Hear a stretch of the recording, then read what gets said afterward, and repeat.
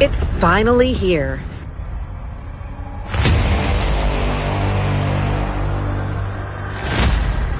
New voices, new faces.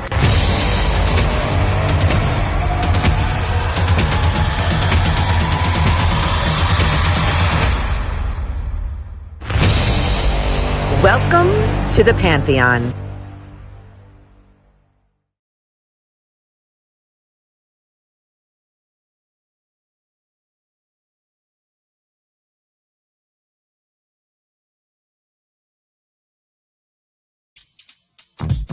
Now this is a story all about how a wife joke flips her upside down. And I'd like to take a minute, just sit right there. I'll tell you how it became a meme overnight with my hand.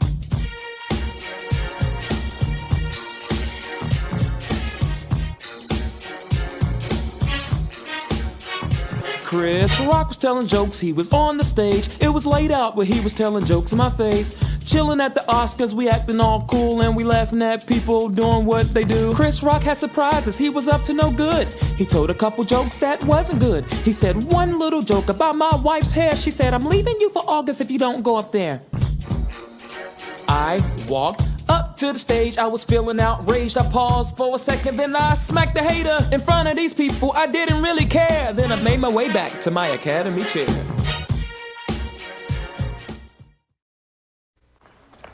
Oh, there you go. Hey, check this out. Here's the situation. Say you out with your boyfriend, your girlfriend. You know, you're at school, you at a club or something, getting busy.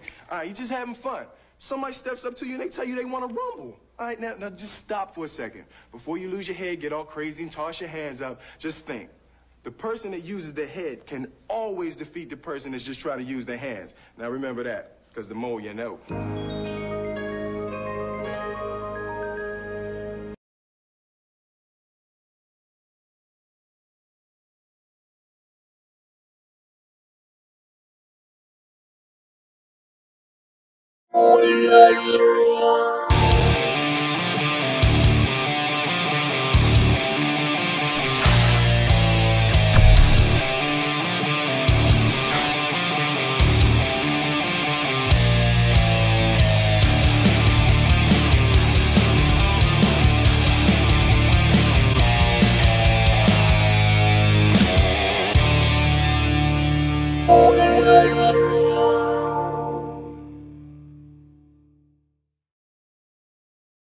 What's up, nerd family? Welcome, one and all, children of all ages. That's right, boys, girls, men, women, and everyone in between. We are so happy to have you here tonight at the Poindexter Lounge. Yes, it's the place for nerds of all ages.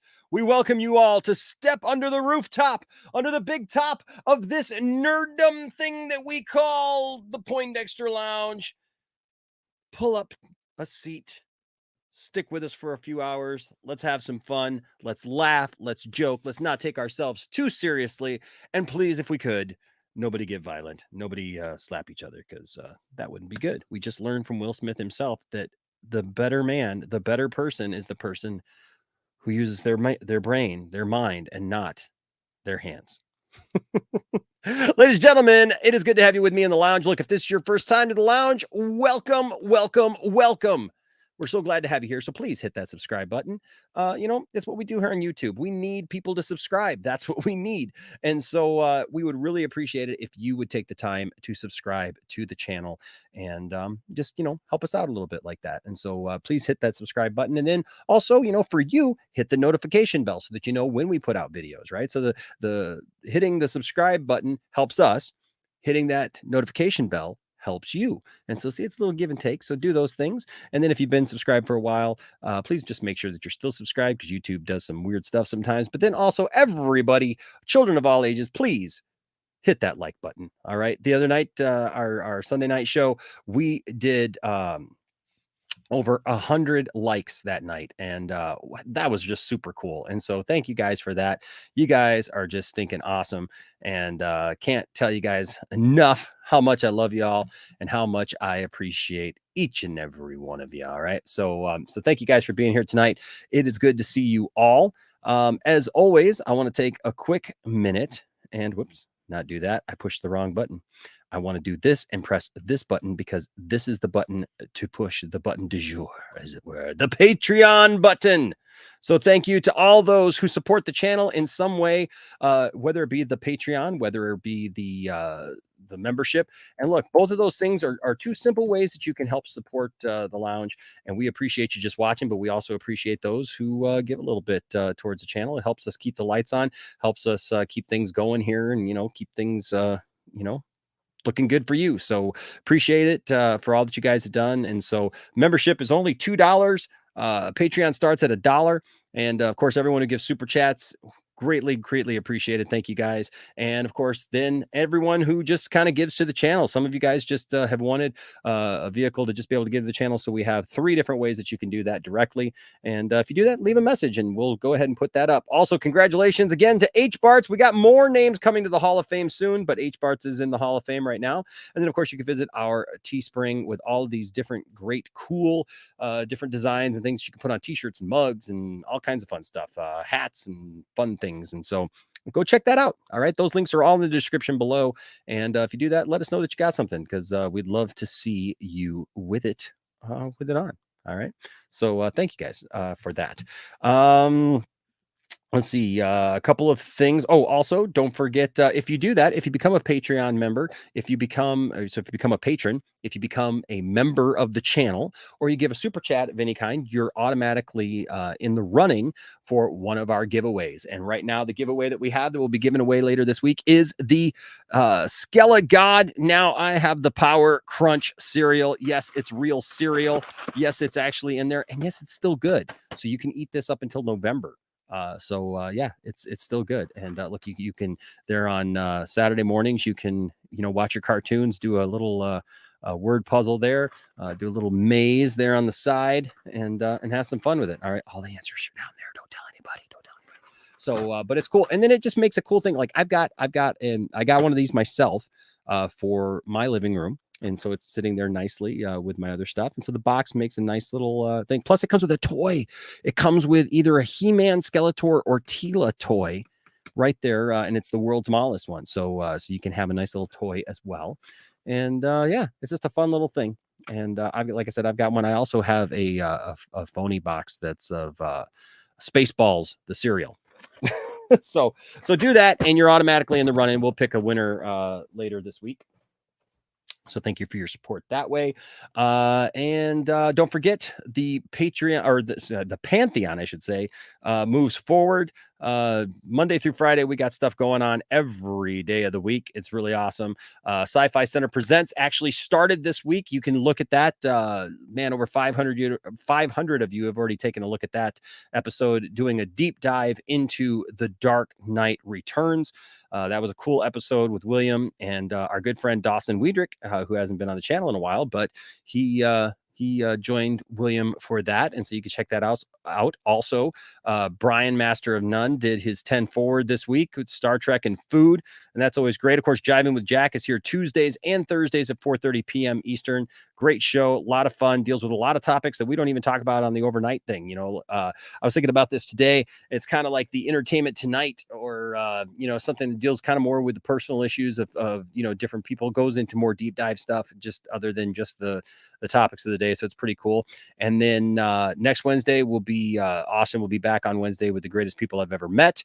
And of course, Friday nights is Sci-Fi Center Live at 8 p.m. And then Saturdays at 9 p.m. is To the Max. Mad Max the Mandalorian, covering movies, music, games, and more, all turned up to the max. And then you can find me here most nights at 12 a.m. Eastern. We weren't here last night. I had a horrible headache and was just not feeling well. Sinuses, man, are crazy this time of year. And so I decided to take a night and get some rest. But we've got more shows to come, more fun to come, and we want you to be a part of it here at the Poindexter Lounge. Okay. So that being said, I'm going to bring in my friends here, and then we will get to talking, and we will get to having a good time. Hold on a second here. H Barts with a $2 super chat. Thank you, H Barts. Look at the face reveal. He's himself. H Barts. He's himself. There's no more gimmick. No gimmick, no more. No. Gone are the days of Kermit. Gone are the days of Max Rebo. of Willem Dafoe, Willem Defriend. I don't know what to say. We're in absolute shock here at the lounge. But you know what? We like him. We like him. We like him. H. Parts is a good guy. Yes, yes, David. Enosh, the Poindexter Lounge totally slaps. I got more. There were so many memes today that it was really hard to pick from, but we're gonna take a look at a couple. Oh, I do want to say this. Real quick, H bar or it's not H. I was looking at something else. Sorry, I apologize for that. Ryan, what's up, Ryan? I wanted to bring something up actually that because I got this video, but I didn't actually talk about it. But you know what? While I'm doing this, I will actually send this to here because I'd love to get your take, Ryan, because I know that you work in theater, and that you've done a lot of theater work and stuff. And so I would love to get your take on a certain thing that actually happened that only a few people have mentioned that happened.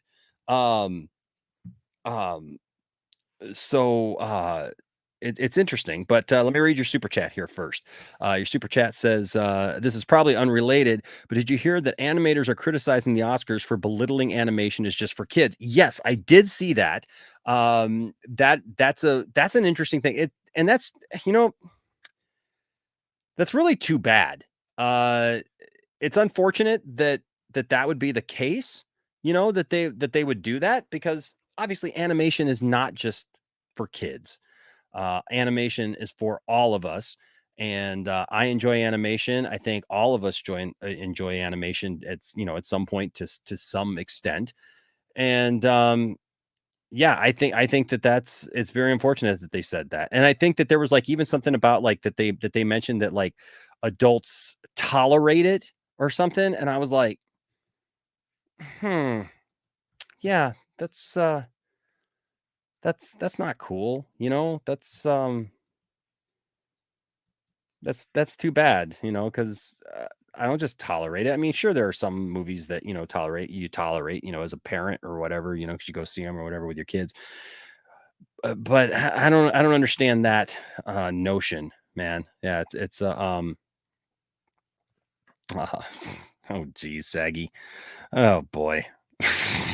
Okay, I'm going to bring everybody in here in just a second, but I did want to do this. And actually, those of you guys who are in the back, tell me what you guys think about this as well. And Ryan, I'd really like to know what you think of this. Look, I don't think enough people are talking about the fact that Chris Rock had just congratulated Denzel Washington on his nomination. And so therefore, Chris Rock had just said out loud the title of the Scottish play right there on stage in the Dolby Theater. And minutes later, he got punched. Don't try to tell me that that curse isn't real.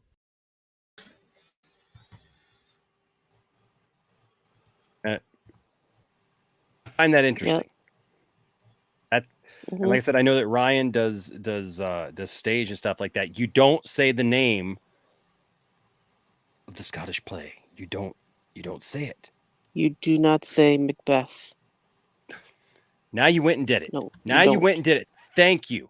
Now something's gonna happen. Something's gonna happen. I just know. Yep. It already happened.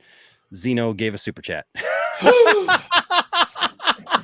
I love it. I love the fact that with Zeno, I love the fact that like Zeno was giving everybody a hard time, and then like he joined my membership and like literally caused all of our streaming friends all at one time to just go, I'll get slapped. What? Yeah, but then Zeno gives a super chat. What do you think about that, Brian? That's pretty impressive. Just telling I'm you. Shocked. And he says the People website has a news story on Ezra. It's crazy. Oh, we'll have to take a look at that. I do want to say too, like, we're going to talk about that tonight. I had a lot of people DM me, and they were like, "Oh, so I bet you're not going to talk about this because of your boy Ezra Miller." Look, it's still the news. We're still going to talk about it, right? Like, it's like anything. I typically don't get into a bunch of stuff being like super negative about people or any of that anyway. So, okay. I mean, like, whatever.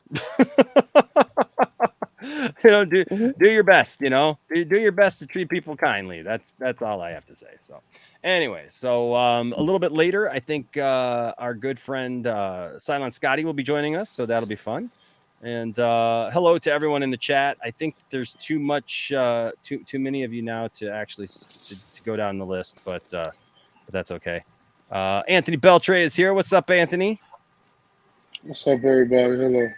What's going on? What's up, Anthony? Let me see if I can find this People thing. What's good? People magazine. Let's see. He says there's a thing on. So we'll get to that in just a second. So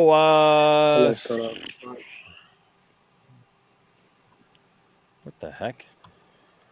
Was it People Online? What is it? People Online, people.com. That's what it is. I'm not seeing anything here. Anyways, I'll find it. You saw people try to cancel Robert Pattinson on Twitter. Ooh. Okay, this is new. So we'll get into that in just a second. First of all, though, I want to kind of put a we spent a long time on it on Sunday night. I don't want to spend all night on this topic because my God, it has like, it is right, Brian? Yeah. You don't want to spend too much time on it. No, I was looking at your look. You were like, oh, sorry, guys. Let me. I've been under the weather for the last. So have I, man. I mean, if you got to go, Brian, go get some rest. Since this weekend, cold medicines, man. I might not be on all night, but I wanted to come by and say hello and all that good stuff. Because I feel like I'm not here. Still get some rest, Brian. But no, honestly, if you see me staring off into the distance, I'm just like. No, you're good, dude, bro. But no, when it comes to here, man. Well, when it comes to this stuff with Ezra, it's like I don't want to highlight him having a hard go of it right now. I'm not.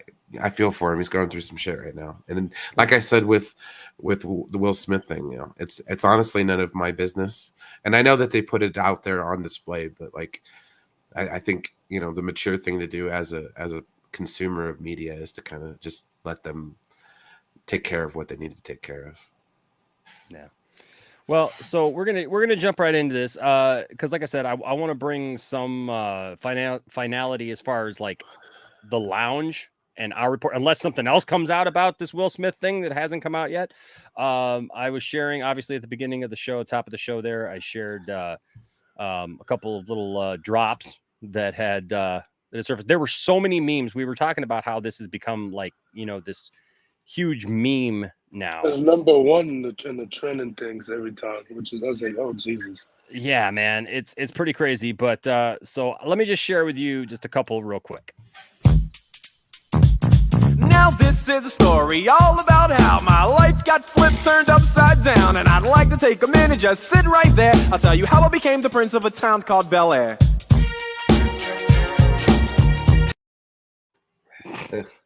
How it feels to chew 5 gum. Oh! Stimulate your senses.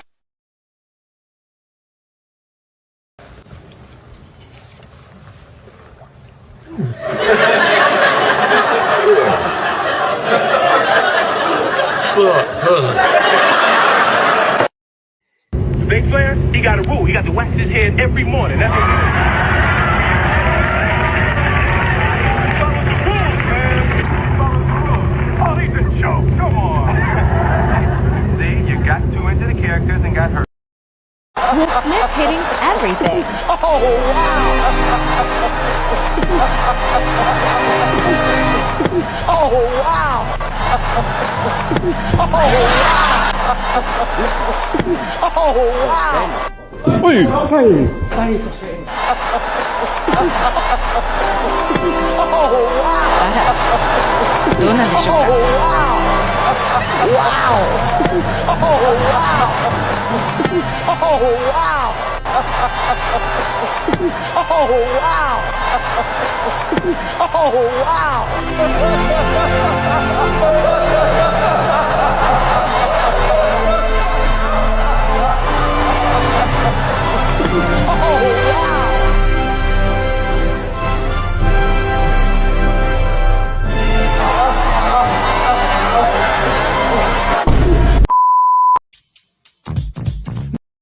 That's the one I played at the beginning. You know who has the hardest job here tonight?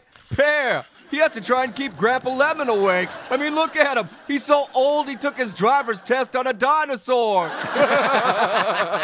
And Passion, I love you. You look fantastic tonight. But why were you smearing lipstick on your head earlier? Oh, that's right. You were trying to make up your mind. Oh, come on. That was a good one. All right, so... Uh-oh. Oh! Orange just smacked the seeds out of me. Keep my passion puns out of your mouth. Wow, dude. It was a makeup joke. Yes. Keep my passion puns out of your fruitin' mouth. I'm going to, okay? I could... Wow. Well, that was passionate of Orange.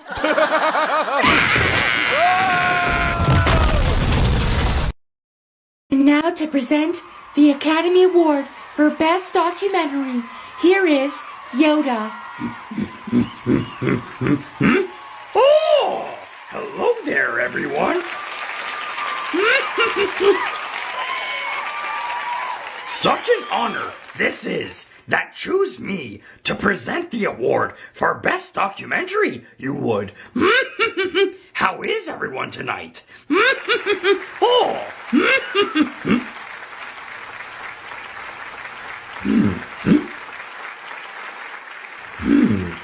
Anyways,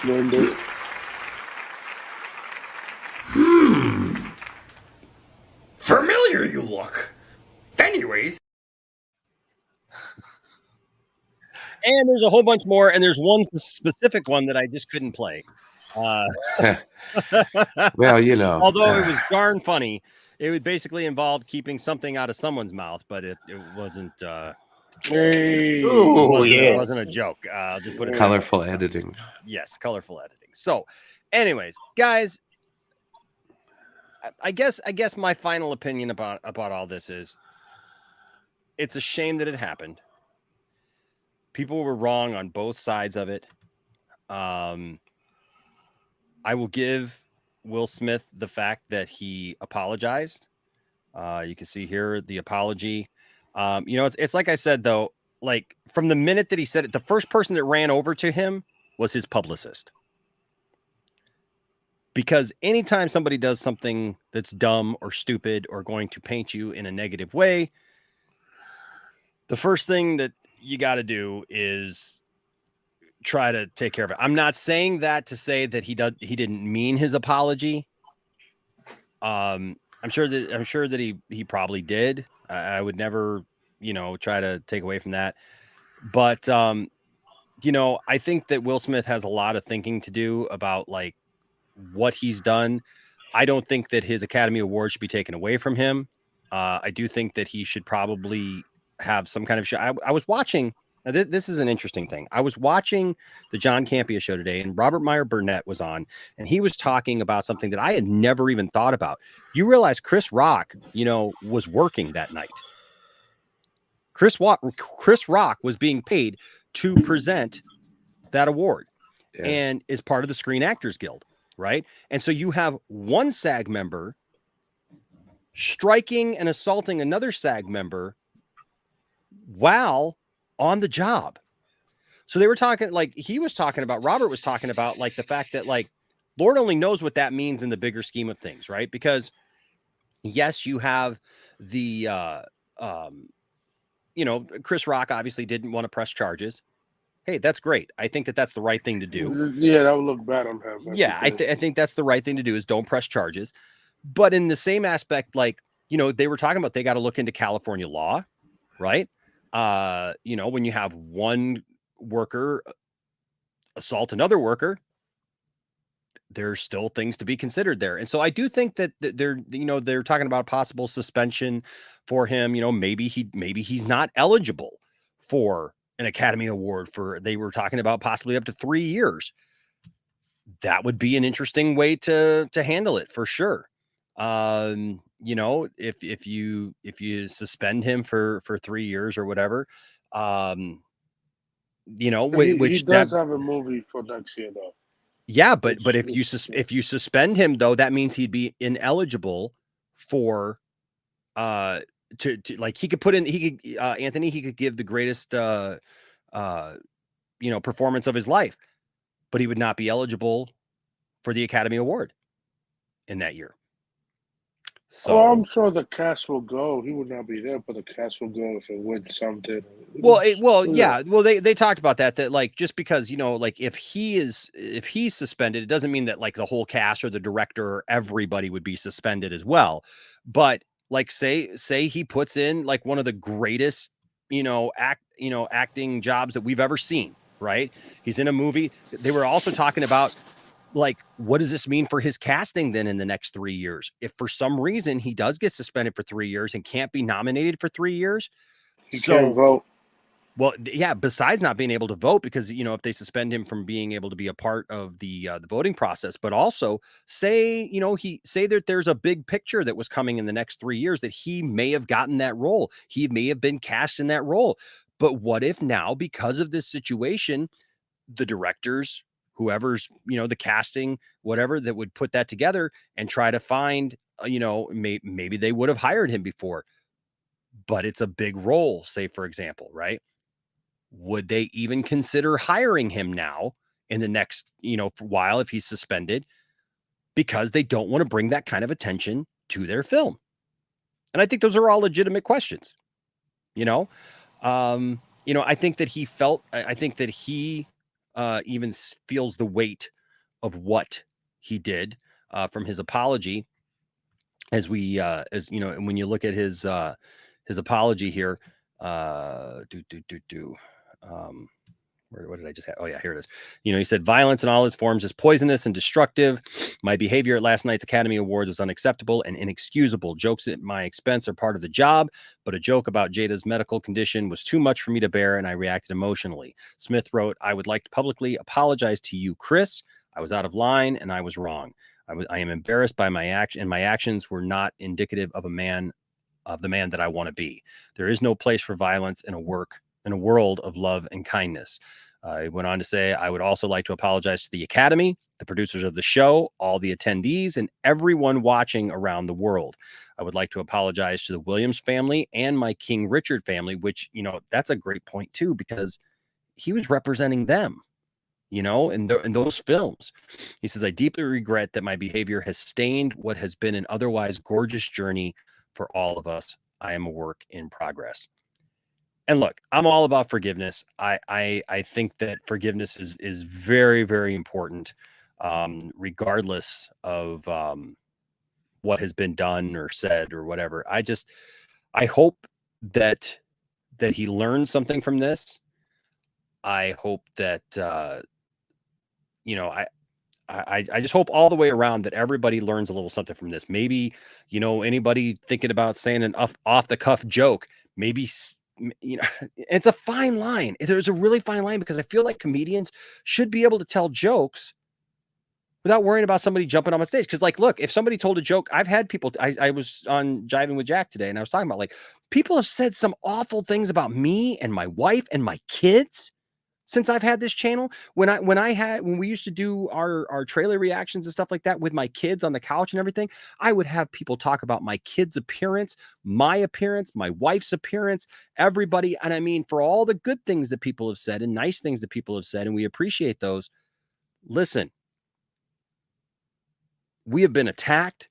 We have been treated poorly. And this is long before we were even streaming in this medium. This was just when we were just doing basic videos, because people, like I said, I topped out at 430 pounds. So people were on about my weight. Both my wife and I both had bariatric surgery. They'd go on about both of our weights, about how we were disgusting, about how we were this and that. And I'm the same person I was. That didn't change. And then also, things about my kids. My kids were literally little, growing up into being, adolescents and stuff, and things about them and their appearances were changing and stuff. And there were literally people who were just disgusting about them. But we handle those things like adults. And I hope that people just learn, some good lessons from this. I don't think that I'm a little disappointed in hearing some people just go on about how well he's justified for what he did, because I don't think that no matter what happens, I understand his frustration. I understand him being frustrated and angry, but I don't think we're ever justified to just go lay hands on somebody else, whether it's a closed fist, open hand, whatever. Nothing gives us that right to do. And we should meet just like that little video that we showed at the beginning with Will Smith saying back in the day, you know, the person who wins is the person who, well, you know what, I'll just play it here again real quick. I'll just say that the Academy sent out a letter to the member. He said he put it in the group chat. Yeah, we'll read that and say it. Oh, there you go. Hey, check this out. Here's the situation. Say you out with your boyfriend, your girlfriend. You know, you're at school, you at a club or something, getting busy. All right, you just having fun. Somebody steps up to you and they tell you they want to rumble. All right, now just stop for a second. Before you lose your head, get all crazy and toss your hands up, just think. The person that uses their head can always defeat the person that's just trying to use their hands. Now remember that, because the more you know. So I The think more you know. I think it's a good lesson for us to remember. I mean, I don't know. Stella, what do you think? We haven't heard from you much.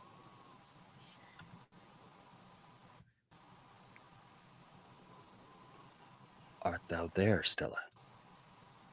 I thought she was talking. Oh. I don't hear her. I think your mic might be. Oh, there you are. Yeah. There you are. Okay. There you are. Again, both sides were wrong, and it should not have happened on camera, if anything else. Yeah. Yeah, it's unfortunate. It really is unfortunate. Yeah, I think that they Will should have kept it off. Oops, I think you might be having mic problems there, Stella. I don't know, Brian. You yeah. That was highly unprofessional. I mean, the more I see the clip over and over.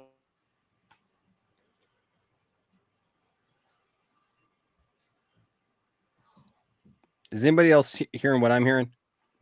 No, I heard it too. She's lagging and she's coming back at the same time. Yeah, she's lagging out. So I didn't know if it was just me, or if it was other. Okay, I know she's having issues with her internet. Hopefully she's able to get that. Thade, you weren't on the show. Right before we get to you, Thade, first of all, Ryan Hartwell here with a $20 super chat. Ryan, you rock, bro. Says usually when the Scottish play is in production, you try to restrain yourself from saying the title to prevent bad luck. It's similar to saying break a leg instead of good luck. I wouldn't be surprised either way. It is just kind of ironic that Chris Rock had actually said the name of the Scottish play right before that happened, because it was obviously it wasn't very good for them. Let's see. RJ says the Academy just sent out a letter to its members. I put it in the group chat. Okay, well, while Thade is giving his opinions, I'll look that up. I love you guys. Tony says, give me those people's addresses. Yeah, the people who've attacked us and said horrible things. Look, yeah, I mean, listen, and people are like, well, what, because people have said to me, well, Enosh, what if it was your wife? I've had it happen to my wife. I've literally, I shared on Jiving with Jack today. Like, I've literally argued with Tiffany's ex-husband over things and had him say horrible, awful things that, like, yeah, man. And I would just want to haul off and just hit somebody. It's called restraint. It's called understanding the consequences. It's called like taking a minute to think before you just haul off and hit somebody. Now, my grandma used to teach me, hey, if somebody brings a fight to you, you finish that fight. Okay. And I've been in that position before, as I talked about with Jiving with Jack today. Look, I grew up in a bad part of town. Everybody who just thinks, well, Enosh is just this white guy who just, whatever. No, listen, I grew up in one of the roughest parts of Flint. Probably not the roughest part, but one of the roughest parts, the east side of Flint. I mean, we had in the 90s, we had gangs, we had people getting gutted, we had people being shot. I mean, every night was the 4th of July. I had so many friends who got shot. My best friend ended up going to prison for his life for orchestrating the death of his own cousin, where they shot him in the back of the head. And I'm sorry, this is too gruesome, but I'm sorry. They did this. My friend The kid that I grew up with, man, this kid spent the night at my house, was my friend, went off in another direction because of the bad element in our neighborhood, and ended up doing this thing where, like, guy pulled out a 22 and it didn't get the job done. And so then another guy pulled out a knife and they got the job done on a guy because of some things that either had to do with drugs or some other things. And like, now my friend is in prison for the rest of his life because it happened right after he turned 18. Like, one of the other guys just got out because he was under 18. And so they changed the law where now, I guess here in Michigan, that if you were part of something like that, you can get out now. But like, okay, so the area that I grew up in was not always a good area, man. I got in fights. There were things that happened. There were some dangerous people in our area. But this whole like being puffed up and being, you know, having to like prove you're a man. Whoops. Prove you're a man. What is that? No, that was just Stella's echo. But this idea of like, I got to prove I'm a man by, you know, defending this or that. That's not how you prove you're a man. If somebody comes after my wife, you better believe, guess what? You're going to be met with strong opposition. And I'm a 6'1" guy, I weigh almost 300 pounds. You're going to know it. Okay. But the thing is that there's a time also to walk away and realize these people are fools.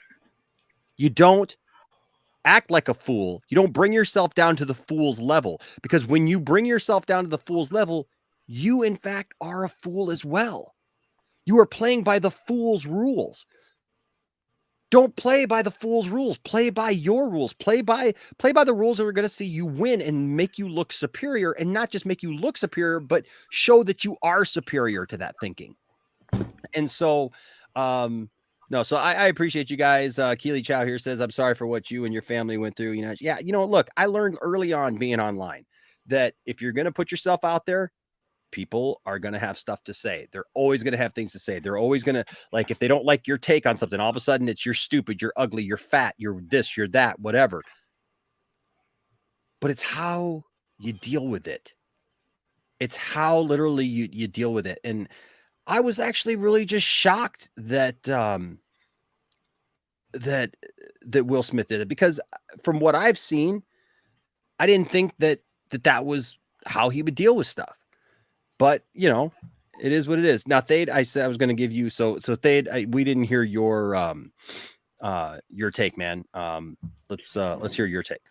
Well, first of all, just to compliment something you said a minute ago, as Obi-Wan said in Star Wars, who is the more foolish, the fool or the fool who follows him?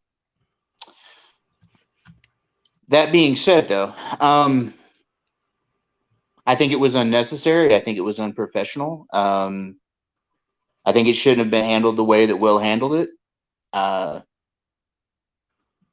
Beyond that, I seriously think that Will needs to seek some serious professional help, because he's been under a lot of stress and strain due to his relationship with his wife. Beyond that, I don't have much of an opinion about it. I just think it shouldn't have been handled the way it was handled. I think Kenny Rogers said it best when he sang The Gambler. You have to know when to hold them and when to fold them, and when to walk away and when to run. So you never count your money while you're sitting at the table. Yeah, I mean, for all the stuff that Will has been saying, you know, positively, and, you know, all the quotes that we get from him, for him to do this was quite shocking. Well, I also think, and this is just a final thought, I also think that he kind of tarnished his award that night by doing what he big did. time. You know, Yeah, it's tainted. You know, he's been working for that his whole life, and it finally happens on the night that he decides to be a fool. You know. Yeah, and you know, Questlove won for that documentary that he was they were introducing at the time, and you know, he got lost in the wash, you know, of all this. And again, I'm just surprised that Will couldn't hold it until the cameras are off, till they went to commercial break. And no, it was not staged. I mean, why would the Academy do something like this that's so negative? Yeah, to get views. Yeah, like this is not clicks and ratings, views. folks.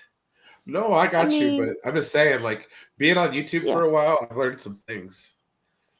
Yeah, I mean, if you look at different camera angles, this was not staged. Why would you have all that reaction from all the other actors in the audience? You don't do this. I mean, sometimes they'll, give the actors a heads up on what's going on and what they plan to do, but this was not staged. Yeah. Um, No, I don't. It's a Yeah, very I don't unfortunate think happening. it was staged either. Hey, Thade, if you want to throw Brodan the link, man, that'd be great. Yeah, give me a second. I've got to go out and come back in, so I'll be right back. All right, cool, no problem. I'll but say yeah, this for me. I think Chris and I didn't expect Will to smack him or slap him, but I think he was just gonna talk to him and be like, "Hey, don't talk about my wife." Justin. I thought that was gonna happen, but hey, his reaction got the best of him and stuff. Hey, I hope we see Chris and Will Smith together in the future. Maybe do a video or something, or talk out, and maybe have him maybe suspended from the Oscar for like a year. I would not mind that. And not him voted for like a year. And yeah, I mean, it's a terrible thing. I mean, I like the speech he say in his award, but like he went out of line that day, yeah, I've heard upwards of up to 3 years. Yeah, well, it'll be 2024, 25. So you could do that. So okay, let's take a look. And by the way, welcome, Justin. Oh, thank you. Hey, Justin. Glad to have you here, man. We got some other stuff to talk about too, but we're just putting our final touches on this story because obviously this is a story. By the way, to the person that messaged me on Monday morning or left a comment and they were like, "Oh, Poindexter Lounge. What was the line? Turned into a TMZ. Oh yeah, the Poindexter Lounge. Poindexter Lounge is so disappointing. It's turned into TMZ reporting on this nonsense and stuff. And I was like, what? Like, it's literally like something that like everybody's talking about. Everybody was on. There was literally like no news stories all day yesterday because that blocked out everything. This was still going on, right? And so I just thought it was funny because it was just like, I'm so disappointed in the Poindexter Lounge turning into TMZ. And look, the person, you know who you are, and I know who you are. I don't know if you're being funny. I don't know if you're joking. I've learned recently, in the last few years, like to not know when somebody's necessarily like messing with me. There's a lot of people like Marcus a lot of times is in the chat right here. And he's like, he'll be saying stuff. Sometimes he goes a little too far. And I'm just like, dude, you need to chill.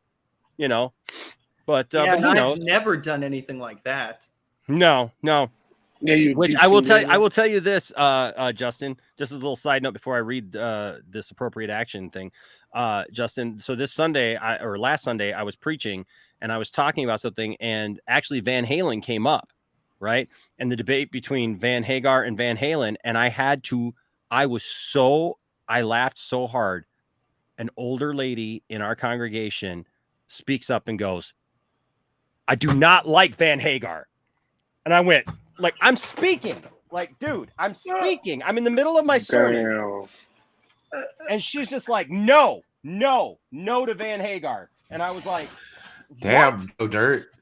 No to it? Yeah, she was absolutely, I tell you right now, man, she was just like, nope, I do not like Van Hagar. David Lee Roth. I would not have even expected that she would have known who like the difference. How old was she? She's I don't know. I think she's in her 60s, like 60s, 70s, maybe. All right. I mean, she was there with my grandma when my grandma was pastoring that church. I mean, so my I know she's not. I know she's not as old as my grandma, but that's well. But I thought of you. Oh, thank you for thinking of me and what kind of interaction would ensue. So yeah, there you go. That's actually really crazy. I can't believe of all places that came up in church while you were. Well, that's because I talk about everything, man. I can't believe reaction though. What made you bring the reaction up Van was Halen, great though? I'm curious. I can't even remember. I guess I guess some part of your subconscious somewhere in there, I am firmly placed in there. Well, I just know because you're just you're a Hagar fan, so there you go. I love both I love both David Lee Roth and Sammy Hagar. I agree. They were a better band, like in terms Yeah. of musically speaking. But as far as like entertaining, catchy songs, that was David Lee Roth's corner. But yeah, I get that, but this is not the time for the Van Halen debate. But yeah, that's basically that's kind of my reasoning of why I also really like Sammy Hagar, and Dreams is one of my favorite songs, so I have a little bias there. That is a great song. Heck yeah, man. Heck yeah. Okay, so back to this. So I will say this about this. So Degrassi here says SAG can't take his Oscar. I just want to point out one thing. These are awards. There is nothing about the Academy Award or the Academy or any kind of award system, whether it be Hall of Fame, a Grammy, whatever. There is nothing that says that they can't take something away from you. If they bestow you with an honor, they can absolutely take that honor away. Now, I don't think his Oscar should be taken away. I don't think that is the case. That he's not had any kind of history of this. You know, it's not like every year they're having to restrain Will Smith or something like that. You know, but they can absolutely, the Academy can absolutely take his Oscar away. But what would happen if he just never gave it back? They just disinvite him. Yeah, I mean, there would be probably ramifications if he didn't hand the actual trophy back, the actual statue Kevin back. Spacey. Yeah, I mean, but I mean, yeah, I mean, like legal Anthony just brought up a action? good point. Anthony just brought up a good point. Look at all the people in history that like have done horrible things outside, the Weinstein, ish situation, Kevin Spacey, others who've won Academy Awards. They haven't taken those people's Academy Awards away. So they're not going to take his Academy Award away. But it's kind of like I tell my kids sometimes. It's like everything that you own in this house is a blessing, and I gave to you. And if I wanted to, not that I would, but if I wanted to, or you put me in a position where I had to, I could take it away. My kids got video game systems and they got things in their room and they got all kinds of, they enjoy, they're collectors like me and Tiffany. And, we like blessing them with things and stuff. But the reality is I've had to tell them a couple of times, like, this is not your priority. When I tell you to come downstairs and spend time with the family, we're going to watch a movie or we're going to play games or we're going to do something. That's what we're going to do. If for some reason I've never had this issue, but like if they acted up at school or whatever, I've told them all, like, you know what? You come home and your computer can be out of your room. Well, that's my computer. I don't care. It's under my roof, right? And so, the same does hold true with the Academy.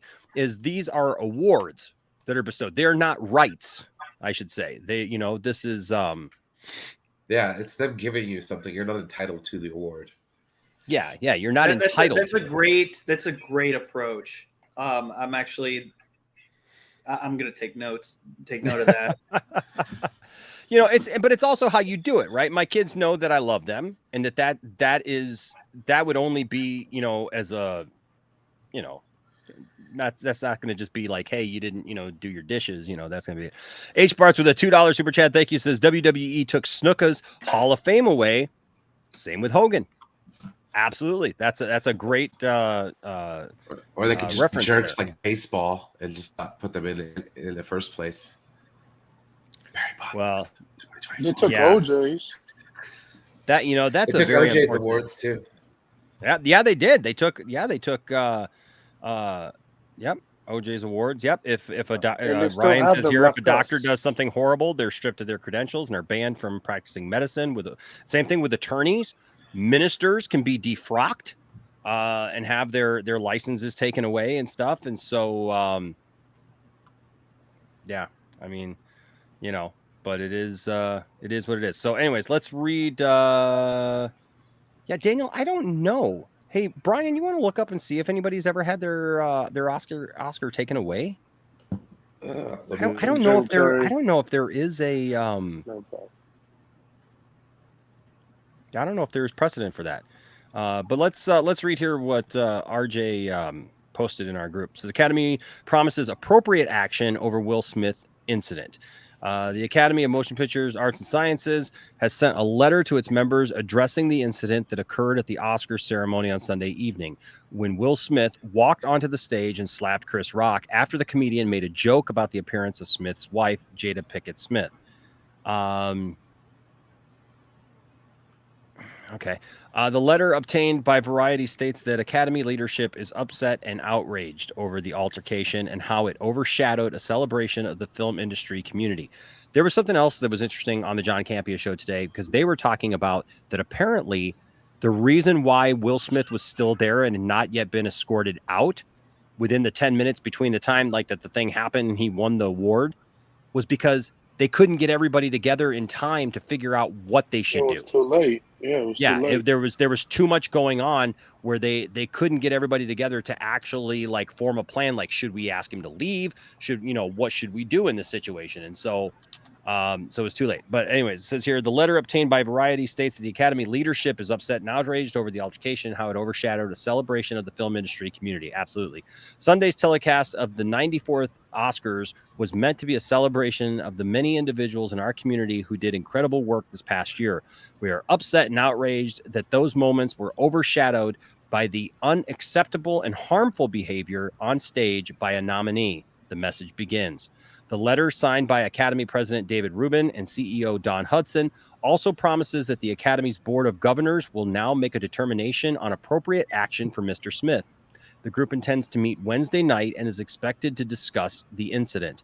The Academy also released a statement regarding the incident shortly after the award ceremony concluded on Sunday evening. The Academy does not condone violence of any form. Tonight, we are delighted to celebrate our 94th Academy Award winners who deserve this moment of recognition from their peers and movie lovers around the world.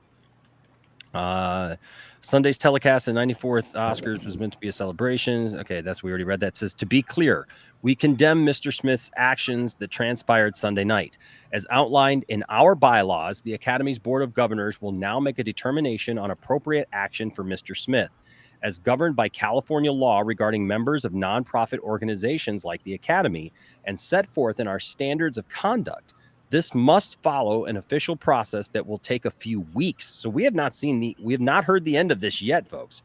We will continue to update you on any developments, but we also ask that you respect your board, Academy staff, and the process as this unfolds so it can work in the considered way it was intended and mandated. Please trust that the Board of Governors will conduct this process in a manner that is both expedient and respectful of all involved while maintaining the standards of the Academy. Thank you, David Risman, President, and Don Hudson. So I did find out what was going on with the Academy. So no one's actually had their awards stripped, but people have been banned from the Academy, and it was mostly because of Me Too. It was mostly because of Me Too, the Me Too movement. Really? Okay. Yes. So it was like Cosby, Polanski, and Weinstein. And that was it. Yeah, I just feel like this is something, man, that look, you gotta conduct yourself. I get you, DeGrasse. Yeah, the Screen Actors Guild. I guess they couldn't, but the Academy of Motion Pictures could. Yeah, that's what I meant. The Academy can. So, I mean, the Screen Actors Guild doesn't give it to him, but the Screen Actors Guild could also take some appropriate action because, like they were talking about on the John Campea show today, what if this happened on a movie set? Right? Yeah. Can you imagine? If we just read something? I mean, like maybe it wouldn't have been on screen, but can you imagine? Look what we saw. Just what was it like last year with what's his name yelling at everybody about COVID? Tom Cruise. Right? And that was justified. Yeah. Well, I do. I agree with that. That was justified. Well, I agree with that though. But what about a few years ago with Christian Bale? There's some interesting things. I'm just saying. Can you imagine if we heard that like Will Smith like assaulted or slapped, hit, whatever, anybody on there? And now imagine this: you go into work tomorrow morning or whenever you work, you say something somebody doesn't like, and they come up and hit you. Would you expect appropriate action to be taken from your bosses? We forget that this is their job. They literally have a union. They have rules that they have to abide by in the workplace. It may look like this is it's a beautiful award ceremony, whatever. But people who present and people who are attending like that, they're paid. People who are giving those awards away and are on screen and whatnot, they are paid. And so the question is, what are the rules according to that? Right? I mean, there are rules that have to deal with that. So yeah, I mean it's interesting here. H Barts with a $5 super chat. Thank you. H Barts says thoughts on Scott Steiner going into how maybe he would talk. I agree. About pencils. Yeah, just I don't understand that reference. That's not even a Steiner math reference. Yeah. What? I'm sorry. I have no idea what that reference is. I don't know. Ryan, do you know what that reference is? Oh, the Hall of Fame. He meant the Hall of Fame. Oh, going into the Hall of Fame. Hall of Fame. Well, I know. I don't think the pencils thing. I don't know. I don't know. And Hall of Fame, maybe he will talk about pencils. Yeah. Okay. Pencils. I'm forgetting. I don't know what the pencils. I think maybe instead of talking about wrestling, he talks about pencils. No, he talks about. No, I think there's a reference here for something. Yeah, but the reference would be about like Steiner math, either. or I know like Steiner math, or ripping on Triple H, or maybe stabbing Hulk Hogan with a pencil. Maybe that's what it is. Because I know he wants to kill Hulk Hogan. Legitimately. Not surprised about it. Oh, hey, John is here, says, hello, Enosh. Thank you so much. The Batman series arrived today. Thank you for the additional note as well. Absolutely, John. John won our box set of Batman the Animated Series. And so you are absolutely welcome. Yeah, I should have took You're that. absolutely welcome. Yeah. So, look, like I said, it's an unfortunate thing that happened. It's happened. Obviously, there's more things to come as far as Yeah, can I say one thing happening? Good night, more? Brian. By the way, Brian, Night, Brian. Brian left us. We love Brian. Yeah. But yes, Stella, go ahead. Yes, please. Yeah, as the seemingly only few females in this stream, I appreciate you guys that you'll protect your significant other in a fight. But that's one thing. Why didn't Jada stand up for herself? She has alopecia. Yeah, so she has hair loss. Doesn't mean she can't protect herself. Can I actually speak on this? The thing about this is what Will Smith did is actually toxic masculinity. I hate using that goddamn word, but that's what it is. That's what I'm saying is if it bothered Jada that much, she should have said something.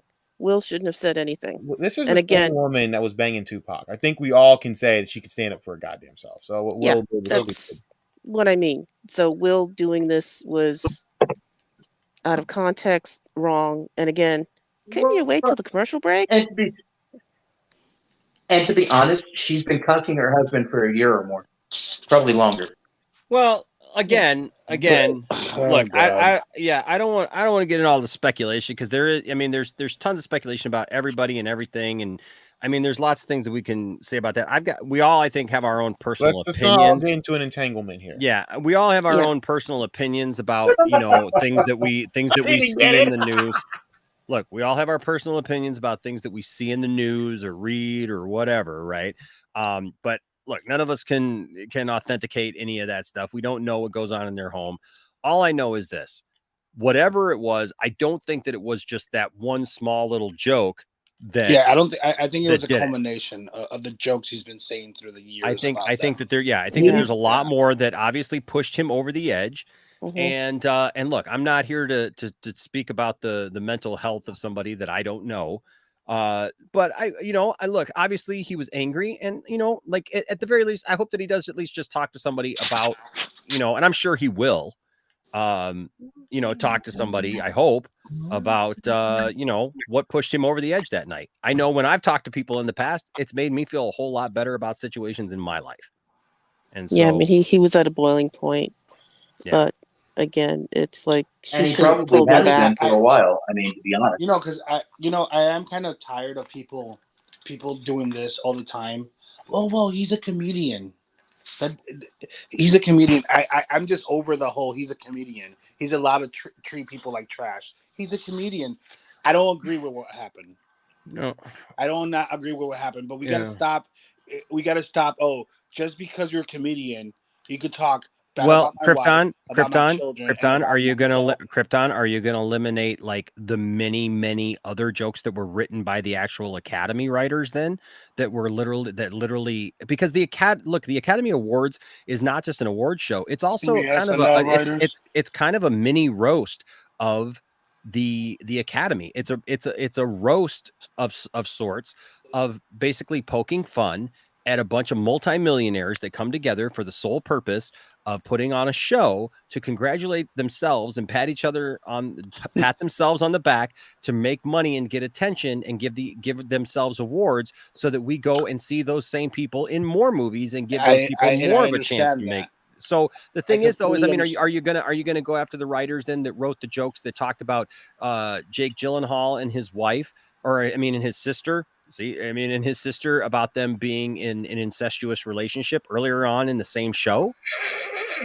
No, I understand that. Okay. I'm not Let gonna me. say that. Can Let I me speak give you to an something example. here? You know what I'm saying, though? Well, you know what I'm saying? That was They kinda- I are didn't like that comedians. joke. They are comedians, and honestly, I mean, what are we gonna do? Yeah, like David here says, yeah, I suppose we are canceling roasts now too. Like, listen, I had a roast at my 40th birthday party, and you know what?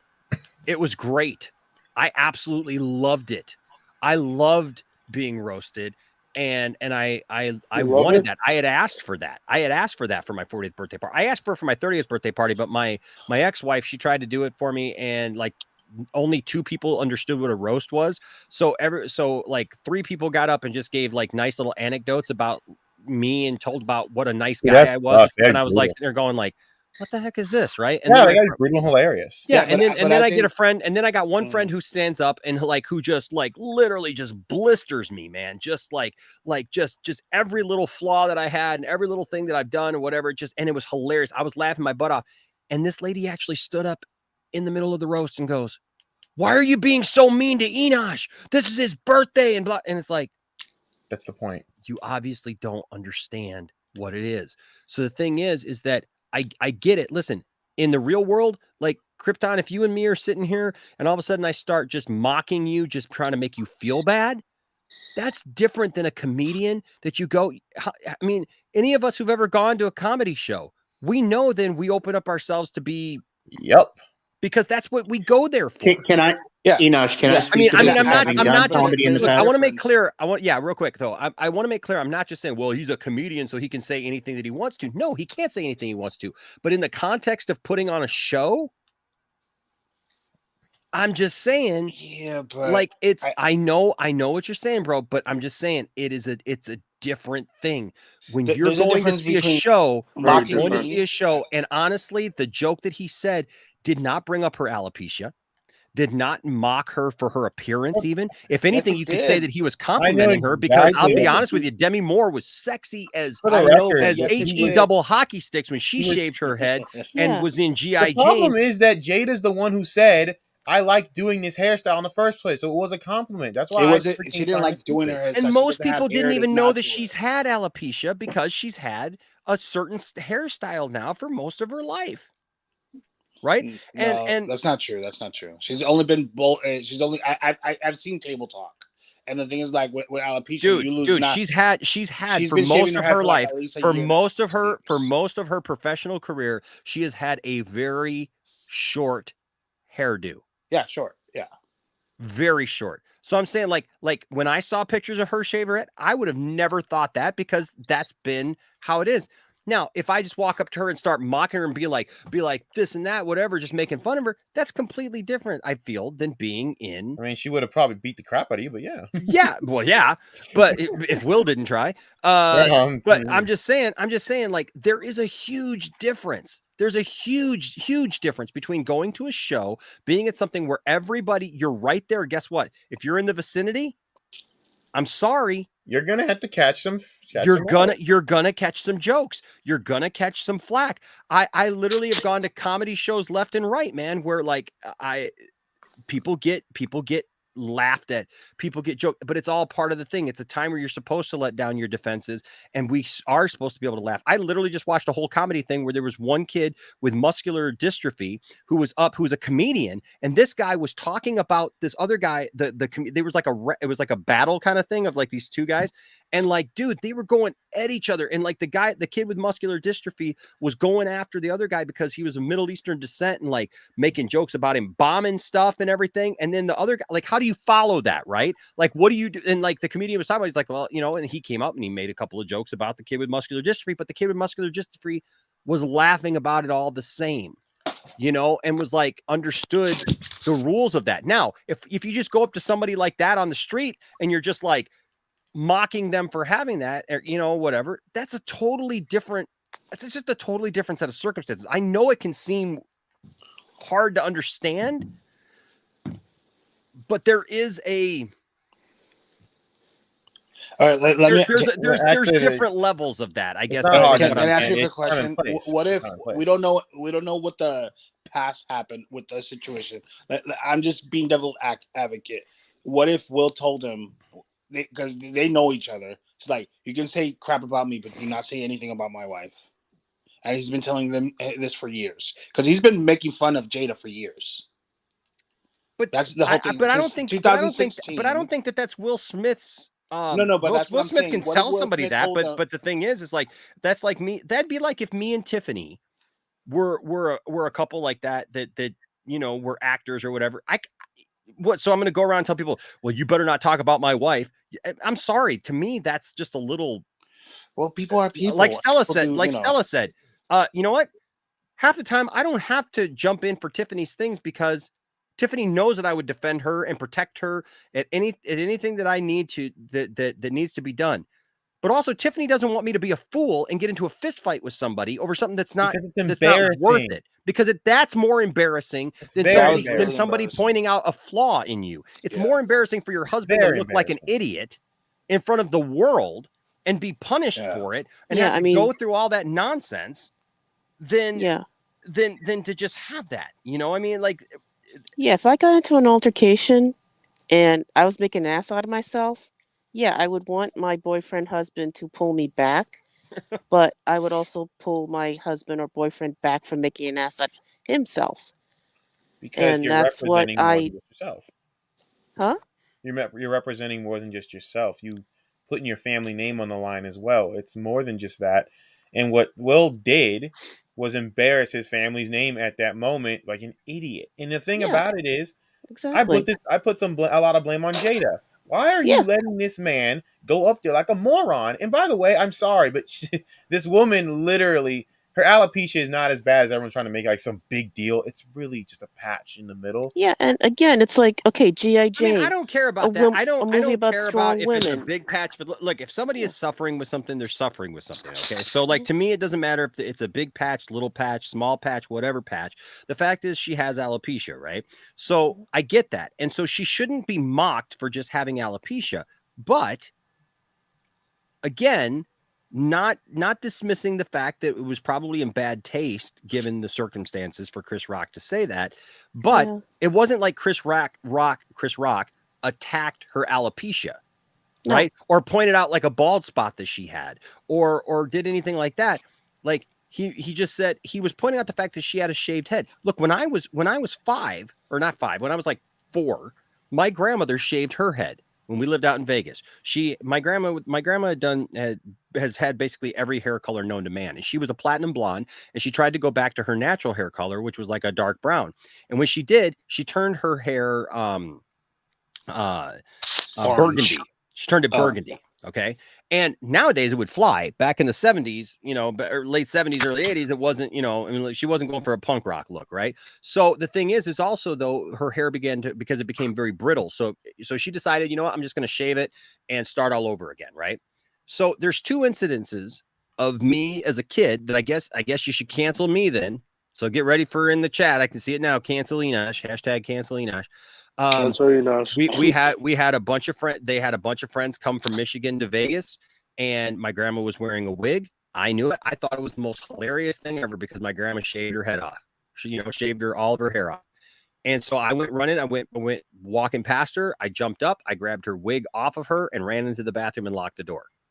Oof. Right? Better not have unlocked that door. In front of all of her friends, right? I got in trouble for it too. Okay. But I did that. Also apparently we were in the grocery store one day and I went up to a complete stranger and I tugged on his pant leg and I said, "Hey man," because that's apparently what I called everybody was "Hey man." I said, "Hey man, you want to know something? You see that lady right there? She's got a bald head under that wig." Okay. You canceled me. I know. I guess I'm horrible. The butt whooping you deserve. Oh, I've done worse stuff than you have. So I know, but that's the thing is that look, if we go through everything, listen.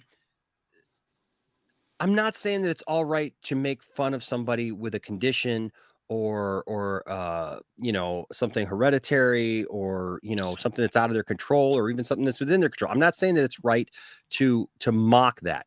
What I am saying, though, is that being at a show like that with comedians who are taking shots at everybody, that it's all in good fun where they're supposed to be, pointing out their, flaws or whatever, and supposed to be more relatable or whatever, that it's always been that way, then you're going to have to change the entire culture of what you're doing then. And there will be some people that will say that that's right. I don't know that. I don't think that comedy should, I don't feel that we should. I know that there's some people will say, well, there's nothing funny about it. I think that sometimes we do need to be able to take a look at ourselves. We do need to take a look at our own insecurities, take a look at at those things that make us stand out, that maybe to others, they might be flaws or whatever. And you know what? Sometimes let's just laugh about it together. Let's just, and as long as we're all laughing together, and we're not just being mean for the sake of being mean. I know it's a touchy subject. I know it is. And we live in a world right now where people don't like that. People don't like the idea. We live in a society. You live in a society. But I think you all know now. Okay. So Degrassi, according to what came out, it was said today that the joke was ad-libbed. So who's to know? Because honestly, I was thinking the same thing, that all jokes are written by the Academy and everything like that. And then from the information that came out today or yesterday, I can't remember which day because my days kind of ran into each other with my sleep patterns, but that the joke was ad-libbed and that it wasn't pre-approved. Or what you're saying the joke wasn't ad-libbed, it just wasn't pre-approved. That means it was ad-libbed if it wasn't pre-approved. Well, I mean, unless somebody wrote it for him, but I don't know. That's a. Well, I mean, that's what ad-lib is. It is just off the cuff. Well, yeah, but I mean, I guess you could pre-write it, but they said that Chris went through part of it at the rehearsal the day before. It was the second time he went to say G.I. Jane again, was when that was the ad-lib. Okay. And that's what set Will off. So, I mean, I don't know. It's just a bad situation. It shouldn't have happened. No, let me. But this Daniel, absolutely, this goes right into what our next thing is going to be about, and that is people have been overreacting a lot, and not just lately, man. People overreact a lot, and look, the joke. I didn't think that the joke was like the worst joke ever told. It wasn't the worst place that he could have gone, even as a comedian. In that vernacular, because like I said, worse jokes were told about other people earlier in the night. Much worse jokes. Yeah, I mean the incest thing with Jake Gyllenhaal. With the Gyllenhaals, whatever. Like I can't imagine. That was bad. That was bad. Can you imagine sitting there with your sister and having like a comedian at the Oscars telling a joke about you having Amy sex Schumer with your totally your missed sister? the mark on that one. Right? But the thing is, somebody wrote. Yeah, but somebody wrote that, right? And everybody laughed, and you know what? Even they laughed it off. They looked at each other, and they kind of smirked or whatever, and it was. And then I'll be honest with you, I give you a little taste of what I think about the next thing. There's people who are acting like this is the worst thing Ezra Miller has ever done in his life, and he got in trouble at a bar, and and Yeah, like somehow I it's was going to bring the whole thing down. I was in another I don't know. stream this evening, and there's like he needs help. Something is wrong with him, dude. He probably just got drunk and was acting a fool. And And it's like as people usual, act a fool all the time, and it's like thou who has no, not like sinned first to cast stone. Okay. yeah, I mean it's like ridiculous. He's not freaking going through mental issues. He probably just got wasted. I think that whole thing of him choking that was all publicity stunt. Not That a one over publicity there. stunt. Nothing happened. No charges were brought. Nothing Well, it's not happened. dude. It's not a publicity stunt. Like, Yeah, nobody's out here. Don't go publicity stunt. It was staged or anything. It was just a bad happening. Again, yeah, no charges were made. Misunderstanding, whatever. It's But just. I'm just saying, this one he was probably just drunk, and he acted a fool. I wouldn't say I'm acting drunk. a fool when I'm drunk at a bar. I say the man was under stress, drank a little, and things got a little weird. That's all. I mean, it's unfortunate. Again, he's living his life. He's working. He's under a lot of pressure. It's not a big deal. Nothing got destroyed. He was just being a little. He just grabbed a mic from somebody's. Yeah, he wasn't destroying anything. He didn't destroy. Yeah, my favorite thing is destruction of hotel property. By whatever actor, musician, whatever. This didn't happen. Things got a little out of control, but Okay. And I like the fact I did want to point this out because H Barts just brought it up again, and I had it H Barts, I had it primed and ready, and then something came up and I forgot. H Barts here with the $5 super chat said Scott Steiner used to shove pencils up rookies' butts. No, man, I really didn't want to know that. Oh my! I remember that story now. Actually, now that you said that's the story that I hadn't remembered for a long, long time. I would not. But that I would not remember. That is disgusting. But no pun intended. But you know what? I'm sure that didn't stop him from getting, I mean, with that, I don't know. And then Darth Scipio here says, Shoeless Joe Jackson and Pete Rose are banned from getting into the Hall of Fame. Just BS. And as far as I'm concerned, yeah, my gosh, that's a bunch of BS right there. BS. No, but what I'm saying, how do you have? I mean, me and my son were just talking about Pete Rose the other night, and it's like, I don't know. The thing was, what do you mean? Not Congo Bongo says not everyone does. It didn't start as a roast. Dumb take. Are you saying my take was dumb, or I don't? I guess you're dumb. Well, I guess I would just say, dude, if you watch the Oscars, like that's literally what they do. They literally go down the row of like people and like make fun of people. Like literally, they roast them. They roast them all. They're literally like this person over here did this movie and this blah blah blah, and they make fun of them, and then they make fun of this person. And like, dude, it's literally like it's not like a full on like Dean Martin roast from back in the day, or or like even Comedy Central's whatever that they call a roast nowadays, where they just say a bunch of nasty stuff about each other, and everybody. But it is a roast. It is a mild roast, and that joke was a mild roast. I mean, Ricky Gervais didn't get slapped when he did his thing, even if he was right, but he didn't get slapped, and he roasted. He damn near roasted everyone. You got Amy taking everybody jokes. I was like, RJ says here, maybe the Oscars shouldn't be a roast session anymore and just strictly a professional award show. I don't know what the answer is, to be honest. No, I actually agree with RJ somewhat to some extent. Maybe. They need to be more professional, but that's why they should hire comedians. Maybe, but you know what? No one will ever watch it. People are already not wanting to watch it. Right? Yeah, one of the funny things that I actually like about watching it when I watch part of it is the fact that they actually do poke fun at some of these people who usually take themselves way too serious. Seriously, and they're all multimillionaires sitting in a room patting each other on the back. I mean, you know what? Tease them a little bit. That's why I hate watching the Oscars to begin with. I don't need to see that garbage. No, but it was a good Oscars this year. It was better than last year. Well, it's entertaining. Scotty says here, everyone needs to take themselves less seriously. You are not a brand. You are not an IP. You are not an intellectual property that needs to be protected. You are a human. Disagree, but okay. Well, Anthony's not human. But what do you disagree with? What do you disagree with that comment? I'm a robot. No, I'm playing. See, he's not human. What I just said. I'm not human. Well, we know you're not human. Yeah, we all know you're not human. You get drunk and then you go to sleep every 2 minutes. Anthony, shut your mouth. Don't talk about my personal issues. Uh-oh. He's about to smack you upside on the stage, man. I'm about to slap you. Yeah, because across the there was another internet. Vulture article that said, that the Oscars were horrible even without the slap. So Yeah. Well, there was this too. Did you guys see this? I mean, Please don't do this again. speaking of the John Campea show, Can you that actually was a John Campea? masterpiece. So there was this. Sitting over here and he's got a beard that looks like it's a badly mowed lawn. Robert, Yeah, that's funny. I'm not Coleman. I hate him. Robert, how you doing? Wow. Hey,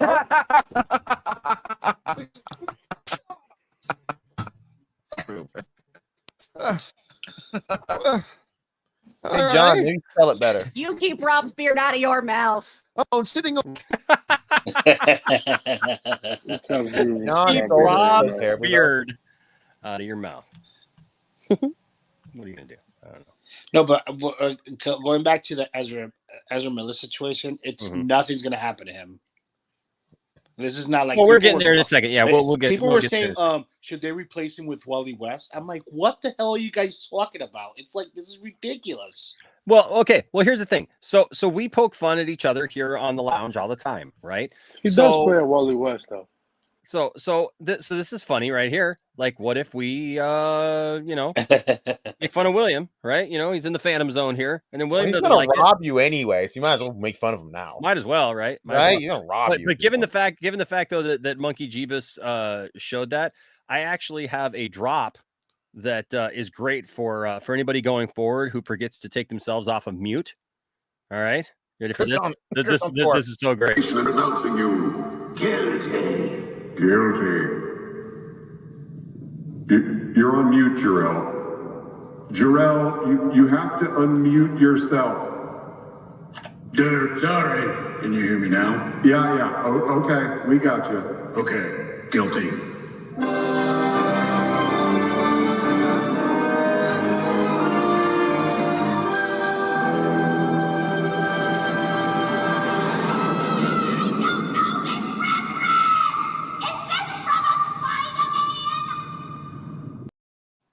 Just for that insult alone, I hate Lois.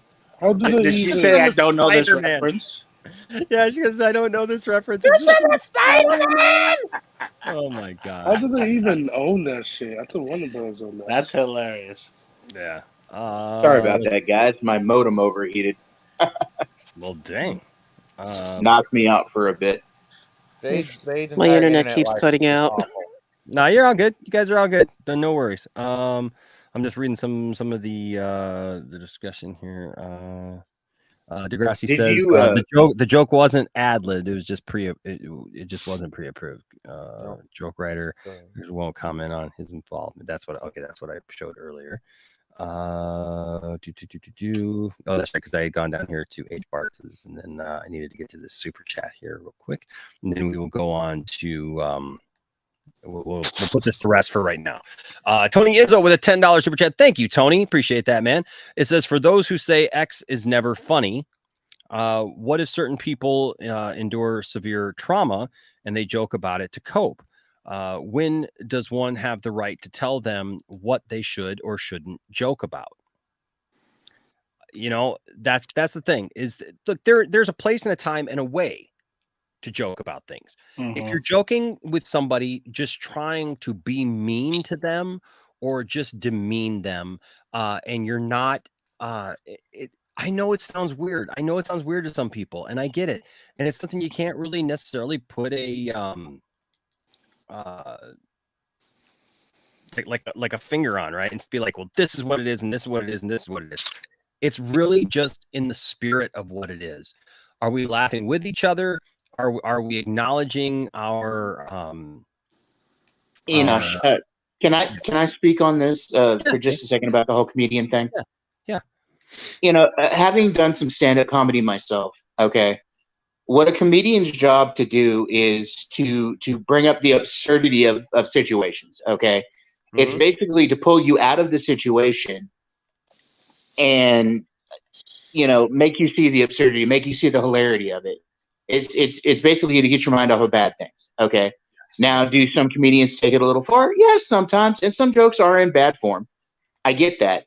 But if as a comedian you're not allowed to take that edge, go over the edge sometimes, then you're really not doing what you're there for. I mean, it's just like court jesters back in the Middle Ages, you know. They were hired by kings to make them laugh and do stupid, silly things to get a laugh out of everybody.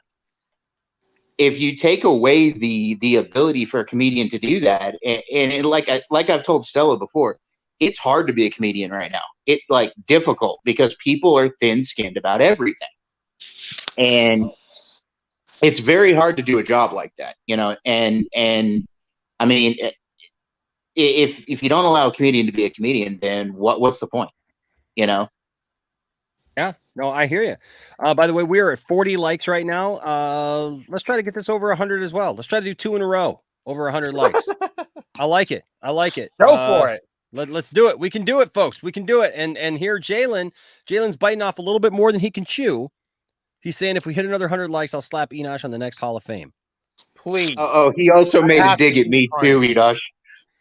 If he thinks he can get in here, you realize, Jalen, I have a batleth right behind me, right? This is gonna be just saying. One day someone's gonna rob Enosh, and it's gonna be like live on camera. It's gonna be William. Yeah, Jalen roasted me right after. And then you're gonna see the video evidence of Enosh.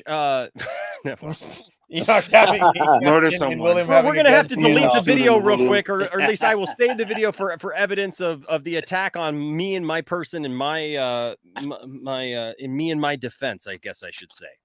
Yeah, like Justin disappeared there for a while. He like just totally like disappeared. He didn't like what we were talking about. We made him feel uncomfortable because we were making fun of him. He's just trying to plan out how he's gonna rob me. Wait, you were making fun? Oh, the Sammy Hagar thing? No.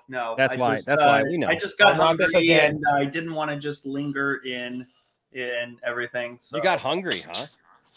Yeah. I made myself some dinner. I got off work a couple hours ago. I'll show you guys what I had for dinner here in just a second after I read this super chat. John Collins here with a $10 super chat. Thank you, John. You're awesome. Says the point is he made a joke. He was there to make jokes. He was doing his job, and he shouldn't have been assaulted for doing what he was paid to do. In the 80s, comedians insulted everyone. No slaps. Yeah, but we're not living in John, I wish, you know what, there are many times, and I can't say this probably without sounding like an old man sometimes. But you're right. Like comedians now are under assault for things. And listen, I get it to a point, but John, I think you're right. Like we have moved forward as a society enough that we do now recognize people who are going through things or people's conditions or whatever, right? And I think that that's great. Those are great strides. But in so many ways, we've become such a in a place where everything is just offensive, and everything just breaks our heart, and everything just like you know, like I've had so many people mention you know, stuff like this, and it's something I don't even want to get into, because look, I you know, people talk about if things start to go into discussion about like, you know, people's mental stabilities and stuff like that. Look, my mom was paranoid, schizophrenic, manic depressive, was in and out of state hospitals, was in and out of psychiatric wards, things like that. And I've seen mental illness. I've experienced it. I've lived with a family member, multiple family members who have suffered from these things.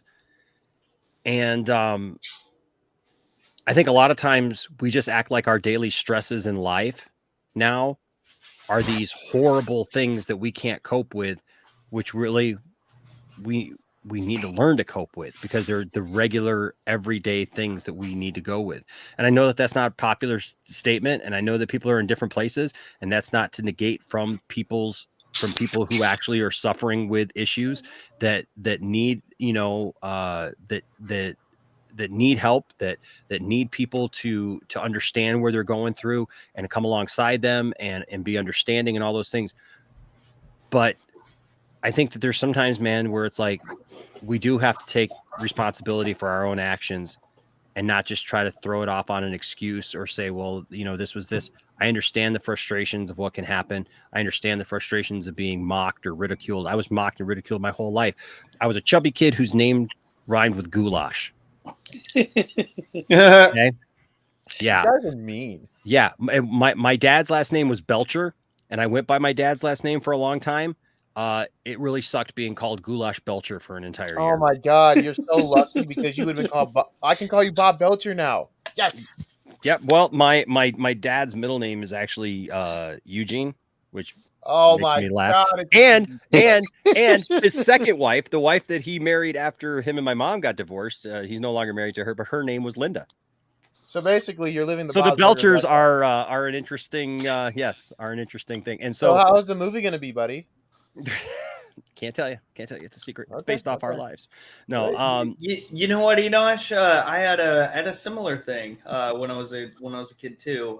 My last name, people made let's just say a lot of dick jokes about it because it rhymes. So yeah, I totally understand where you're coming from, and that's. Yeah. But let me just tell you this: it could be worse. You could have had a worse name. You could have been Gaylord Fokker. That's true. This is true. This is true. I've often talked about the fact that when I worked at Kinko's, there was a guy who used to come in all the time named Sexual Blue, and he came in That's one his day. name? His name was Sexual Blue. I kid you not, guys. The dude Is his parents fucked up or what? No, he changed his name obviously to Sexual Blue. But the thing is like Stella puts here, like, I miss George Carlin.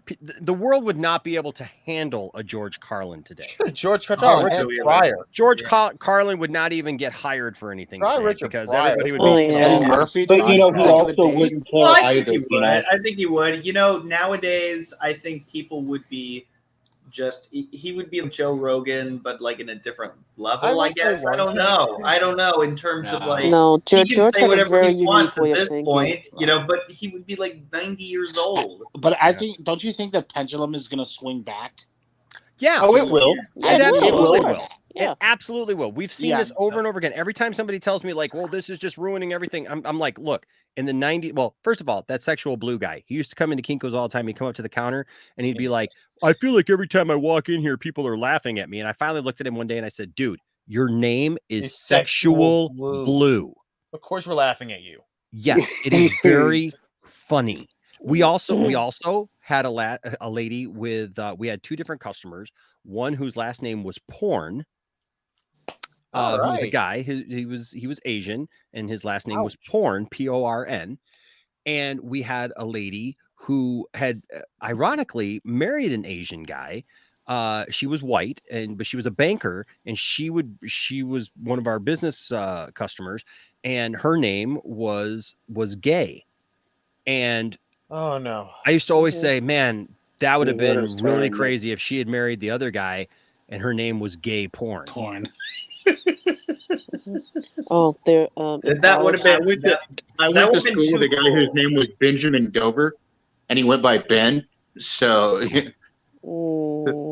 and that's true. It's not a joke. I don't just even know saying. his personal life, bud. Yeah.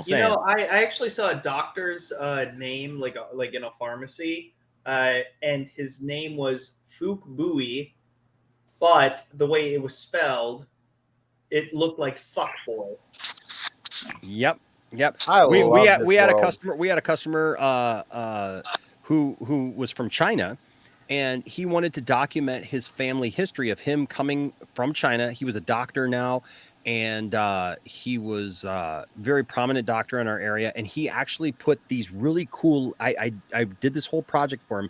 It was these cool leather bound books with all of these pictures and stuff that we scanned in, and it was all in Chinese. It documented his entire life, like all the struggles that him and his family went through in coming to America and all these stuff, and these were volumes that he was giving to his children. Our delivery driver, his last name was Wong. Our delivery driver kept calling him Wang. Dr. Wang. That's just wrong. Hey, I mean, Wong. Tiffany's old Tiffany's old OB was named Dr. Love. Ooh, yeah. Literally, his name was Dr. Love. Oh no! I had a neurologist when I had my brain tumor. I had a neurologist whose name was Dr. Junk, and the guy who worked with him was Dr. Hate. So I used to go see Dr. Junk and Dr. Hate. At the college bookstore I worked at, there's actually a management book, and the author's name is Richard Schmuck. Schmuck. We got to be able to laugh at ourselves. We got to be able to laugh. Angie says, I went to college with a young lady named Mary. Is it Marijuana? Yeah, but that's her name. Marijuana. That's her name. That's Mary Jane in Spanish. It's Mary Jane, yeah. In Spanish, that's her actual name. Marijuana is Mary Jane. Yeah. So there you go. So like, look, I get it. I knew a guy named Dr. Wiener. Dr. Vayner? Dr. Vayner. Dr. Yeah, there was a senator named Wiener that used to send dick pics. Oh, yeah, let's not talk about Let's forget that guy. That's true. Like, so the thing is like there's a lot that people can laugh about. And listen, like I don't condone bullying. I don't condone, but a lot of things though that I think the generations past like went through. There are things that absolutely caused, trauma that people weren't able to deal with, but there were some things also that caused character as well to build. There's a real fine line.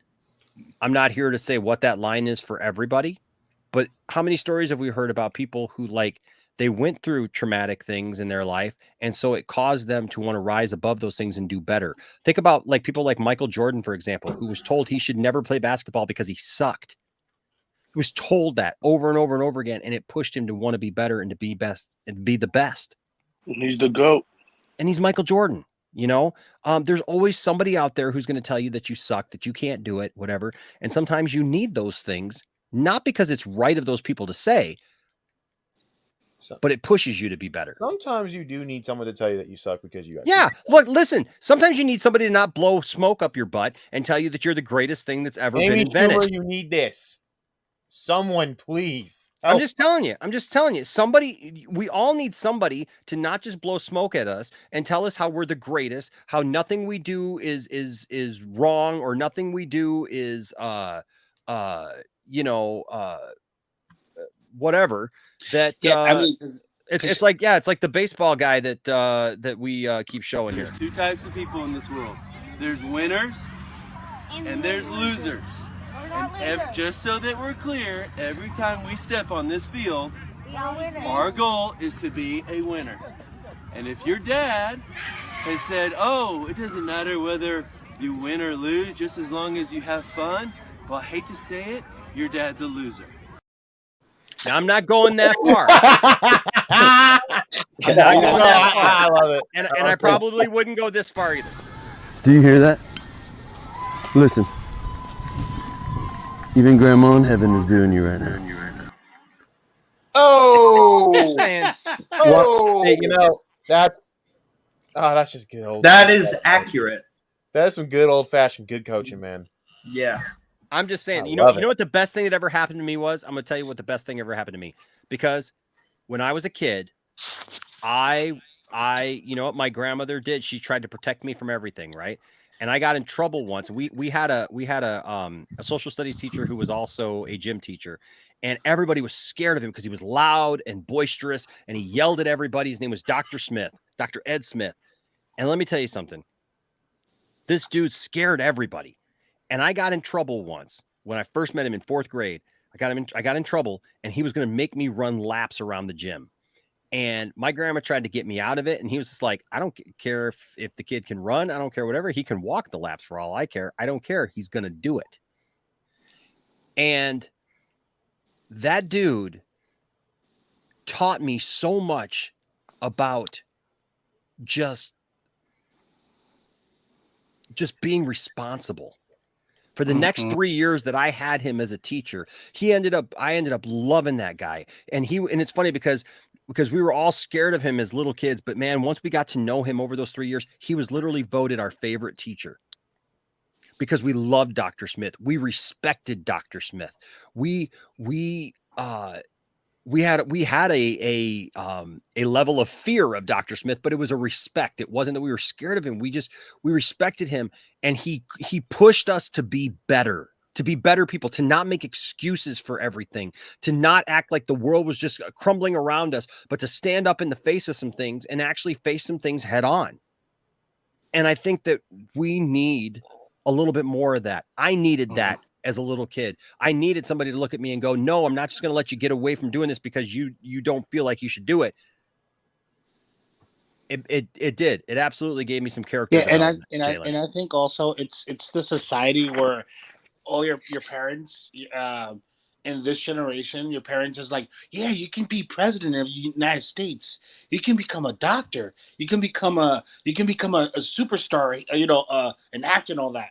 Yeah. That doesn't happen to that many people. No, all these people. Listen. I'm a musician, man, and you know what? Every time I watch, American Idol, they stop, showing all the, the crazy people who think that they can sing and everything, right? Who get up there and they're tone deaf. Oh yeah, they only they'll only show a couple of them, because remember in the first couple seasons, like that became like the main thing that people watched, like the first part of the series for, was because like they would show them all, and yeah, Simon would be rude to them or whatever, but I'm just saying, but then they started like toning that down and everything because people were saying they're being too mean. But the reality is it's because you had people who come in, were tone deaf, could not sing for a lick, and they'd come in yelling and screaming at the judges when the judges would turn them down, saying you're stupid, you don't know what you're doing, you don't know, these are people who are these are the people who make hit records, and they're yelling at these people, telling them that they don't know what they're talking about because mama told me I'm a good singer. Well, you know what? Yeah, Mama lied to you. Mama lied to you,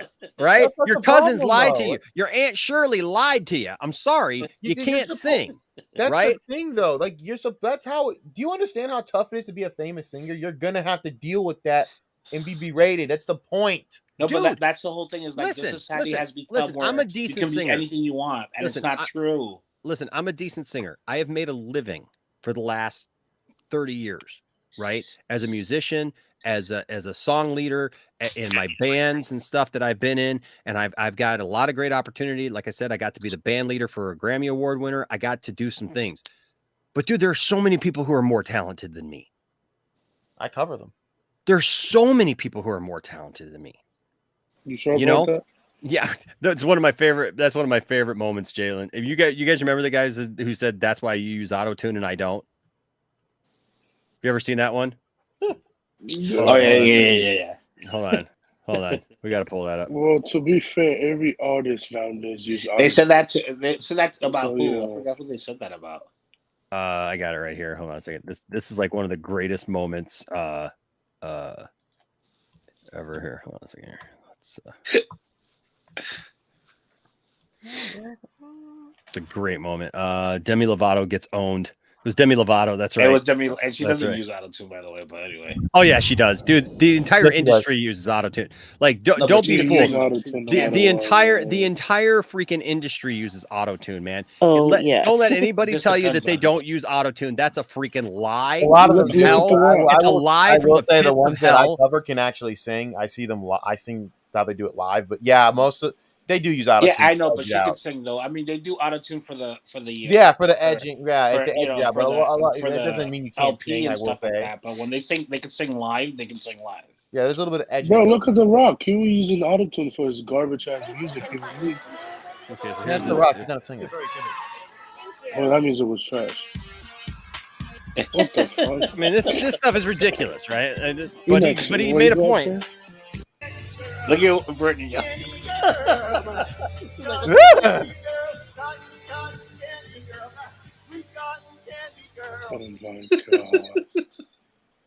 Oh, he looks confused. Oh. I need Cordy LaPlante to save my ears right now. Thank you, Austin. Sean, I'm going to be on because you put a lot of effort into this. But you're like a lot of effort to it. Mouse trying to be an Really elephant. mouth. Why the 50-year-olds doing it? And it's got nothing to do with your age, or maybe it has. But it's just. You need to hear this, man. You need this. Yep. I worked way too friggin' hard for this, and I'm not a bad singer. I know I'm not. because Yes, you are. I've been writing these songs for too long and too many So people. you're copy garbage. them. A lot of people work really, really hard for their dreams, but it's not meant for everybody. That's why you use auto-tune and I don't. Oh. Yes, I heard you said, damn. I want Homie's a roaster. on stage.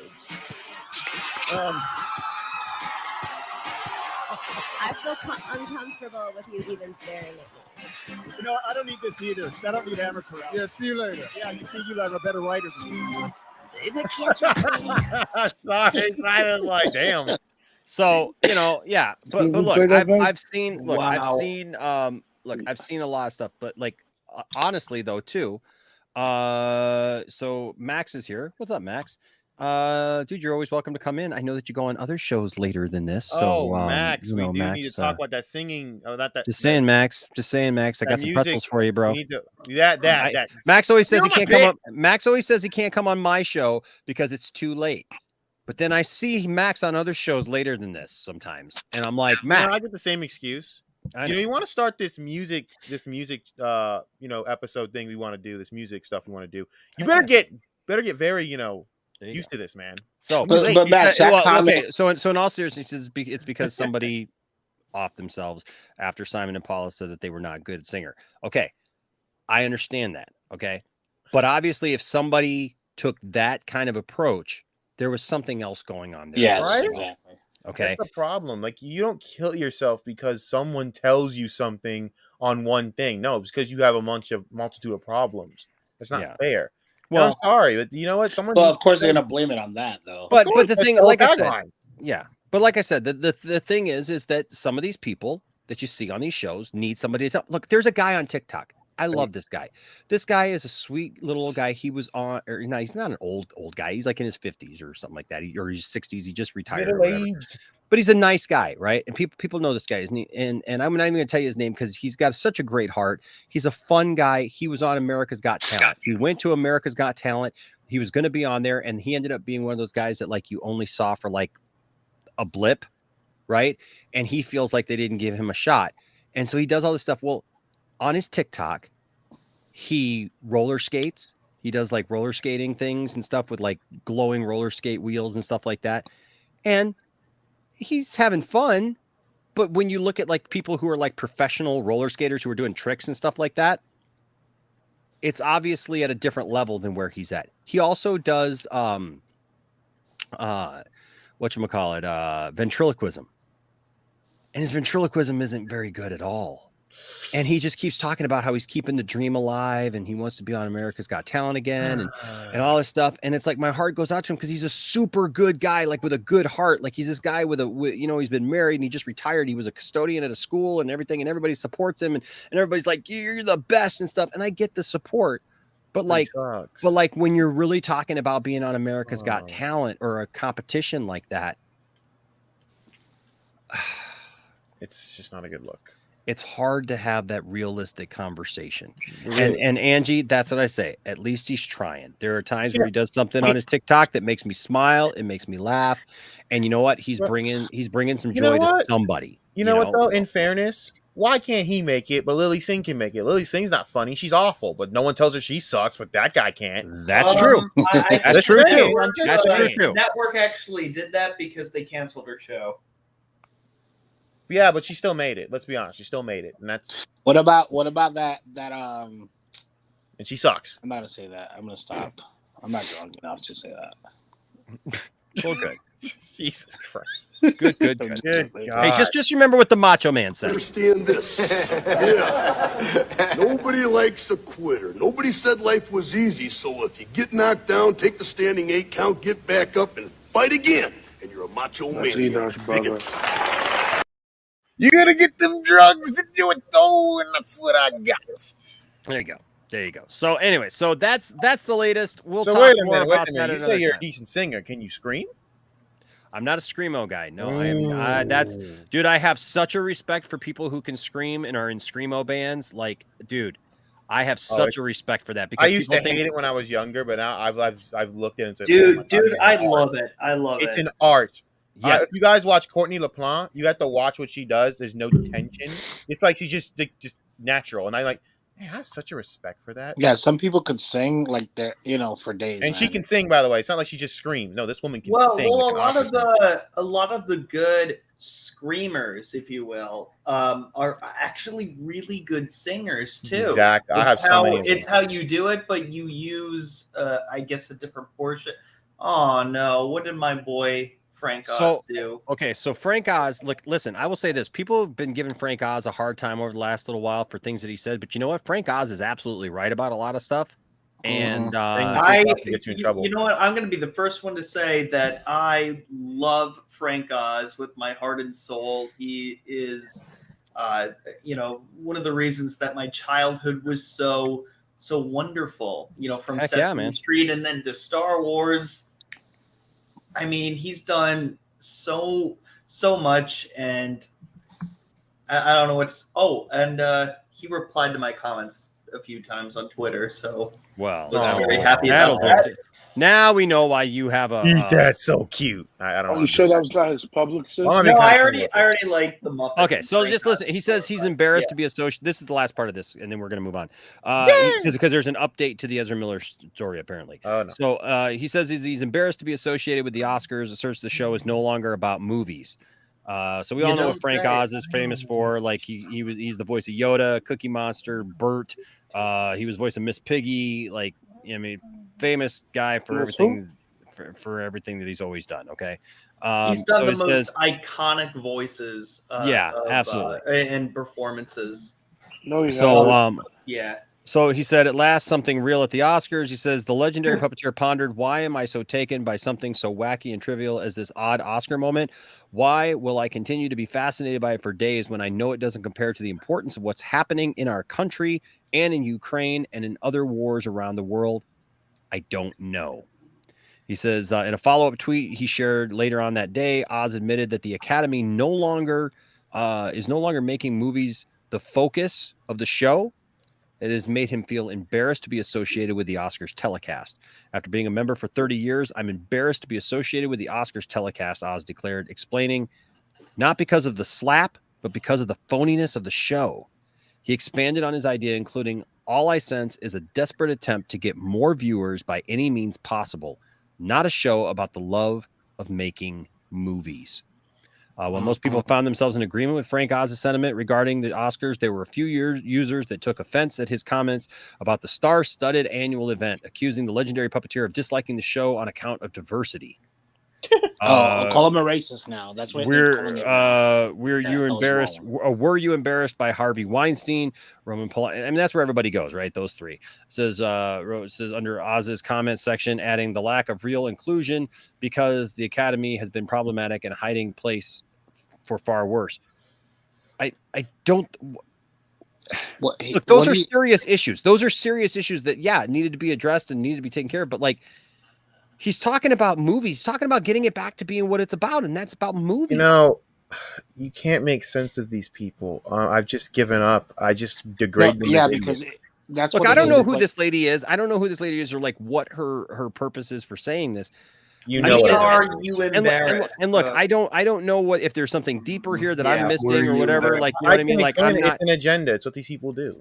Well, I'm just saying, like, I don't know. Weird. What I'm saying is I don't know if there's something deeper here that I missed that like I wasn't aware of or whatever. So I want to make sure, because you never know when something else was said. There's something else was said that like I didn't know or I didn't see or something like that, right? So, but I will say this flat out, like, I don't see where like what he was saying pertains to anything about inclusion, or it doesn't, or talking about these other people who have done horrible things. He's saying, hey, can we get back to making the Academy Awards about the movies? Like, I mean, like, really, it's just someone else here says, so you didn't like diversity. Where did he say he didn't like the diversity? These people make up things in their heads. It's because that was the main difference, bro. No, he's talking about the fact that it's about everything but the movies. I swear. I've desensitized myself from this. I swear these accounts are just bought and paid for.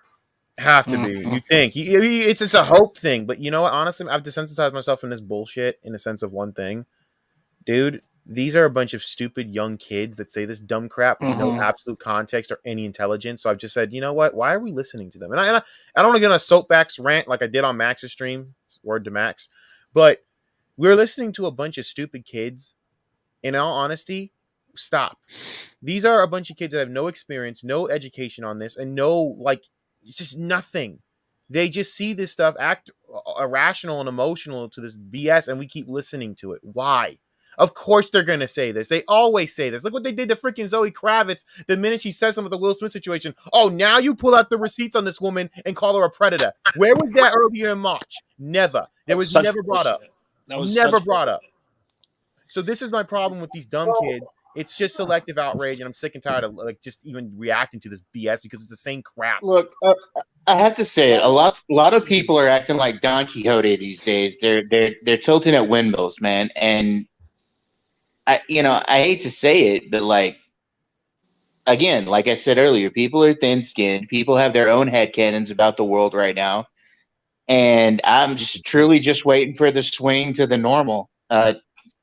I feel like I've been in the Twilight Zone for 5 years. Like, people can't say anything without somebody getting bent out of shape. People can't express an opinion without people getting bent out of shape. It's getting bad, man. Like, seriously bad out there. I think it's like I said before, it's a pendulum, and I think it's that, and it's all it all has to do with politics. Whether you're in because I am not agreeing with this whole cancel culture thing. It's the dumbest thing that I've ever seen in my life. Like, you go back 20 years and you cancel somebody for something. I said something in high school. I was a moron in high school. You know what and then to expand on my thing, you know what the worst part about this is? At 40 because I was a freaking moron. Yeah. And yet the worst part ridiculous. The worst part is, though, when you try to hold these dumb kids who do this and hold them account for the dumb shit they say now. Oh, I'm a minor. You can't talk to me because I'm a minor. I'm like, so you want to hold people accountable for when they were kids, but I can't hold your dumb ass accountable for you being a dumb kid? Like, shut your ass up, man. I'm sorry. That's annoying as hell. Hey, That's you the know world what? we live Look, that was a situation. That was a situation, honestly, that I had to learn in my own circumstances with my own dad. My mother and dad got divorced when I was a year and a half. My dad was 18 when he married my mother, and him and I had some real serious conversations because my grandma, she wouldn't throw him under the bus so much, but she would, let on, well, he was stupid. He did this and that, this. And then I started thinking about the fact that, like, he was 18 years old. Like, I can't imagine what it would have been like to having my grandmother, which I love my grandmother, but I can't imagine. My grandma was very opinionated. Okay. And if my grandma didn't like you or didn't think that you were doing right by one of her kids, trust me, she let my ex-wife know all the time. Okay. It was literally a horrible sticking point. Right. Thankfully, she loved Tiffany. Tiffany, man, was like, when Tiffany came into my life, my grandma was super happy, but she didn't like my dad. And so, like, I just thought about, like, when I started talking to my dad about some of this stuff and realizing, like, the stress that must have been on him at the time to be an 18-year-old kid and stuff. Now he was a 55-year-old man. And he was holding my hand and asking me to forgive him because he understood now. He was more mature. He was not ready to be a dad at 18 years old. There's nothing wrong with being able to say, hey, I'm young and I've made mistakes and I mess up or whatever, and that I don't know everything, man. My gosh, I think about when I was 16, 17, 18 years old. I thought I knew everything. I thought I had a good handle on the world. And then all of a sudden you get out there and you start realizing there's a lot of stuff that I didn't know, and it's a lot of basic stuff even that you just don't know. And that just comes with maturity. Now, everybody doesn't mature. So everybody who's older than you doesn't know. Just because they're older than you does not mean that they are in a position of authority or a position of knowledge. Okay, for sure. But and I tell older people the same thing. It's like, just because you're older, don't look poorly on young people. Or vice versa. We can learn stuff from each other. For the record, I'm 24. When I'm saying this, it's because I see it around me and I'm within this stupidity.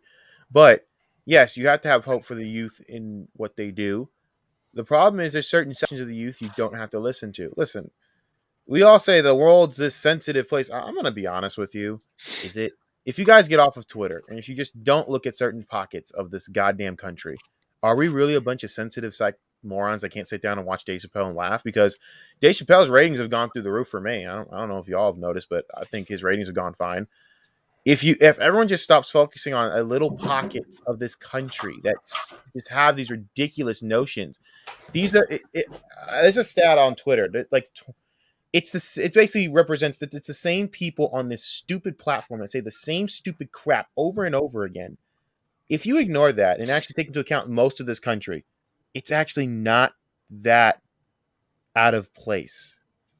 The majority doesn't It's care. a bubble, man. It's just like I keep talking It's a about bubble. YouTube. YouTube is a bubble, but A like we giant think bubble, that but a bubble. like look, we look at the biggest YouTube star and the average person doesn't even know who they are. Exactly. Right? You know, speaking of YouTube stars that nobody knows who they are, but have been very outspoken.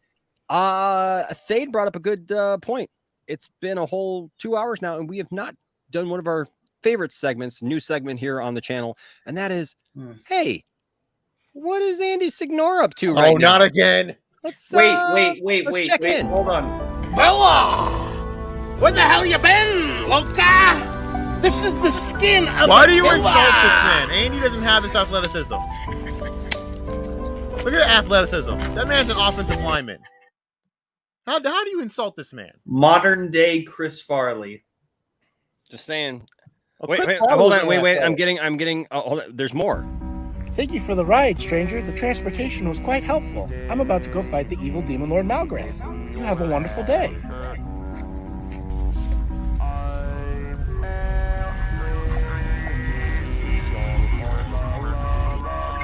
Still over here. I've got to get what he's on, man. Can you give me some of that? I gotta get what he's on. He's in the perks. You know, That ain't perks, man. That's Euphoria times 20. I need some of that. I wanted to touch on the topic just like one more time, just because you were talking about the trolling thing, and I think it was Broden who was talking about how it's like it's a bunch of dumb kids who are trolling and saying all these dumb things. Oh, there's a I know. I don't know how many of you remember, but I used to be a parody account. My channel used to be a parody account of Geeks and Gamers, and I mean, Jesus Christ, it was embarrassing. I'll show you the profile of. I used to give thumbs down every day. Yeah, it used to be proper Jeremy. You know, like an SJW version of him. And when I was on set one day, this is why I bring this up. I was doing sound, and I was also trying to keep while I was on set, like, you know, when we had like a couple of breaks, I would like, you know, tweet and like troll Jeremy or something like for a second, just because it was fun and it was funny. Yeah. And you know, I was a fan at the time, so and you know, still am. You know, I still like the stuff, so it's okay. But one of the actresses had said, "Oh, what are you doing?" And I was like, "Oh, I'm just trolling." It's like, "Oh, you're getting paid for that?" And I was like, "Wait, what? Like, are you getting paid for that?" She was like, yeah, a bunch of people do it. And I was like, what the fuck? Yeah, that's a thing on Twitter. A lot of these. That made me think like, wow. I guess all of these troll things that they keep getting, you know, massive retweets. You know, it could be an inside job kind of thing. You know, like, for sure. It's propaganda. You know, like with Hollywood, and just this whole, you can get into a whole conspiracy over it. But I'm like, dude, trust me. Just the other night, like, do this. Just the other night, we talked about the two wins that won Zack Snyder's Justice League, got the win, right? For the vote in for like the biggest aha moment or biggest cheer That was the moment or biggest whatever. cheer worthy, even though Which we talked about that, like shouldn't have probably been just from this year's movies to say the best one ever, because my gosh, I mean, Star Wars alone, you know, I mean, like I'm gonna say it. Spider-Man. That No, was weird. but here's the thing. Yeah, Here's, I was. hold on, guys. Hold on, guys. Hey, I'm talking. Hello. Host is talking here. Thank you. Don't make me slap you all. You slap me, I'm hitting you with a microphone. Okay. No, but I was saying something. Hold on a second. Because just everybody started talking. So nobody was hearing anything. Rabble. But no, the point was that I was telling some people the other day, because like immediately I saw people like in my feeds talking about how like, oh, all these awful Snyder fans went in there and broke the rules and voted all these times and changed it because No Way Home was obviously the better thing, right? And I'm just like, you're missing the point.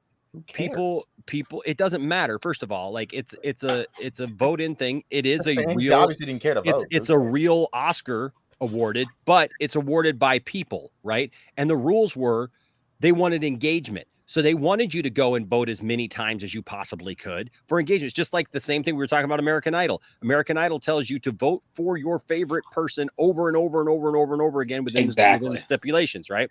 There's nothing wrong with doing that. Just because the Spider-Man fans didn't go out in his full, tilt as that, I wouldn't think that Flash moment for me is an amazing moment in superhero. It was actually good. It was actually really great. Is that the greatest moment in cinematic history? No. But fans went out in the last 5 years, probably. Yeah, but fans went out. I mean, the fans of it went out and they voted.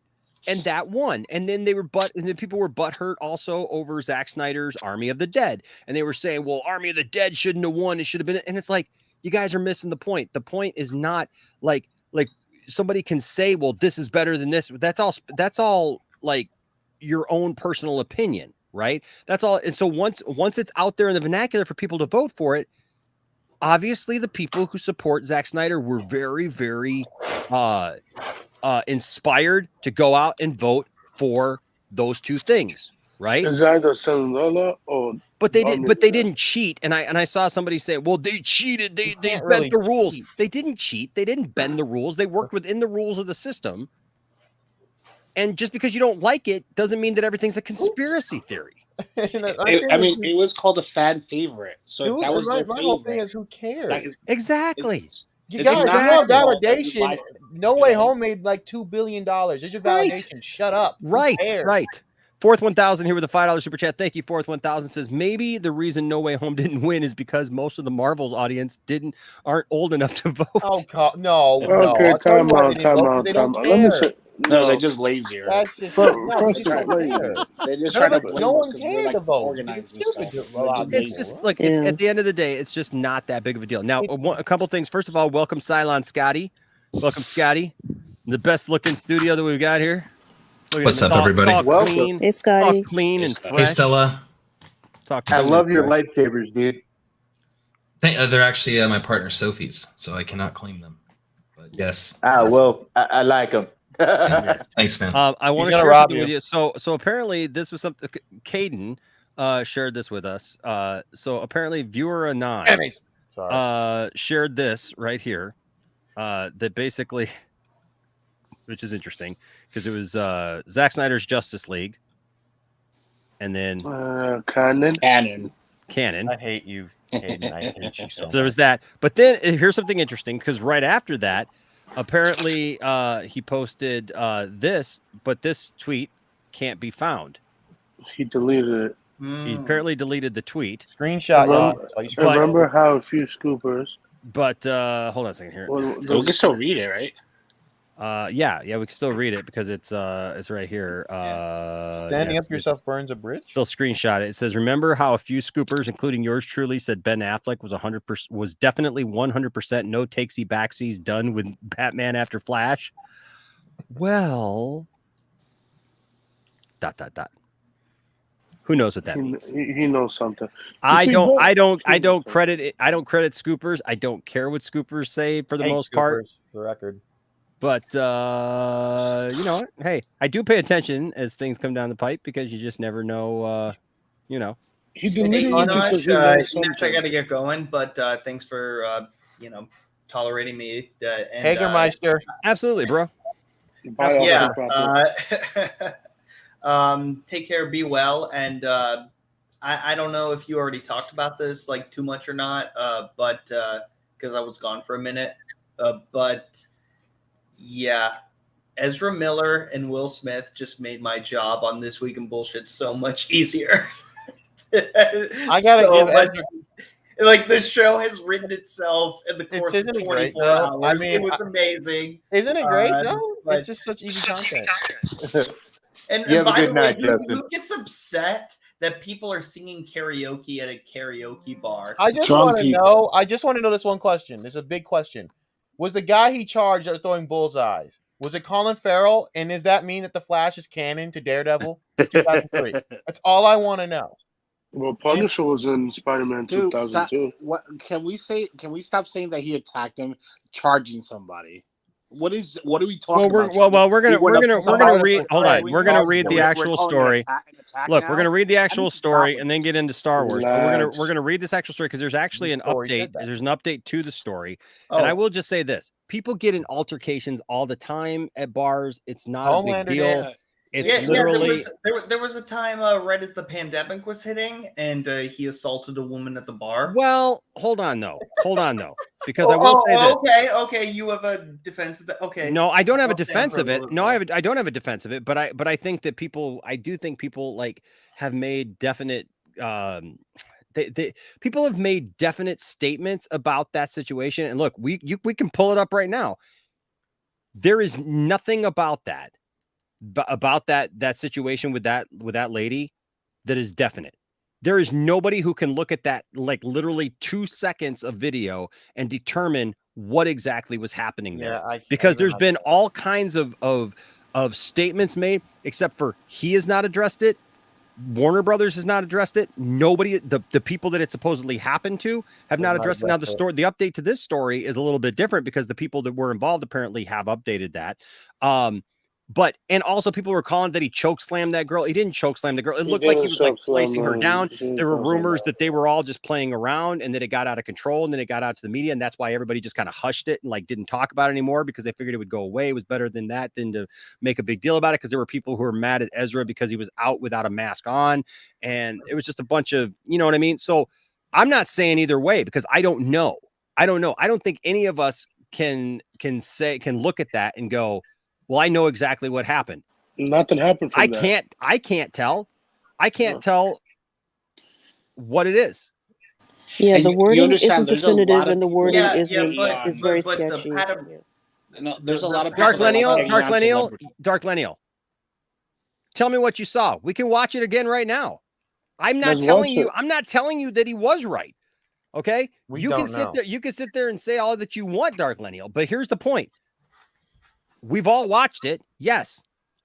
There have been many different reports on what we apparently watched. There have been many jokes. Let's watch it. You want to watch it again? We can watch it again. That's fine with Let's me. watch it. But there's been tons of jokes about it. But that's the problem. Here's the problem.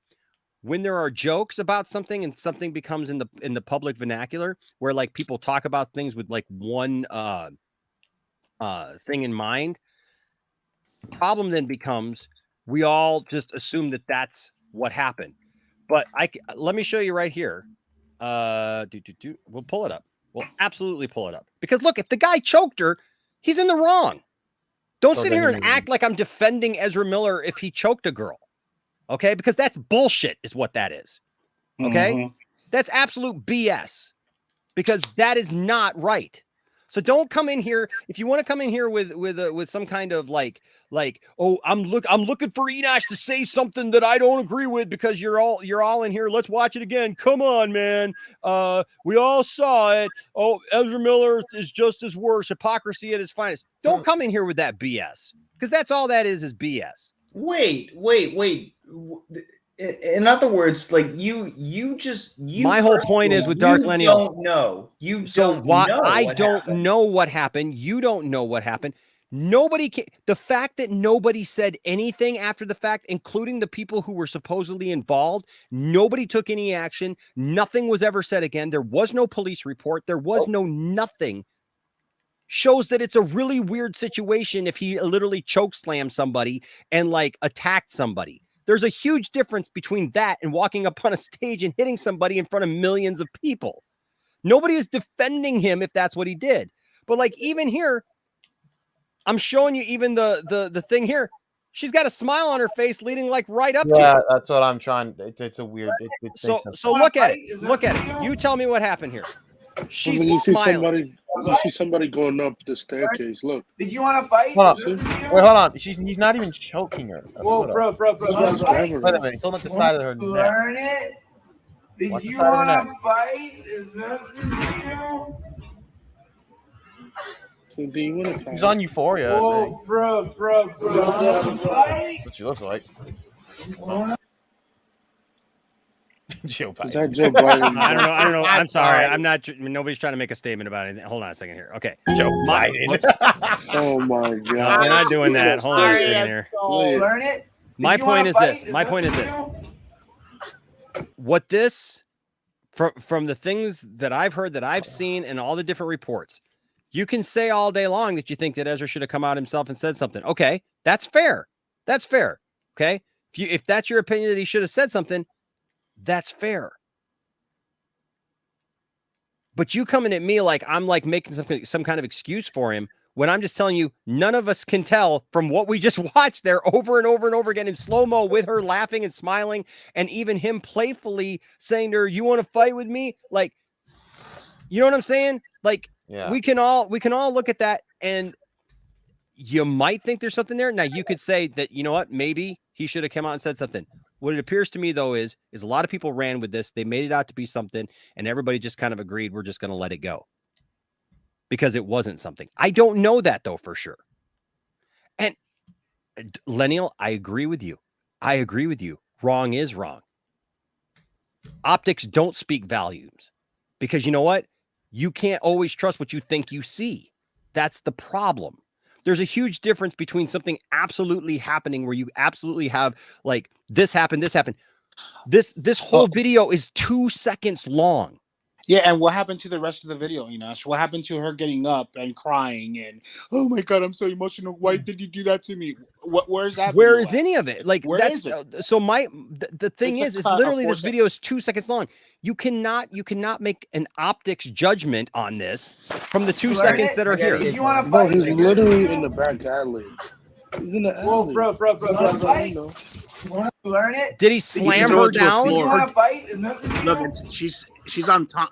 I have of wrestled with my sisters Learn worse it? than this. Did you want to fight? Is that you?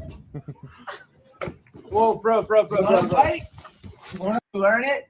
Did you want to fight? Is that you? She comes up to him dancing, like acting Learn it? silly. Did you want to fight? Is that you? Whoa, bro. You want to fight? You want to learn it? Did you? So look, you know what? You can say whatever you I want. think to. this is ridiculous. None of us know what happened there. I'm just telling you, none of us know what happened. Yeah, but I don't know what happened. If it came out that he actually did something, and that was the case, dude, I'd be the first one to say, look, that's wrong. That's wrong. You don't attack women or whatever. But that did not look like an attack. Call me whatever you want to, but like I'm looking at the optics here. You want to talk about optics? Who you been talking to about optics? I'm just saying, like dancing. It was fight dancing because he goes, Yeah. "Do you want to fight?" She was dancing with him. Whatever. And do you want to whatever. fight? You know, Whatever. this was all a joke. It was all a joke. Yeah, but look, listen, if you got a point to make, Darth Lineal, I'm fine with listening to the point. But don't come at me like I'm making an excuse for the guy when nobody has a definitive on what actually happened there. Look, you could say all day long that he should have said something. Okay, but that still doesn't tell me what happened there. And it doesn't tell you what happened there. So all we can do is look at it and go, something happened, but then nobody ever said a word about it again. The people that it supposedly had to do with didn't say anything about it again. WB didn't say nothing. Warner Brothers didn't say anything. Actually, Warner Brothers went into full tilt into like promoting the movie and getting the Flash off and going. And he's still working on the Harry Potter stuff. Nobody has any of that. And Fourth 1000 here brings up a great point. Optics don't speak volumes, context does, and we have none. That is the point. That is absolute. Thank you, Fourth 1000. You said it best. I couldn't say it better myself. Context means everything when it comes to something like that. And so, but let's though look at what happened for those of you who don't know about the latest thing that happened here. And then there's apparently well, I'm going to go. This is the update. I want to first go to the story itself because I didn't even stream last night. I'm listen again. I realize, you know what, you guys, I realize that I have gotten to a point now where I just have people who just want to come at me no matter what. So like literally, I didn't even stream last night after this news came out, right?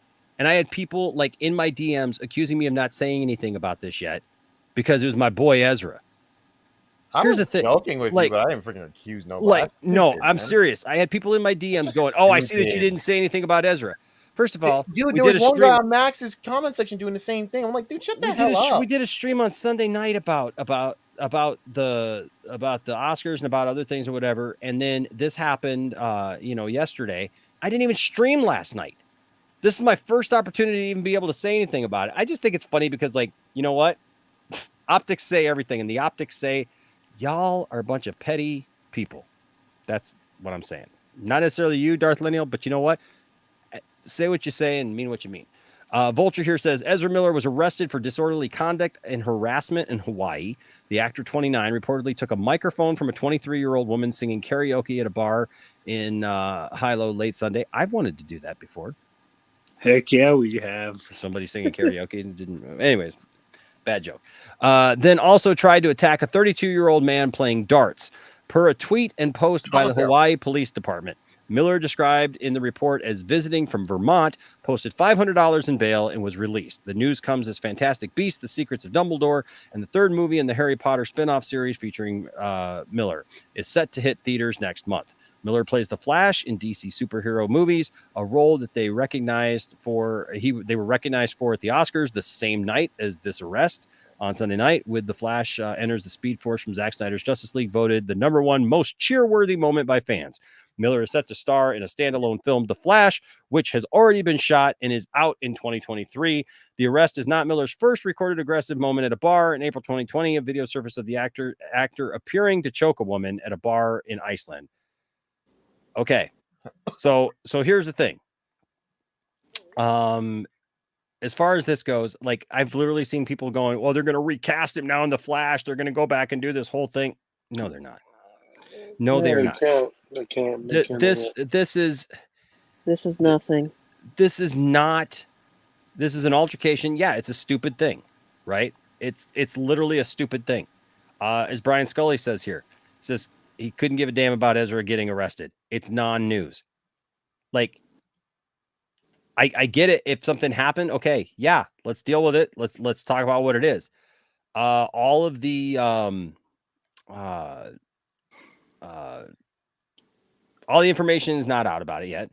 I mean, attacking like the guy with the darts, I was like, he could have used that as a weapon if he wanted to. The guy. He didn't have the darts, Enosh. I mean, I don't know. It says that he attacked. It says that he tried to attack. So it doesn't even say that he attacked, but that he tried to it. What does it mean to say that he tried to attack the 36? That means he got kicked in someone else's face and started cussing him out. That's an attack, supposedly. Because lunging is an attack. The original article said he charged them, and that means what does that mean? You get into somebody's face and you start arguing with them. That's not an attack. A lunge. Well, he got arrested. Yeah, were you there? Hey, were you there? Were you there? Were you there? No. Yeah, look. We're going to be absolutely fair about this. Yeah, but we're going to be absolutely fair about this. None of us were there. Charging someone, he could have ran at them. That's all that means. Yeah. It doesn't mean he hit him. Yeah. It means he could have ran him like an idiot. That's about it. Yeah, Well, like and when the point is, he did get arrested. Run up to somebody. Let's not negate the fact that he got arrested. Got arrested though. So it's Well, not because like of disorderly contact, he was they arrested him because he's probably provoking that. But that William doesn't says, mean but William says it all here. Bail, $500 Well, you still bail. have to go to court, though. That's the thing. Maybe, but he probably won't even have to show up back in Hawaii. No, he'll be fine. No, he'll be Zoom. And I'm just saying, Zoom. $500 bail. That like that's William said, nothing. that kind of tells you, Yeah, like it's not everything that you need to know. Like if you got $500 bail, it's probably not like it's not There's a big no deal assault and to battery the law charge. there. It was disorderly contact and harassment. There was no physical contact because he didn't get charged for assault.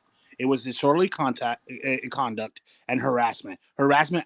I could call you an asshole, and that's harassment, y'all. How you know you was there? I could run up to you and say you're an asshole. I'm gonna beat the hell out of you, and that's harassment, y'all. Well, And I then don't know. that's Like, disorderly look, contact. that okay. really. But again, I'm Yes, gonna it be is. absolutely. Come on, I know Hold the on, law, though. y'all. Hold on, That's though. exactly what Hold it on, is. though. I'm gonna be absolutely fair. I'm gonna be absolutely fair. Just as I said just a minute ago that we don't know everything that we could see from that video.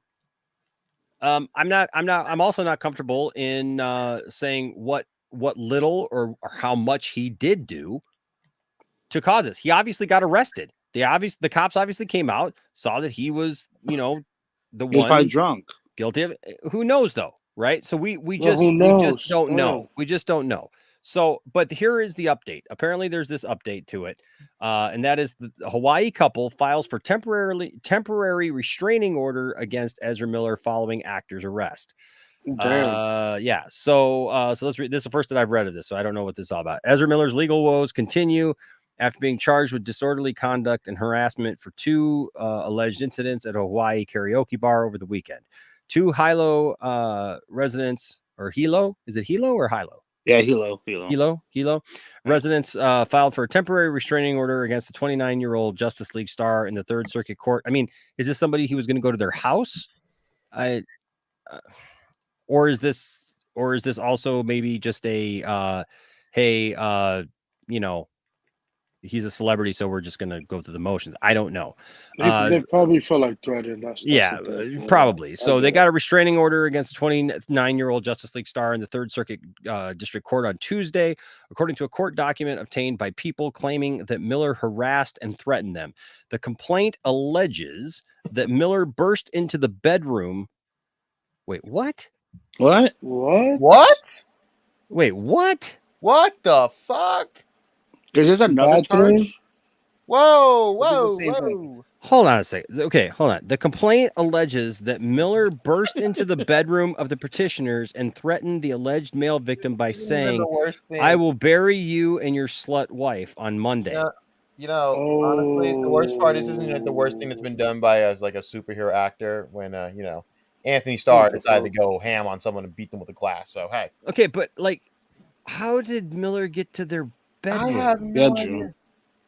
Did he know? Does he know these people? That's what I'm questioning. Like, was he there with them? It was probably just yeah. a bar They were probably. in a He was hotel. probably with them. Yeah. So did he bust into their hotel room? No, it was their bedroom. This is freaking wow. So there must be a hotel room If outside the the bar. bedroom, they might be staying in the same large suite then. How in the the same hotel? This is getting really twisted. Yeah, I mean, does he know that? I mean, okay. I think hold he on. knows these people, and I think he was. Well, and it sounds like these people are from there. Okay. Anyways, let's read on.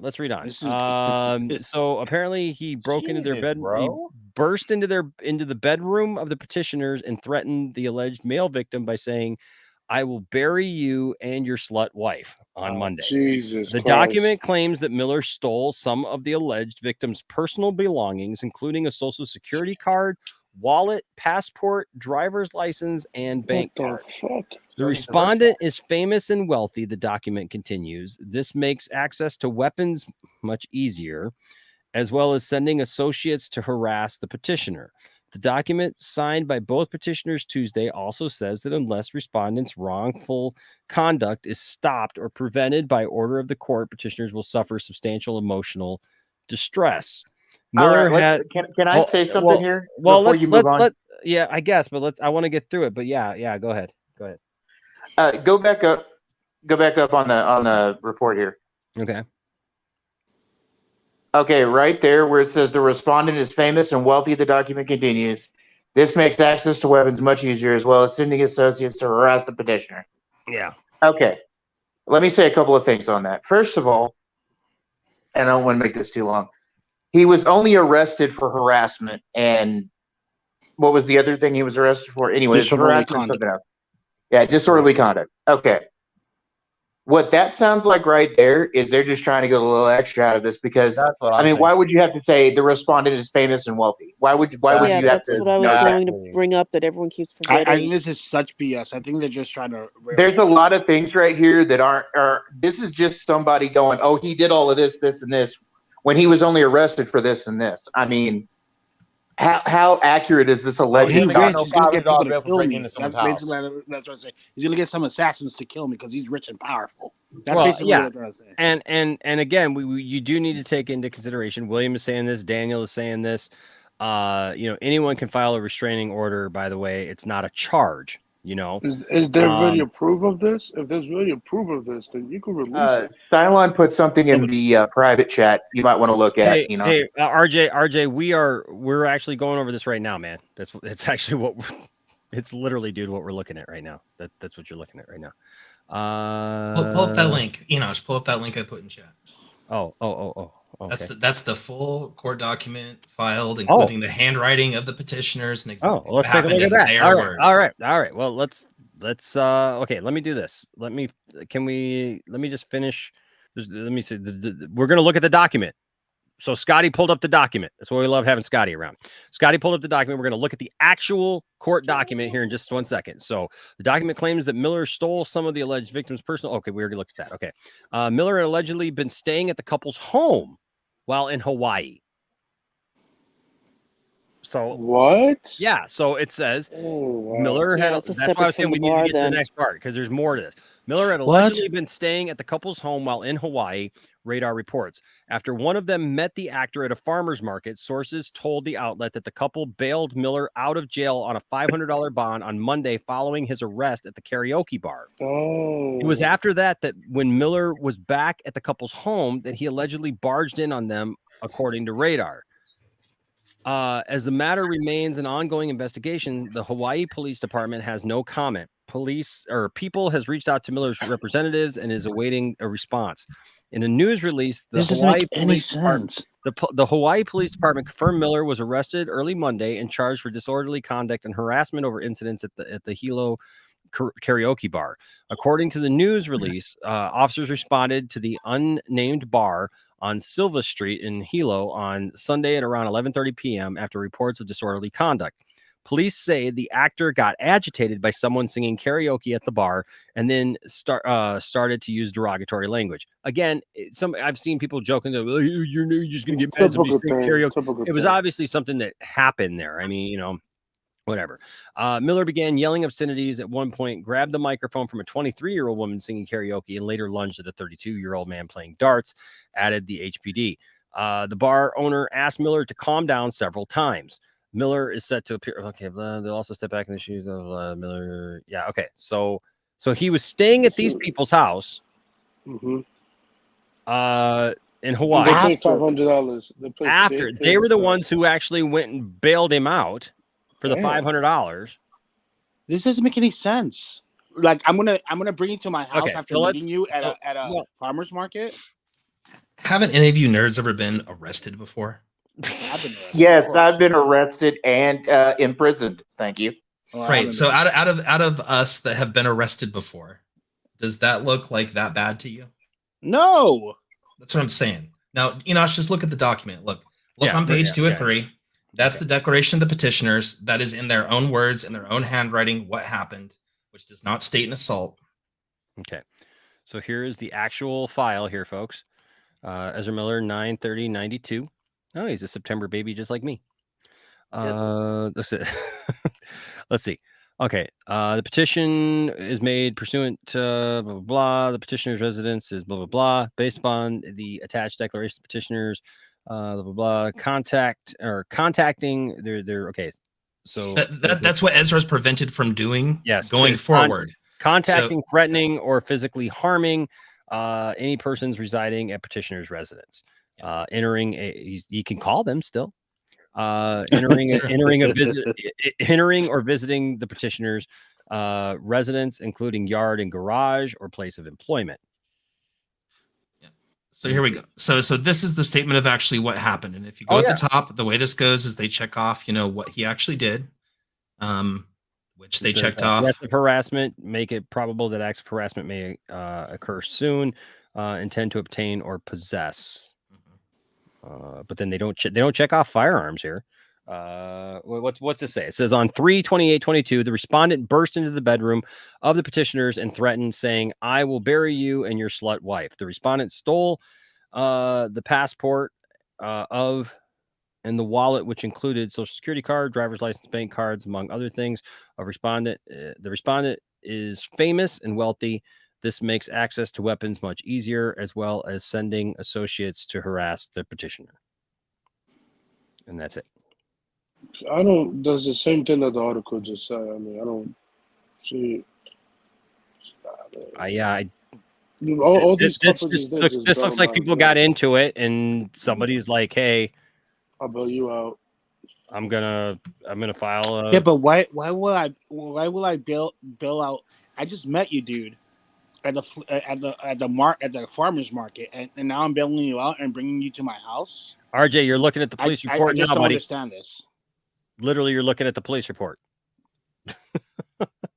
Well, that's old though. That you hella. It's 5 minutes ago. I know, whole 5 minutes ago. Like whole 5 minutes. That was a long time ago. This kind of thing happens. Look, what we do know is that he took their wallet. That's probably when they went down because look, you're in Hawaii. You don't have your social security card. You don't have your driver's license, right? You need that stuff.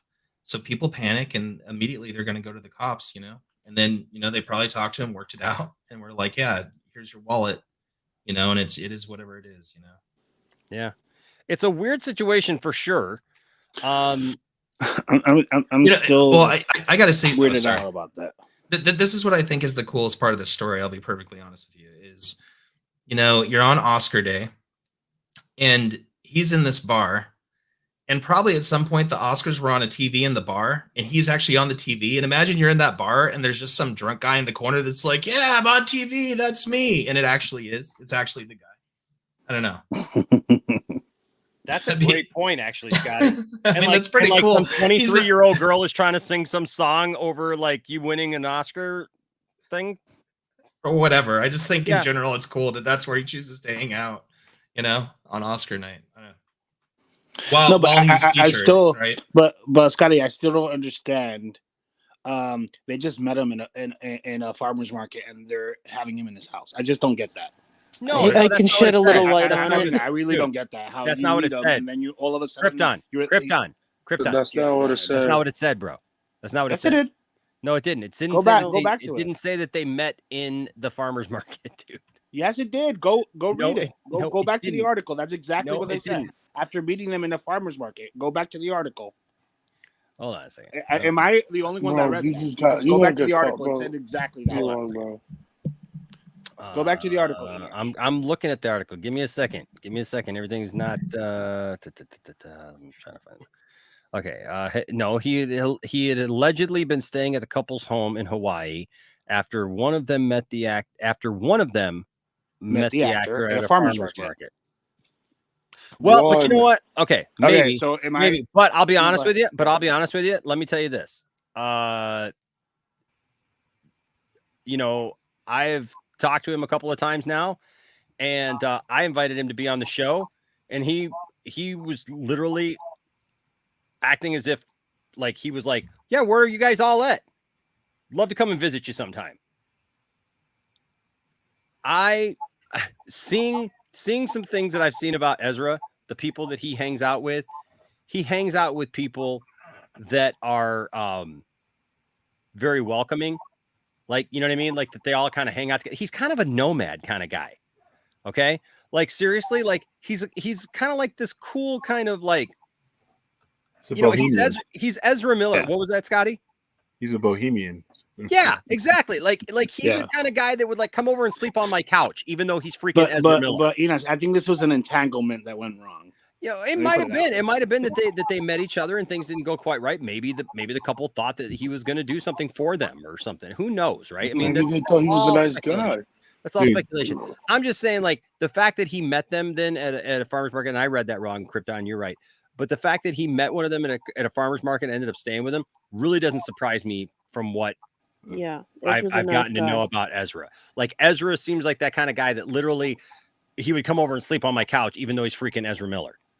You know what I mean? Like, he's not really impressed by all that stuff. Like, I've talked to him about Hollywood stuff and about stuff going on and everything like that. And he's just really not into all of that. He's not on this prim and proper stuff. He's literally like hanging out with people and just chilling and just getting to know people, and kind of like William said, he's kind of got that bohemian kind of personality, and that's kind of things that he does. Now, we don't know what happened with any of this. It's a really weird situation. Who knows? But that's your update. That's your update. So $500 fine, 10-minute court hearing. Well, they paid for it. They not Ezra. No, I'm talking about when he or his representatives show up in court. It's literally a ticket. It's going to end up being marked down to a citation, public nuisance. They're going to be in Zoom. They're going to talk to each other in Zoom, and that's it. That's it. As far as a restraining order, dude, I am shocked how easy it is to get a restraining order. All you have to do is show cause. Like I said, Enosh, if Enosh were to scream at me, all I got to do is show that there is a preponderance of evidence that Enosh might scream at me again. But there is no evidence. Oh, you know what? I keep getting harassed by this old guy. That is true. You're trying to rob being told that he's going to rob me. That's true. I should probably get a restraining order against William. See, that's right actually enough. You joke, but that's actually no. He's legitimate. It's legitimate. Yeah, but a restraining order is not a charge. A restraining order is not a court order. I mean, it is. It's an activity of the court, but it's not part of the arresting record. I mean, those details would have been part of the public arrest record if there was anything like that. It sounds like two people got together, maybe got high, maybe got partying got out of hand. Maybe there's an argument where not everybody was fully, their heads were there, and that happens when you get together at a bar. That's what you do at karaoke bar. It sounds like things got out of hand. So it was drinking the Patron. And that's it. I think, like I said, it's a misdemeanor. It's a misdemeanor. And like I said, as much as I love watching John Campia's show on a morning basis, that stupid ass thumbnail was dumb, dude. The whole thing with him behind bars. I'm like, I didn't see all that. I'm watching the show, and it's for him to get 10,000 clickbaits. But he doesn't need it though. He's already got. It doesn't matter if he doesn't need it. He's gonna do it anyway. He's gonna do it. Yeah. It doesn't really matter. That's what the dude does. The guy is a clout chaser. I mean, the guy will literally make up anything to get clout. I mean, look what he did with Spider-Man No Way Home. Jeopardize probably having any access to like Disney movies or anything like that just for a stupid scoop. These guys don't think right. So of course he's going to clickbait with that stupid crap. And listen, Ezra's going to be fine. I mean, again, Homelander cracked a dude upside the head with a freaking glass. Are we going to be missing season 3 with Homelander? I don't think so. Dude, the film in season 4. Speaking of Chris Rock, I mean, one of the things he said, he had a big, the rapper Big Baby. They shot a guy at a Walmart. He's doing fine. I'm like, come on, it's a misdemeanor. It's a misdemeanor. Now, what I would like to see, because he seems to be caring enough to engage with people on this level, but I'm worried about people like this might be taking advantage of him. Maybe he should have somebody with him, like a body man or somebody that's just there. Yeah. Not to a bodyguard, but somebody that's there to advise and say, hey, I think these people might not be in your best interest. Maybe we should, or if anything is going down, that guy is there so that, he's an official person. Then it's not his word for it. Because right now, this is probably going to get thrown out to the he said, she said, or half testimonial or whatever, because it's such a low level thing. But you never know. This could escalate. Things like this could escalate because he's a target. So if I were him, I might say, I'll be honest with you. One of the big things that stand out to me is the fact that the guy goes on with the point that the restraining order says, well, he's famous, right? Yeah. When you start talking about stuff like that, because someone's famous, do they have access to weapons any more than anybody else does? No, broke people kill people with weapons. Maybe I don't know. I don't know that that's a thing. I mean, I don't think they were actually after weapons and stuff. They're after his bank account. Well, they're saying that because he's got money that he can get weapons easier, and I'm like, dude, No. What? Okay, what I'm saying is they're after him for money. Oh, that's easy. I mean, I just have to explain the obvious. Yeah, I mean that's what it sounds like. Anything like this came up in legal, it was like, okay, they're definitely just trying to go for deep pockets, and I think Ezra fell prey to that to a degree, and Well, I mean, they even list it in the claim. He's a wealthy. They bring up wealthy. exactly. That's what I mean. When he brought the report and I was looking at that, I'm like, yeah, they were going after his money. they baited him, and they took advantage of Ezra. I mean, it could be something as simple as they brought him home thinking that he was going to do something for them, thinking that he was going to give them some money if they let him. Yeah, stay give them more than the $500 of bail. Yeah, or whatever, or just think, I mean, like if they were the one who bailed him out, thinking, like, oh, he's going to help us out or whatever, and then maybe say, hey, we got this going on, whatever. You just never know, man. And look, if you're going after celebrities like that, that's just a bad look. I hope he gets somebody out of his side that's it happens more than normal. I mean, people, they see you and they just see dollar signs, and now seeing that, I mean, that was part of it. I was a little bit more worried about the karaoke bar, but this is just like what, I didn't know about this thing. And once you invite somebody into your home, it's basically a domestic dispute, and it's 50-50. Yeah, exactly. I mean, but again, I just see them seeing dollar signs, and Ezra couldn't pick up on that. This is the real question right here. Yeah. What would prompt Ezra to call her? I don't want to touch that one because I have some thoughts, but it's sort of disrespectful, so I'm not even. Yes, I know. And I'd be the one to say it. I just don't want to say it. Yeah, because that's disrespectful to all parties involved. But I don't know.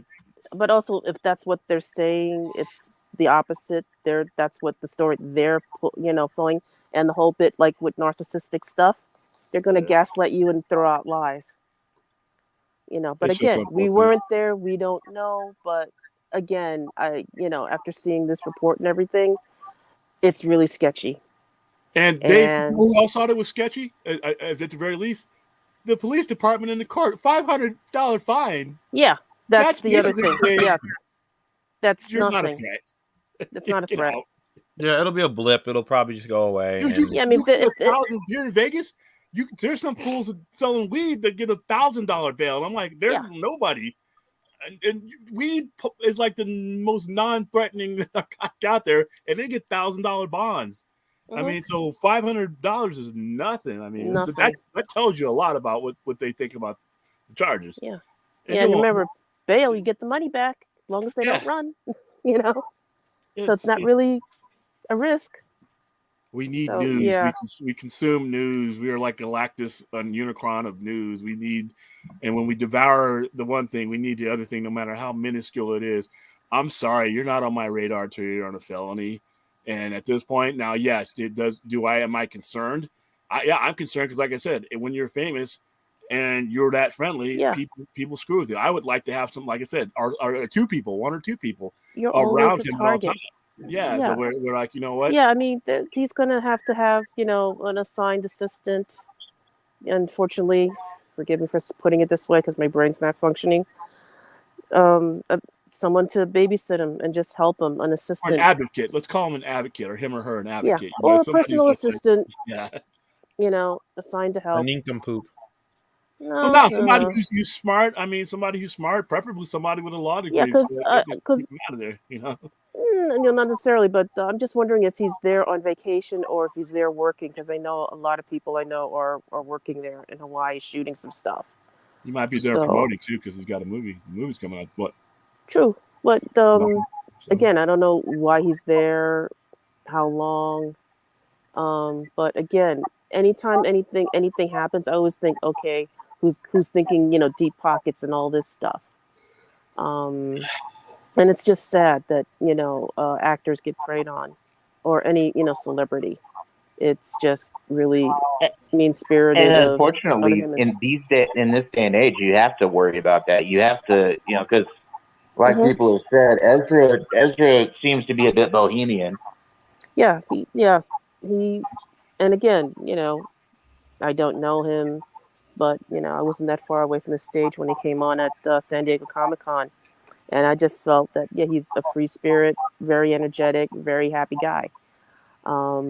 You know, He's Jack Kerouac in 2022, and Yeah. you know, like I said, unfortunately, he's in an era where that sucks. You can't be, you know, you can't be that way, but you Yeah. just have people, you have predators, and like I Mhm. said, I thought that if you look at the lexicon of Hollywood and what gets people in trouble, and there are people with much more serious things going on. There are people like, dude, Robert Downey Jr. I thought was done. I was always Yeah. expecting in the early 2000s to have a breaking news story, and then you know how they do the Robert Downey Jr. born so and so 1950 whatever, and died. Mhm. I was fully expecting to see that from him and a couple other Mike Tyson. There are other people like that I thought clearly had issues on a much higher level, and Yeah. you know, they were okay. Now, where we're at now with Ezra Miller with a misdemeanor, not saying it can't escalate, but we're not in anywhere near the stratosphere that some other people. Oh have. no, not by They anything. do just That you fine. know, and you know all the naysayers. You know that, gee, the more you protest, you really don't like Ezra anyway. So, you know, yeah, you have your opinion, keep it to yourself, and you're not going to change our opinion either. You know, I'm going to give him the benefit of doubt. And again, I've seen way too much crap to really worry. I'm concerned for Ezra. You know, I don't like him, you know, being used this way, but I also, you know, he probably should have, you know, a good friend or two with him just to, you know, get over this stuff. Because I mean, he's stressing over the work and all the traveling. That takes a toll on you. Yeah. You know, bohemian lifestyle or not. There are really nice parts about being an actor, and the other parts are, you know, you're away from your family, you're only traveling, you're living out of a suitcase. It's fun and exciting to a degree, but you know, you really can't rest properly most of the time. You know, if you have an early morning call, you have a lot of makeup to deal with. It gets taxing, and it drains you severely. Yeah, generally, So and when you have somebody with that kind of money and they think that there's an issue, they look at what you have, and like I said, that is, you know, what you can afford to flee or do whatever like that, and they looked at all those factors and been like $500, and even if it was 10% and it's $5,000, that's still something he could have shaken out of his shoe. So Yeah. they're the people living, you know, that are going. The court system is that, to me, that speaks volumes, you know, because when you Yeah. see stars that are rich, like when OJ was arrested and all that stuff was Mhm. happening, his bail was high, and they took everything. They took his I mean, you got nailed down. Yeah, they made sure that he wasn't going anywhere. Yeah, Ezra, Yeah. $500.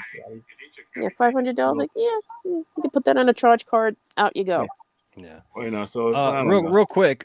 We are halfway to our goal of 100 likes for this video. So we got 52 likes Smash right that now like on this video. button. So if you have not smashed that like button yet, there are 59 of you in here. So There you go. so at least like, or now there's 60 of you. So at least like 8 of you have not hit that like button. Maybe.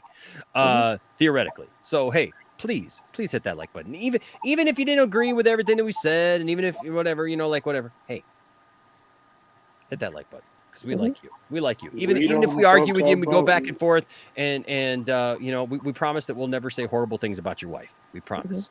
Okay. You sure? Smash it for as many times. I the promise that internet I went out won't. tonight. I promise I that won't if you don't really severely piss me off. Okay. But shout out to Scotty though for getting us that police report. Yeah, thank you, Scotty. That was really cool. Yeah. Tell you what, man, that's the thing. Is like we got the muscle here. We got the tech guy. We're doing the thing here. So for sure.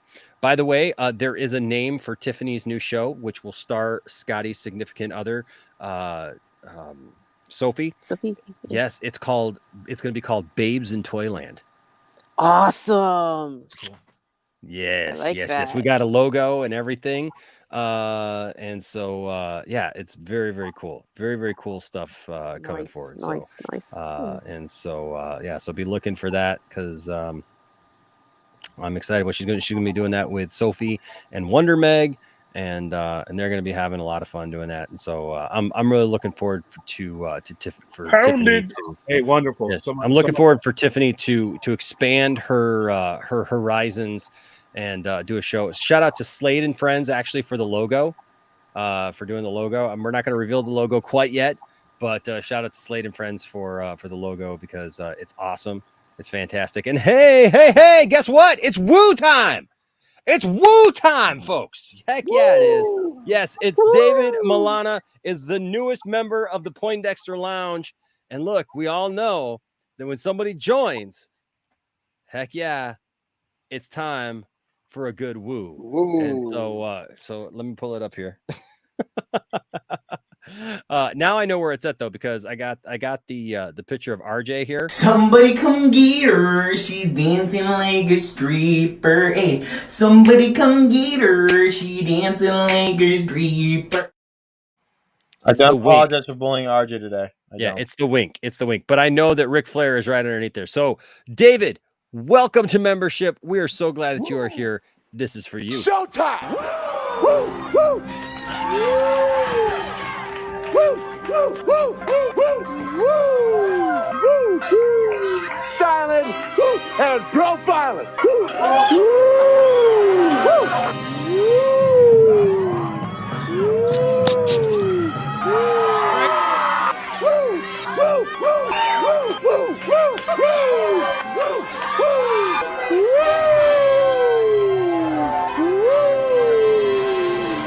It's live and in color. Woo! Woo! Woo!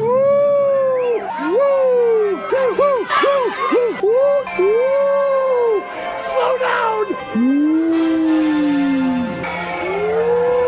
Woo! Woo! Woo! Woo! Woo! Woo! I'm styling and profiling. Woo! Woo! Woo! Upside down. Woo! Woo! Woo! Woo!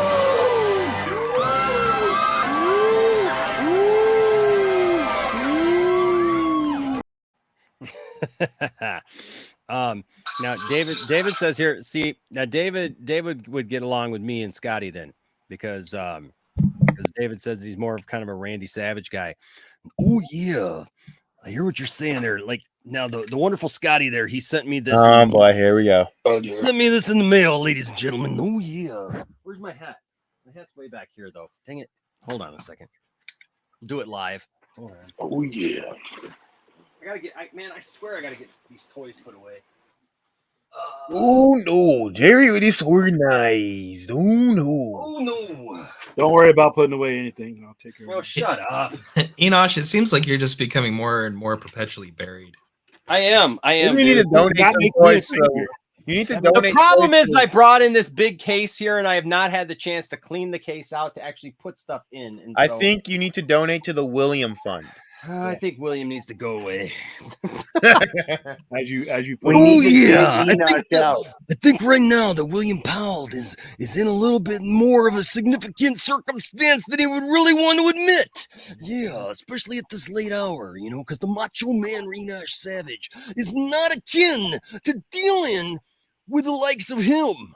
No, because, you know, he comes in nice and slow. He thinks he's going to sneak up on the Macho Man. He thinks he's going to come into this significant place that I am in. He thinks he's going to steal from me. He thinks he's going to take my collectibles, my things that I have worked hard my entire life, the madness that has been placed into each and every one of these things. It's going to be hard work getting it out of there. You're going to have a hard time because this big elbow right here is going to meet you right there at the door if you get that far, if you know what I mean. And I think you do. So one time, let me tell you, the Macho Man Randy Savage, unjustifiably in a position that I'd rather not be in, but the cream rises to the top. Yeah, the cream rises to the top, and Mr. Powell, the cream is going to rise to the top on you, and you're not going to like it. You're not going to like it because, you know, that old sweaty shirt that you've been wearing is going to get ripped off, sir. And you're going to have to be faced and lay naked with no help. No one to save you at that point. Let me tell to get their restraining order. The madness is coming for you. Time to get The their restraining madness order. is coming for you, Mr. Powell. What do you got to say about that? Dig it. Being that you can barely navigate around the room without tripping and falling, I'll just knock on the door and you'll probably hurt Well, yourself. you probably have a hard time though because you got that cane and that walker of yours. I mean, being the old man that you are, probably gonna have a hard time getting around the room, being able to navigate around a couple of things. I know that you're used to having a nice like large area. That is separated. You'll put your back out or an ankle or something, and I'll just. I would hate for that to happen to you, sir. I would really hate for that to happen to you. And so, and I'll be able to, and if you're conscious, I'll be able to say, "Hey, what's this? Should I take it? Yay or nay?" Have a nice discussion while I'm robbing you. Hey, how am I going to rob you better? I want to be better at robbing you. What would this look like in my house? Can you help me out? Don't underestimate me. Let me tell you Hey guys, now. I'm not gonna lie, and I'm not gonna spoil it, but the Superman and Lois episode today. Oh dear Lord! It was freaking amazing. Stop lying. It was so good. It was nuts. It was just freaking. It was really, really nuts, and I can't wait for next week. I mean the 26th is gonna. Well, see, here's the way I look at it, William. You're gonna be like a guy covered in peanut butter. Here's a trick my Nana taught me on how to make a peanut butter and jelly. First, get your jelly, then get your peanut butter. Ready? His internet one is just why. You're going down, bro. So gross. That's the grossest clip, man. Honestly, no, there are far. I'm gonna get off by cranking your knob just a little beyond the breaking point. Yeah. It can go downhill from there. The peanut butter is G-rated compared to the. Honestly, Enoch. I'm gonna come on you like nobody's ever come on you before. Just you and I getting it on like two men should do. Enough of the butt drugs, Enoch. Yeah, do you have the peacemaker gun? Do you have the gun with the double piece on it? Like a prop version of that? No, not. I would actually like to get I actually would like if I had the money, I would get a real one and actually have them engrave that on the side. I ended up getting a little one from somebody, so from nice. a YouTuber for my action figure because DC doesn't want to put guns with their action figures anymore. I gotta be honest, you're gonna have to get one because William's coming. You need, then guess what? When you legally can say I'm keeping the peace. Legally. Oh, we'll be keeping the peace legally in any way that we need to protect our house. What do you use? A Desert Eagle? He underestimates me. He does use a Desert Eagle. I'm just telling you. Here's going to be the look on William's face as he's sitting there waiting because he'll be disoriented at first because he'll be in the dark as he comes through the door, and he'll need somebody to wake him back up because William falls asleep just randomly at his age. That's Max. So, the next one to interrupt me is a dead man.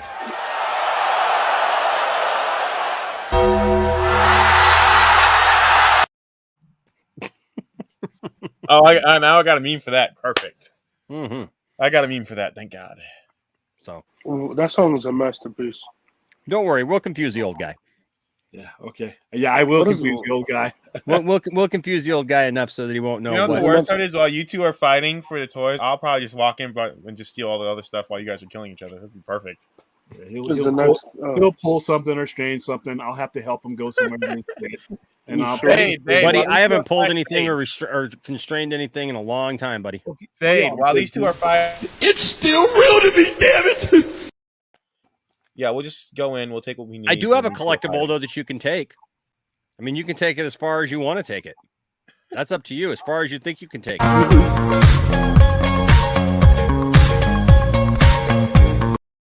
I'll take that guy. That's what William was talking about. All right. You underestimate my need for stupid stuff. I will take it. All right. I was totally going to say something and I completely forgot. That's why this is what the drops do. That's what the purpose of the drops are, to completely destroy. It's a control scheme. You're gonna have like a drop screen drop down with a dumb clip. Oh, I remember my question. Hey, did Meg ever get her Lex Luthor doll? Not from you, but just in general. Did she ever get one? No, I don't think she ever has. No. Yeah, you should find some sly way to get her to confirm that. I think I can. Yeah, I can do that. About going to her house? No, I'm fine. Yeah, I'm pretty sure she hasn't though. Pretty sure she hasn't. Ow. What is the next topic? Blue Beetle? Yeah. Beetle? Yes. So we're going to talk about William's favorite thing in the entire stinking world because today it was announced. Dun, dun, dun, dun. Where is it? Sharon You know, it's Stone. crazy. It's crazy after the Ezra Hold on. Miller What news. happened? Did I miss? WB dropped. That's I was not like, it. really, bro? That's our own video here. What happened? Subscribe, hit the like button, break the button. You know what happened? Hold on. They dropped it after the I Ezra Miller accidentally, thing. yeah, here it is. Typical Okay. Warner Brothers. Deadline reporting that Sharon Stone has now joined to play the villain. Oh, she give me Catwoman. In Warner Brother DC's Blue Beetle. Oh, Catwoman vibes. Oh, Jesus. Oh yeah. Oh, there's a lot of Catwoman vibes from this. So if you guys don't know, in the notorious Halle Berry movie Catwoman, Sharon Stone plays a villain in that, and of course all that was characters absolutely fabricated and created out of nowhere because it wasn't the actual Catwoman that had always been. It wasn't the original script. No, it wasn't anything that was like actual. Well, check out this. This is two bad signs already. And listen, I want to be able to like the Blue Beetle movie. I really do. I really want to be able to like it. He's cool, but like, come on, bro. Why? But this.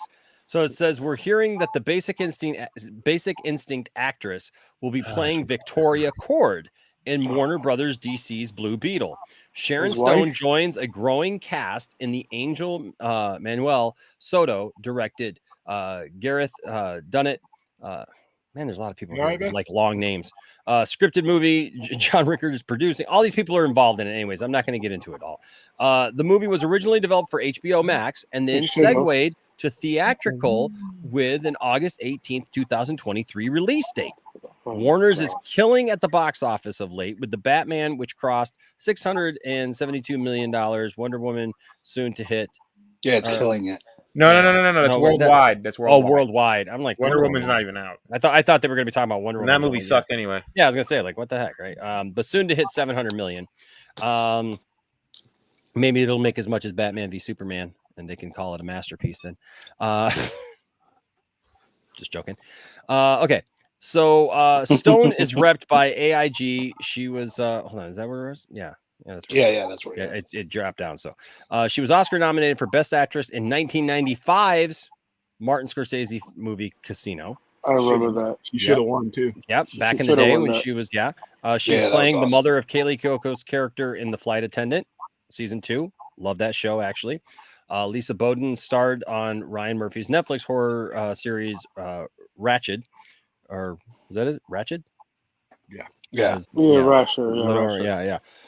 It says we hear that she's a new character. That this is what just like for God's sake, can we stop doing this? There are plenty of characters within. Vibes. There are so many great characters within. I thought she was the DC universe. There are so many great characters that are continuity within the DC freaking universe. We do not need to create villains. Yes, Nuclear Man, I'm looking at you. We don't need to freaking create villains out of things that didn't exist. You know what's crazy? This is stupid. Blue Beetle have 22 villains they could use, and they want to fucking make a new one? What the fuck? I'm sorry. This just pisses me off every time I see this. And why do they think this is a good idea? It says we hear that she's a new character created for the film and believed to be the wife of Ted Kord. What? Kord is the second Blue Beetle in DC lore. No way. No. Just don't mess with my Static Shock movie, and I will. So let me ask this: if Ted Kord is the second Blue Beetle in DC lore, which we know that, but did he ever have a wife that like was a villain? No, he was single. His wife used to work with him every time. So what the fuck? So what the heck is a lot that? like Ant-Man. Yeah, she was more like an Ant-Man to him. So what is this? So it says while Blue Beetle was launched originally by Charleston Comics in November 1966, DC acquired the Charleston heroes in the mid-1980s. In the DC pages, Kord was an industrialist, the owner of Kord Industries, an implied subsidy of Wayne Enterprises, a business he inherited from his father, Thomas. The business went from being an R&D company to a scientific industry under Ted. He eventually joins the Justice League. That's it. 2 comments though here. Let's see what the 2 comments say. I hear she's supposed to be a villain. I hope they don't turn Ted into a villain. They better respect the legacy of the Blue Beetle. Yes, because Catwoman worked out so well for her. Oh my God, I'm getting Catwoman vibes. Oh my God. Maybe she's not the villain. One. So, William, I got to ask you, bro. All this, bro. How do you feel about this? Well, on the one hand, it all sounds silly, and the other hand, I don't think any of it is gonna happen the way. I don't even think the script that they're looking at is going to be the script that's even used. A lot of stuff about this is probably going to be rearranged. There was 3 scripts of this. This one with Blue But Beetle and Gustav Bode, and then a buddy cop movie. Whenever I see anything about Blue Beetle, I'm like, okay, great. That's something else I can ignore until the actual people that'll be handling the company from years. Because if they've moved everything else down to give themselves a better look at their IPs, I don't see this as being any difference. Until I see people in front of cameras and stuff like that, a lot of this stuff can get restructured. A lot of it needs to be restructured. These sound like bad ideas, and what they really need to do to augment what Blue Beetle could mean your mic. is they need to go ahead and, like I said before, take a look at everything that they're about to go forward with. And, if this is going to be a part of this particular universe, then, establish that. Establish where the strength from everything else can be used to augment Blue Beetle, or shelve the project. Because now it's set in the DCU.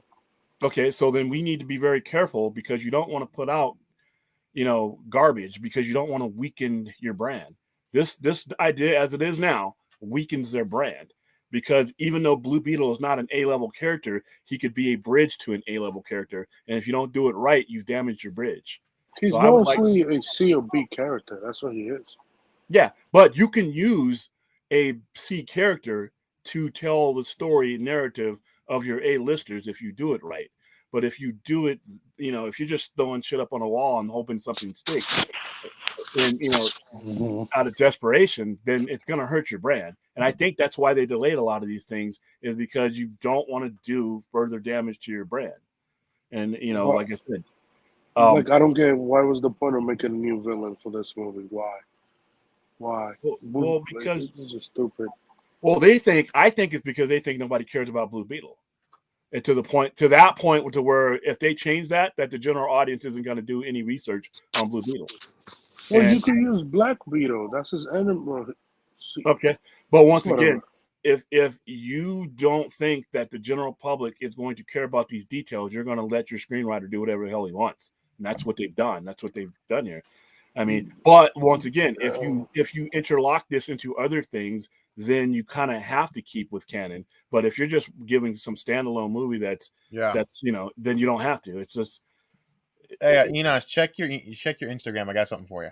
Yeah. It's just for me that this movie should have been an HBO Max movie instead of a theater movie. That's just my opinion. It definitely should have been an HBO Max movie. That's what I'm saying. That's a big L for WB. You're gonna pay. I don't know what the budget for this is, but 80 million, 80 to 90. They might move it back though to HBO Max. We don't know. We don't know what the regime is going to do. I'd say it's not going to happen anytime soon. You can introduce whoever you want to. I think this is going to happen.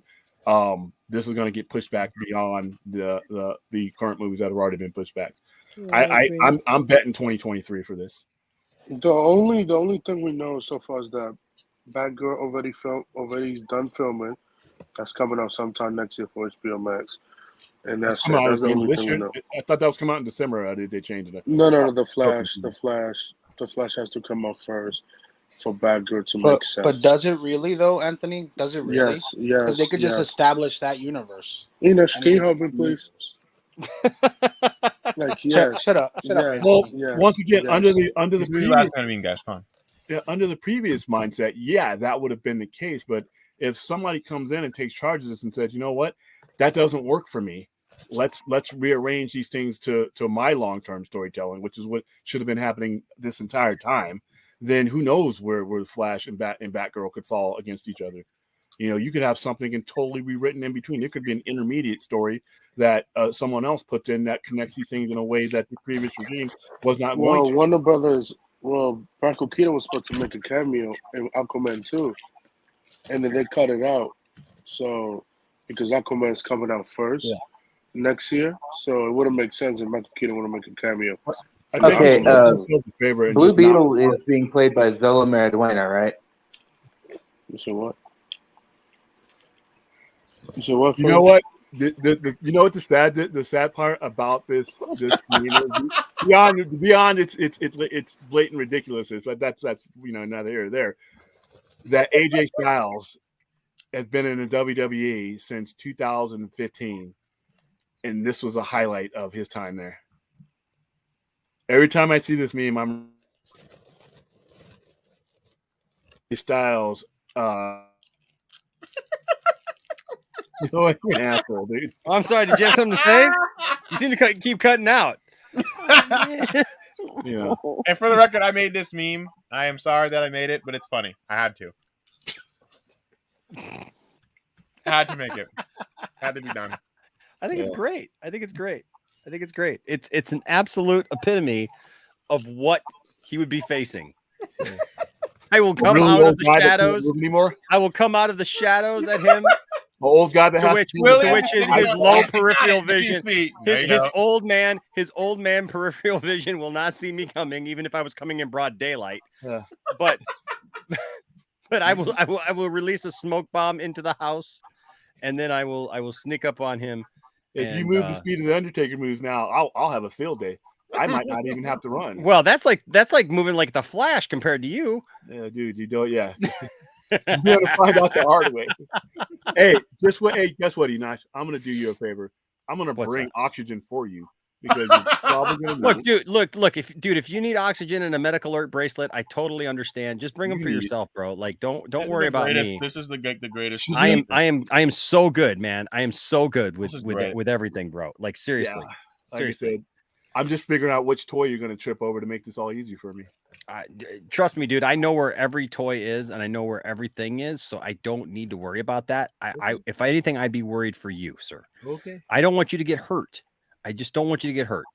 I don't want you to push yourself too far, thinking that you got to accomplish too much when you come in. Well, no, I'll make separate runs. I'll plan it out. Honestly, you think you're going to survive more than one run? It's weird that I have to fear this because I feel Fade is going to try and jack my steel books, so I feel the same way. Can I just say this? Don't laugh because this is genuinely serious. You're not getting in the front door, bro. Don't laugh because this is genuinely serious. I'm not going to disclose my. By the way, thanks, H. Barts. It's funny because he was I'll tell you later. Never mind. And let me just say this, Brodan. I am coming after your steelbook. I'm going to kill you. Don't defend touch accordingly. They're mine. I'm coming for them, bro. They're mine. I worked hard to get those damn steelbooks. This just in. I'm a money hungry shill. That's why I got into YouTube. What does that come from? Don't laugh because this is genuinely serious. That's all I care about. Did we just time jump? What the hell just happened, dude? We are in another multiverse. Look, William. I understand that you usually exist in a confused state. I think I'm just gonna let that go. I think me and Enoch. I'm looking at the chat. Did somebody call you money hungry? No, so somebody's trying to get other people to call me a money hungry shill, and I think that's absolutely hilarious because it is. There's a lot of better ways to make money. Yes, I know. That's what I'm saying. Like if I was actually trying to make money, I would be out like doing a million other things right now. Yeah, what about in the strip club? You know what I love is people think, man, that like this is like the heyday still of YouTube, like where like creators made like a ton of money off of like commercials and stuff. Like literally, if people realize like you have to hit like 1,000 views to make like 30 cents. Like it's crazy. It's absolutely insane. Like so. Like laugh at them all you want, the Grace Randolphs and the Campias and exactly. That's their living. That's what they do. It's hilarious. Grace said that she made $10,000 a year from YouTube. She probably does because if you look at, there's a calculator that was on there that I was looking at just because I was curious to see how people can make a living off of this. And for the amount of bees that she has, and and then with Campia has sponsors. Campia actually put out an ad. He put out an ad looking for people, and the pay was $75,000. He was looking for 2 people, and he ended up, that's how he ended up hiring the people that he had on there now. And I'm like, or he didn't took it. You're paying $75,000? But you I'm have in. to be there. You have I'll to say be whatever the there hell you want me to say. What's up? I'll say whatever the hell you want me to say. I'm in. Yeah, I mean, 75 grand, that's good money, dude. I'm To in. sit there Yeah, and but a wait. lot of the big YouTubers make money off of Sponsors. That's the, Yeah, he's sponsors. got and, sponsors. and not just the sponsors. Think about the super chats too. That's another big Oh, yeah. product of it. Yeah. Like YouTube He has to itself turn is it off. useless. He got so many there that he turns them off. Yeah. Well, Because what you you think how he look how he bought a brand new house? He got that from his super shot and I just think it's funny. You know. Like, look, in this low level of YouTube like thing, it reminds me a lot of being in a local band, cutting my teeth growing up with like other local bands. And like, if any band did anything that was like successful at all, like maybe they got on a national like mixtape or something like that, or you know what I mean, or got some kind of exposure or whatever, then all of a sudden they were just sellouts. And they were all about the money, right? Like nobody could just be happy for anybody. No, and I it's think it's hilarious because like, there's a, like if you, people see like maybe in a night, we make a few super chats or whatever, and they act like, ooh, we're just money grubbing over like that $50. Oh my gosh. It's so funny. That YouTube takes 30% of your, I mean, like, the band on my picture right now, people would think these guys are sellouts. But I'm like, man, dude, these guys started in a basement somewhere. This band right here. Well, I mean, it even goes back to like, even if you do get sponsors and everything, people are going to call you a money hungry show, especially if you get sponsors. What's the point Which of is this? You're not trying stupid to because sell. you're literally shilling that they're literally using you for advertisements. So like, how are you the shill? Like, I don't get why being successful is a problem for these people. Grow up. Exactly, David. Oh, you released an album? You sold out. You sold out, huh? Because once you get more successful, you're less unrelatable to those people. Well, they're going to be really mad. These That's people are going to be hilarious. really mad because like I'm literally getting ready to put out a video where these people sent me like this little, it looks like it's an off-brand GoPro, right? Oh yeah. This is an off-brand GoPro, whatever. Go semi-pro. But it looks A pretty. $2 Apple GoPro. Yeah, I mean, it gets the job done. It does 1080p. I mean, what it is, whatever. I didn't make any money off of that, but you know what? I'm making a video for them, and I got a camera. I got the little GoPro camera. To be able to do whatever. Yeah, So, but they've been calling people sellouts for years and years and decades. Like It's if you do stupid. anything with commercial, you're a sellout. Krypton, you're a sellout. Well, I'll tell you who's definitely a sellout though, is Warner Brothers over this thing, man, with Sharon Stone. So do you think Sharon Stone? She's in final talks. She played Catwoman. Do you think she's going to add anything good to? No, dude, she's like death to a movie, man. No, this is what Warner Brothers. They call her because they saw Catwoman. If she's like, if Tim Cord is not there and she's like his mentor, because he's not there, Tim Cord, and she's a mentor role, then okay, but a villain? That doesn't make sense. Because she knows about that technology because he was married to her. So like if they make her like a scientist that in Cord Industries and he's going to her for help, like that's his Yoda, then I'll be like, okay, fine. But Ted Cord is like what? He's just Now, is this rumored to be, or is this confirmed that she's going to be this particular person?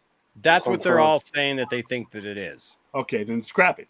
Then I give it no. I mean, like I said, there's going to be probably 2 or 3 scripts handed over. Stay away from my static movie, and I'll be fine. Just all I ask. Also, the kid that's playing Jamie Reyes is involved in another 2 or 3 seasons of Cobra Kai, for fuck's sake. Jaime, not Jamie. Jaime Reyes, whatever. I love Cobra Kai. Now, Cobra Kai is something we're talking about. I wouldn't worry about this. All I'm saying is Zola Muerduena, the guy that's playing Jaime Reyes, is locked into 3 more seasons of Cobra Kai that they've already announced and they're already working on. Oh, they already finished season 5 already. It's already in the books. Yeah, 6 and 7 are being 6. They've been okayed for up to season 8. Okay. Yeah, I know, but I think that's why they give him time to do this movie because they're already done season 5, so they're giving him time to do this movie in between. They probably haven't even scheduled pre-production yet. I know that. How would they give him time to? No, pre-production stuff. Because season 5 comes out Season 5. They're comes out already in- talking about in starting August, filming September for this season 6 of Cobra Kai, like soon. There's no Pre-production start stuff date for- for the production of this movie, correct? It It's starts supposed in the to- well, they're summertime. saying it's supposed to be released next year. So, Okay. So you would no. assume that it's going to go into production sometime soon. So get the thumbnail ready for when this gets delayed. Vinash, so when we have to do Right. I'm telling you, this movie is going to be delayed. It's Yeah, there's no oh, question. Definitely. I don't get Yeah, Blake, you're absolutely right. They'll criticize you until they get those sponsors. Well, you know what? The only sponsor that I'm working hard at trying to get, ladies and gentlemen, Is that White Claw? No, it's Rockstar Recovery. Sponsored by Rockstar. Hey, you know, 10% off Enoch, every month. I could talk to some people at Rockstar for you if you really want me to. Why don't you give me these hookups? God damn it! What the hell? Dude, I drink about one of these every night on the show. What about BS is this, man? You should Hey, Rodan, I don't see you putting your face on camera drinking Rockstar. That's It true. doesn't matter. Shit. I'll find a way. I can write them a jingle and everything. Like, when you really want to rock it all night long, grab a Rockstar Recovery. You gotta scream. When you I've feel lived long like seen this song. William's coming through the door, grab a Rockstar Recovery. And whack him in the It'll give you the head. energy you need to beat that old man down. Even though it really doesn't take that much energy, just look at him. It's pretty Enoch. easy to see. I've got Enoch. more energy in a Rockstar Recovery than this man has in his whole body. Oh, absolutely. Could you actually beam him with a full can of Rockstar in the head, like in the Oh, dark? be the commercial. Yes. William comes sneaking in, bam, whacked in the head. Here, you really want to see me confuse William? Hey, William, look right here. God, man. Did you William's just being a flashy big thing me? Yes, I did. Damn it, Enoch! Stop flashy thinking people.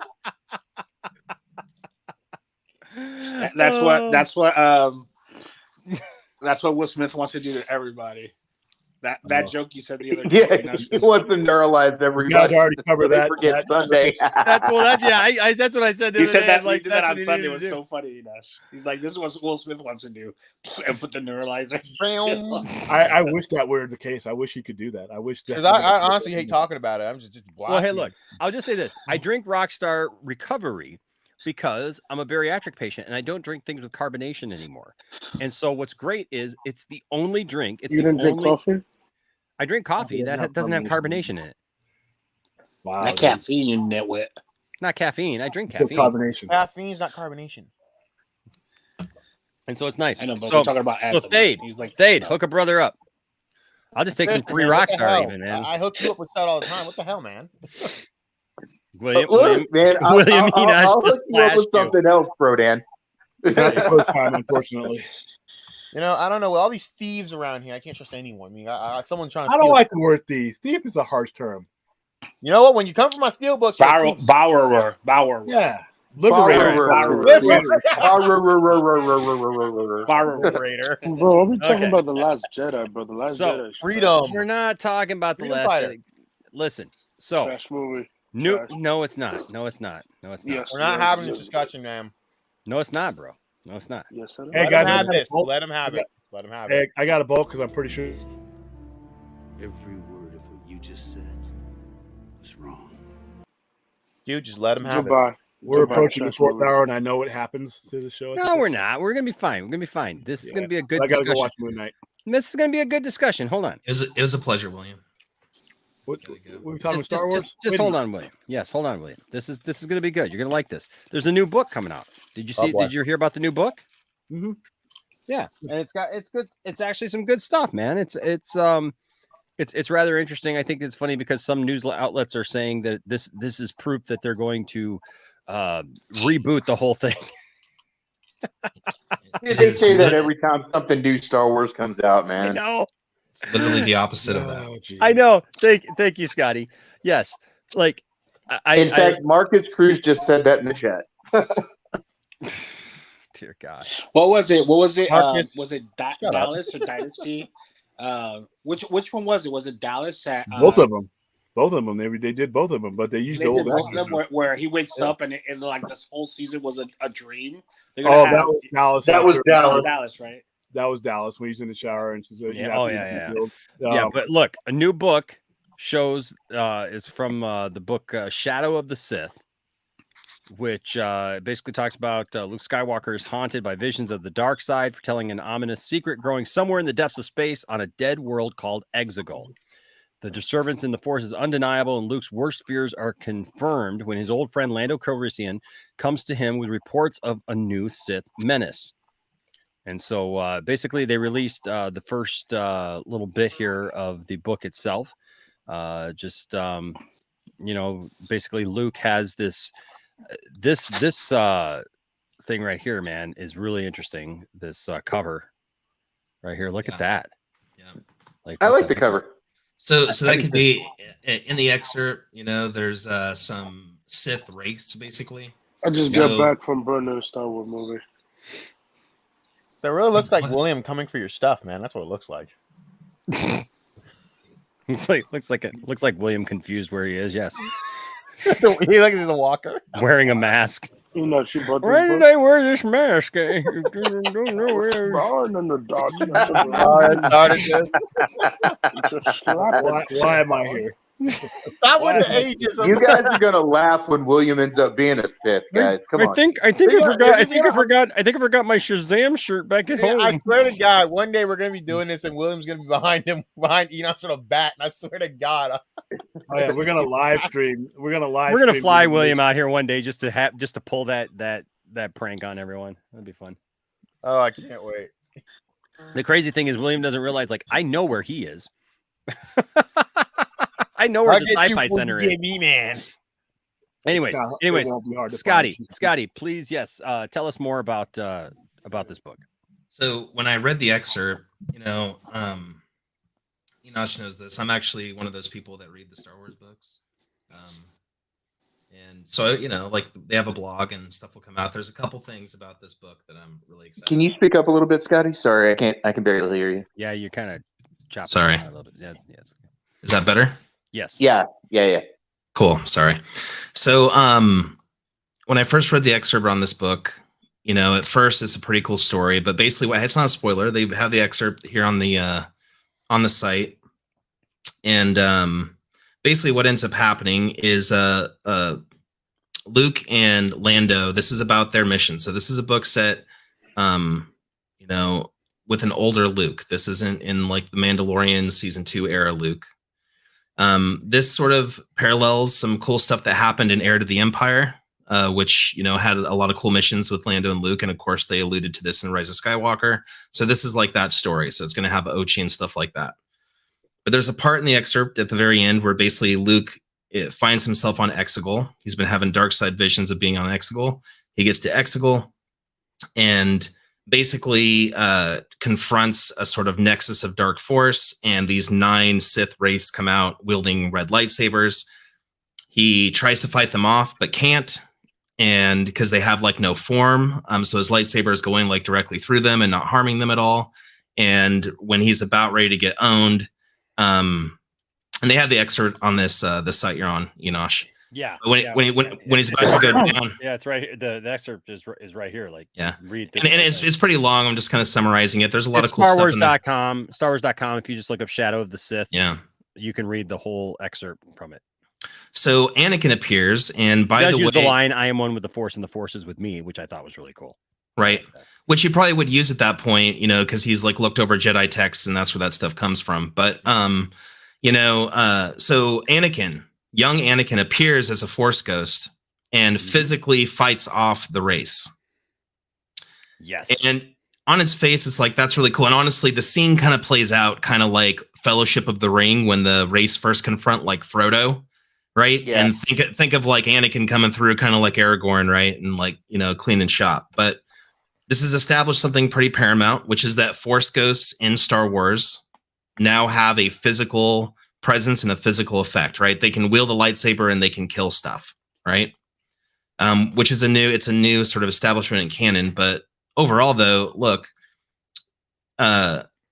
I don't know if Marcus is being serious, but there are a lot of people that think the sequel trilogy is going to be retconned, and this is actually, and people have been saying that, and because of this book, it's the opposite, right? This is how they're going to start connecting to the sequel trilogy. Yes. And the one thing I'd say about the sequel trilogy is like, whether or not you love them or you hate them, the thing that I always felt about them that we might be able to agree on, regardless of our opinions about it, is that they didn't earn the story they told in the sequel trilogy.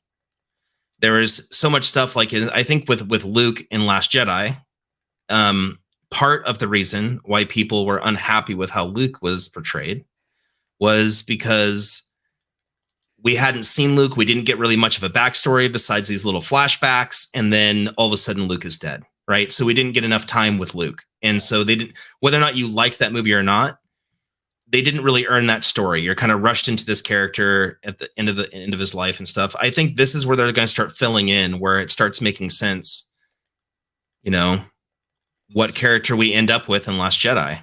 Like that, this is beginning of connective tissue. Yeah. Sorry, I didn't mean to interrupt you.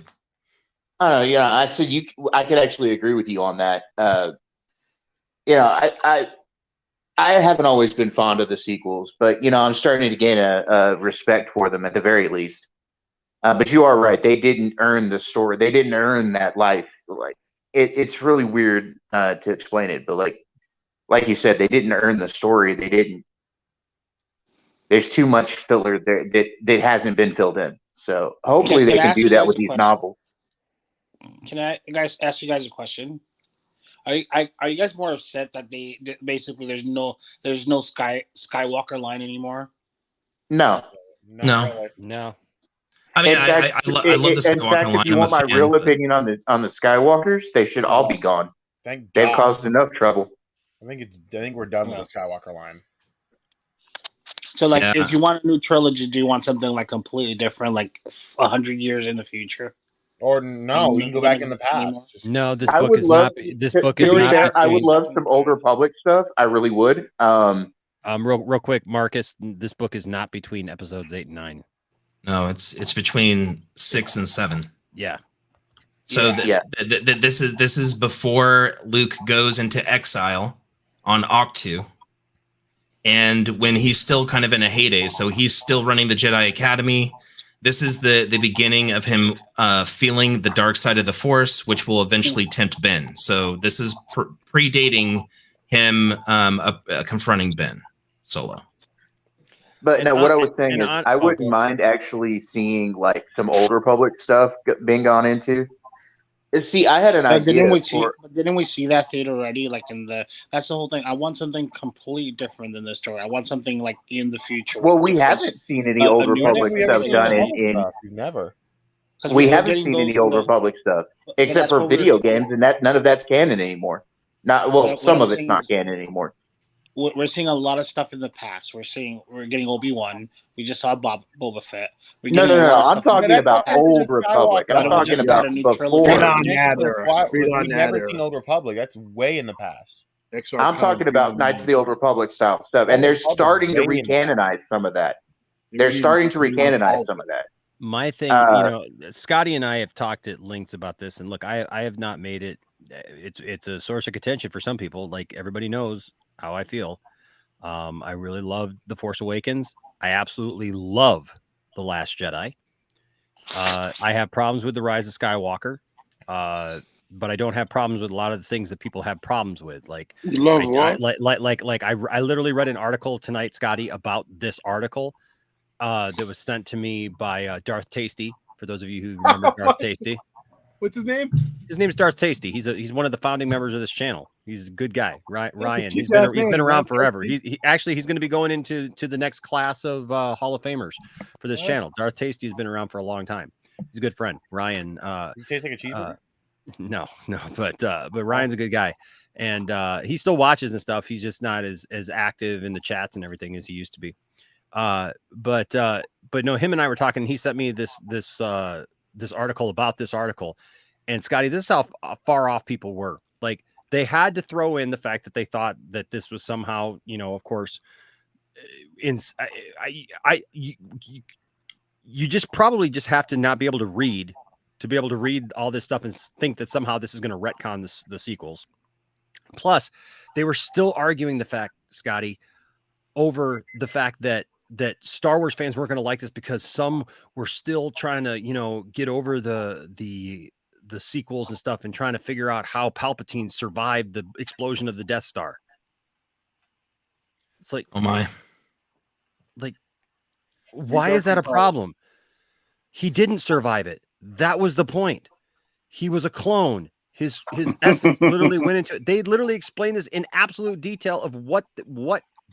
I mean, I didn't like it, but that was one of the few things they did explain in the movies. That's what I'm saying. Like, you know, but that's what I'm saying. People just don't want to pay attention. Yeah. And so look, you know, like, this is not to argue with people over you know, the Last Jedi or whatever.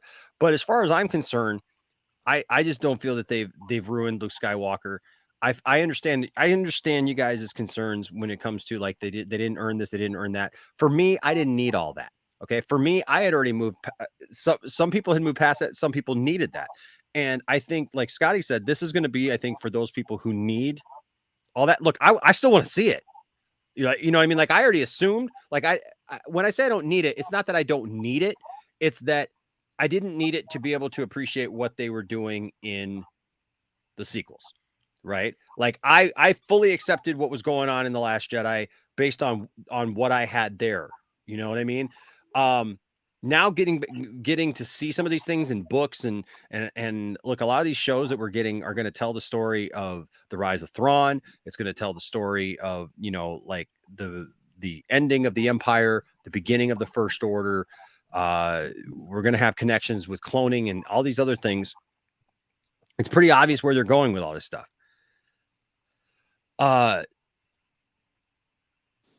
I understand people wanting to see other stuff, but we can't negate the fact that, man, like those are deep dives that obviously they need to be there for some people, because some people obviously want to see that stuff.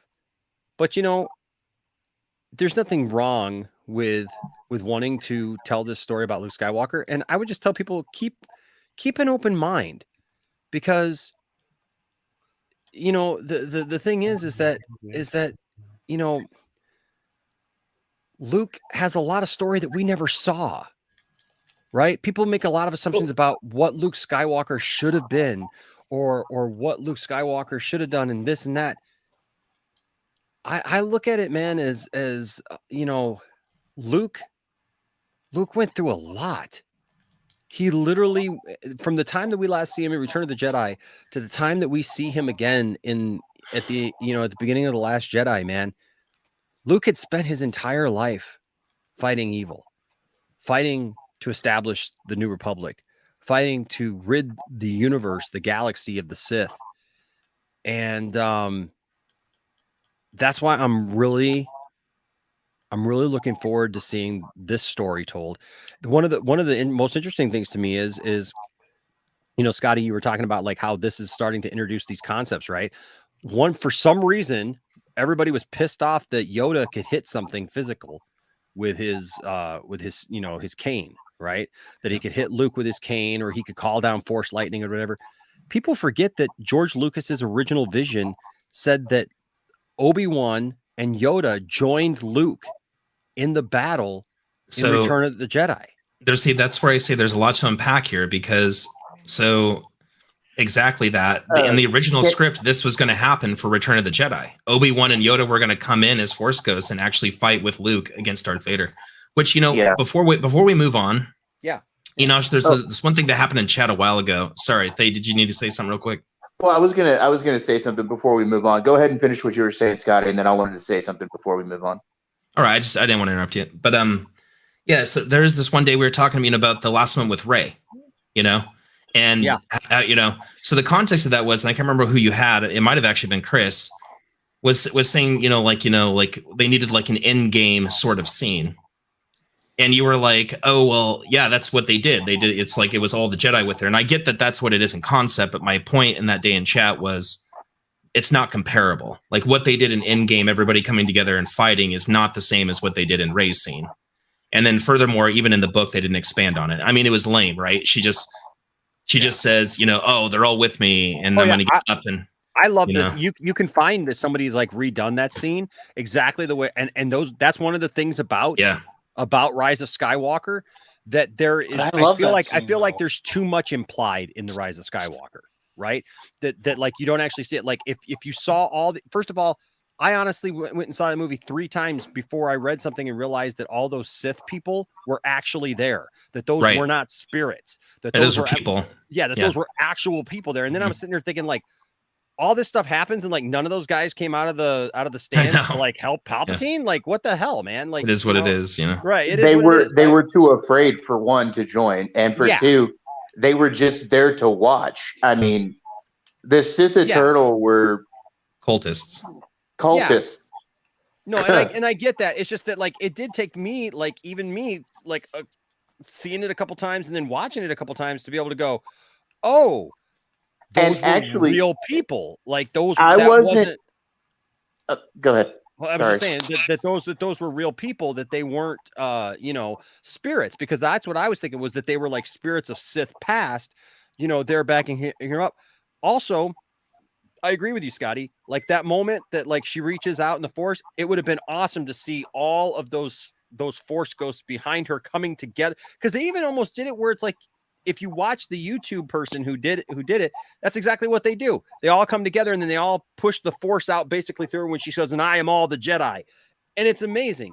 So yeah, I absolutely agree with you with that stuff. And see the thing, a lot of people, another bone of contention with Rise of Skywalker was a lot of people were upset about Palpatine, and that is quite literally taken out of Dark Empire. Absolutely, Dark Empire was great. absolutely.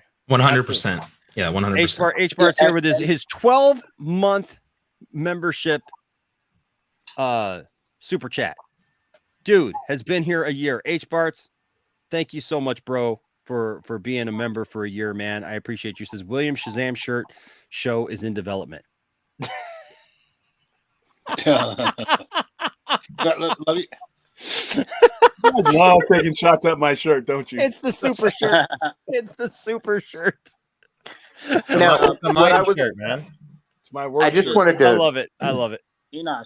Literally Enosh, my work shirt. When it comes to, let me just put something in your minds.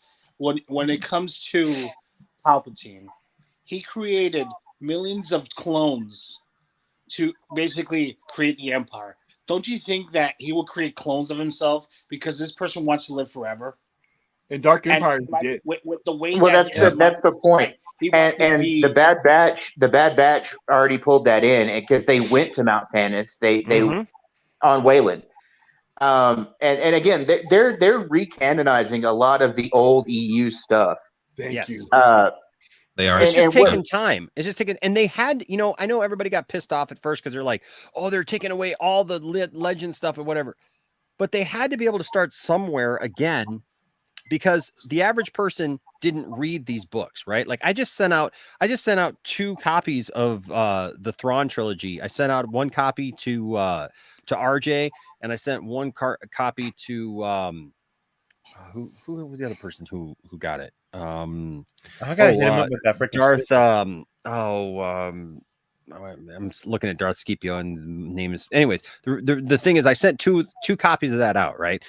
Just the other day, because it's such a great trilogy. The Thrawn trilogy is, but the thing is like a lot of people didn't read that stuff. So if you would have just started like episode 7, starting 30 years after the fact, and been like, remember Thrawn? Remember all this other stuff? You know, like all this stuff happened. Well, everybody would have been like, what the heck are you talking about? Who the hell's that guy? Right. Like it wouldn't have made any sense. And so they wanted to be able to tell these stories, but be able to tell other stories along, and, you know, but slowly but surely, you know. What I wanted to say before we move on from this topic is we were talking about, like, you asked Krypton what other time periods would we want to see. I actually have, and I'm writing up an idea for a pitch that will probably never get made to Disney, but because I don't know what avenues to go through to do so. But I have this idea for a Star Wars show where each of the seasons is a different time period in the history of the galaxy. So like the first season could be, you know, sometime during the rebellion and tell a story, and then like another story could be Old Republic era, another story could be like the time of the old Sith Wars era, and another season could be like in the future somewhere. and have some sort of thing that branches or connects them together. But that's like an idea I've had. I like the idea that they've re-canonized Bane and Revan. And I think I would like to see something done about Revan. I would like to see something done on Bane. But beyond that, it's just there's a whole lot of stuff that they've canonized or re-canonized, however you want to say it. That can be used, and a whole lot of stuff, a whole lot of era that we can go to. I mean, hate to say it, but the Skywalker saga is done except for fill-ins. Okay. That's right. They could move on from that. They could move on from that. And I don't think it would hurt anybody. I mean, like, I do somewhat agree with people who say, hey, let's see new stories. It's such an open universe, like there's so much that could be done that goes outside of what we're used to. Now, I would also, but on the other side, I would like to see the fill-ins too. I like the idea of this book. I actually want to read that excerpt. I'm probably going to buy this novel when it comes out. Oh yeah, I'm definitely buying it because this I have not been really excited for a Star Wars novel, to be honest with you, in quite a while. That's my point with this. This is worth it. Until Scotty sent this to me the other day, because as soon as I saw this, I was like, "Whoa, wait a second! This is actually of some substance. This is actually showing Luke in his prime going to Exegol, and the way that he gets there, Silent, is cool. Is really cool, and the fact that Anakin shows up. What else is going to be in this book? Is the point, right? Like, what else is going to be in this book? The two things that I'm looking forward to is I'm looking forward to Ahsoka for one, and for two, I'm looking forward to Rogue Squadron. I hope they still make that movie. I hope they still make it because I agree. As far as I've heard, Patty Jenkins has been talking to Stackpole and getting his advice on the movie. As far as I know, it's still on. Yeah. From the little bits we're hearing. Not making Wonder Woman. That's a win-win. Yeah, I mean, if it, because Michael Stackpole came out and said that, yeah, he's talked to Patty Jenkins about the movie. Like, she's taking his advice, and I love that because he wrote those books, and those books were amazing. Some of the best Star Wars books for sure. I agree. Those and Wraith Squadron. Yeah. Wraith got me even more like emotionally with the feels. Wraith got me more than Rogue Squadron did. But just from the context of those are like, I love Jedi. I love the whole idea of the Force. I love all of that. But some of my favorite stuff from Star Wars has always been the pilots, the starships, the fighters.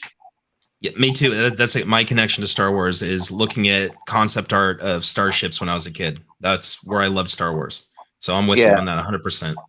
The other thing worth noting about this book is it's written by Adam Christopher.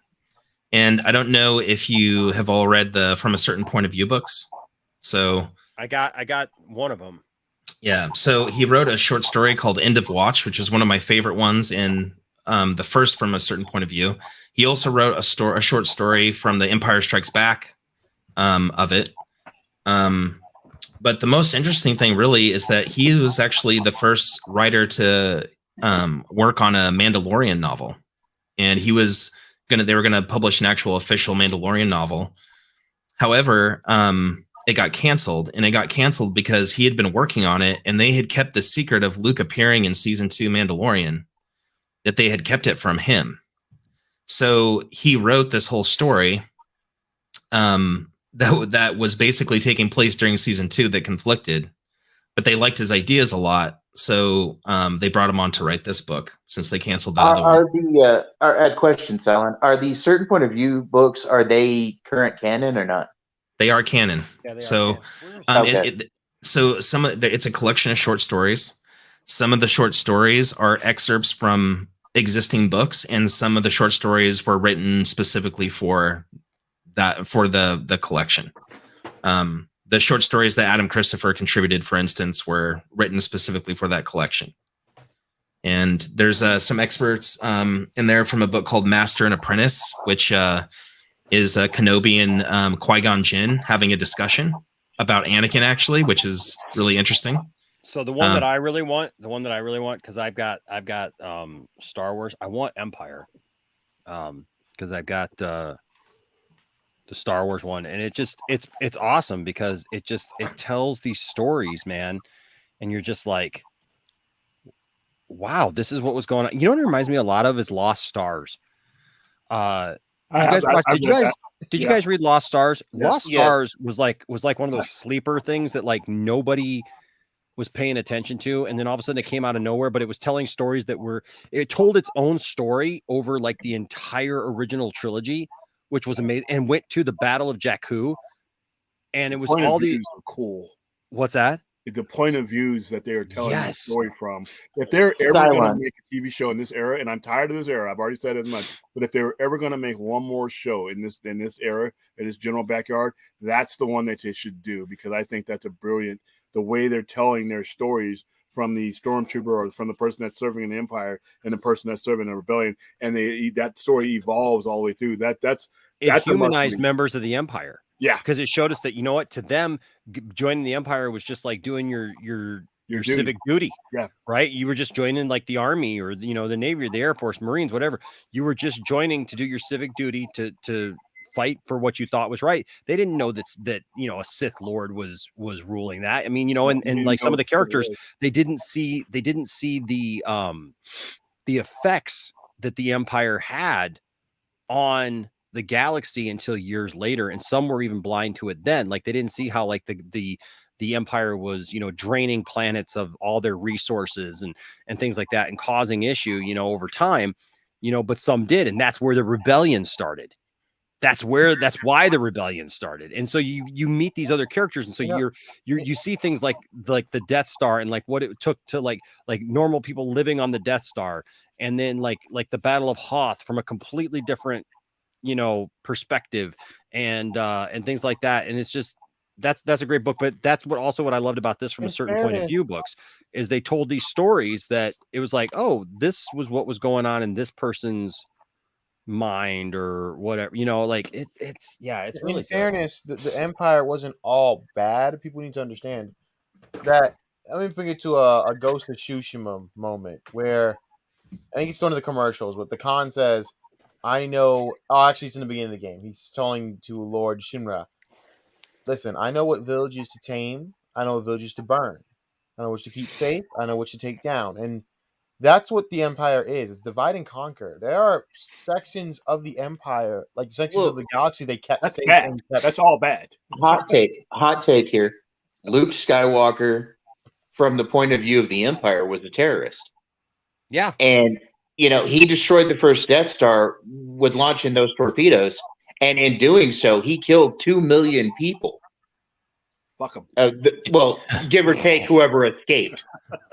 To that point, Adam Christopher's story in the first, from a certain point of view, End of Watch, is from the perspective of Imperial people on the Death Star when Obi-Wan and Han Solo and all of them first get on it after the tractor beam.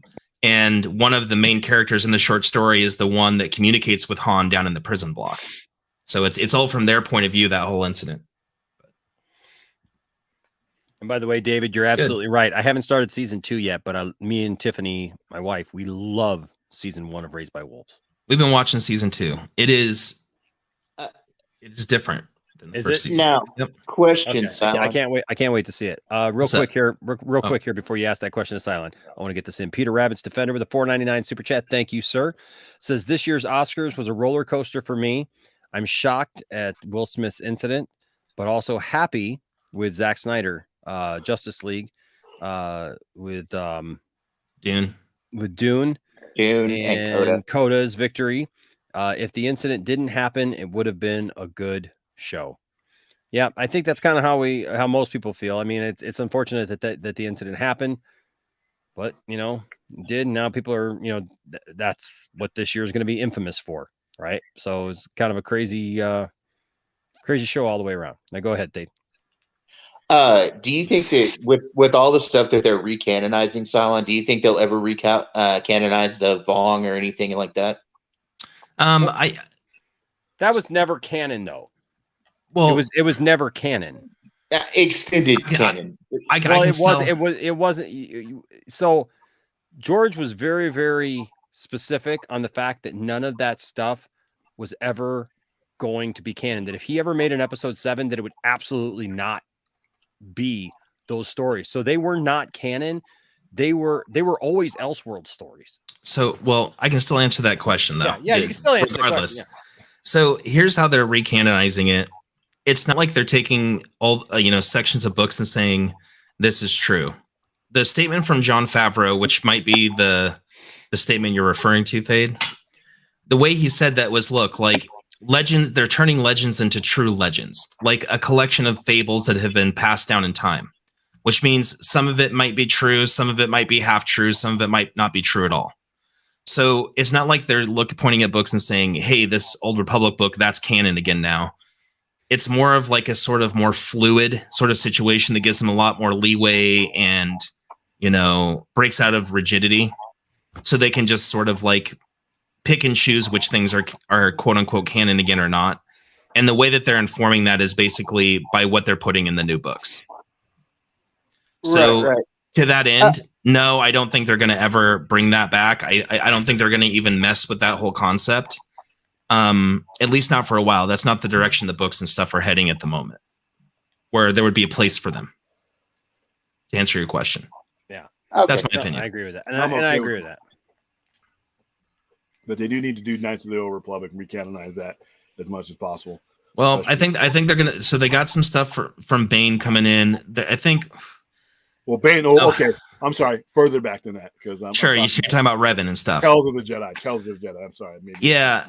I mean, look, I'll tell you, this is how much of an Old Republic fan I am. I have logged about 4,000 hours in the Star Wars Old Republic game. Like literally, I could show you my Steam account. And that bridges right from my era, the era that I love, And I love that era. I do. I love that era. I am really concerned. They have announced some things. They're going to be doing some Old Republic books. I really hope that the people in charge of High Republic are completely not in the same building as those people. Yeah, High Republic has been a joke. A disaster. A joke. It's been anyway. So I hope that if they do start redoing Old Republic stories, that it's a different department. We'll see. But it's one of my favorite eras too. I think that even going back to like stories of the first Jedis and things like that would be really interesting as well. That's what I really want to know. I want to see their current take on it. I would like to see some creativity in general around Force lore. And, I'll just bring this up. That was one of the things for me. I was able to accept a lot about Last Jedi, quite honestly.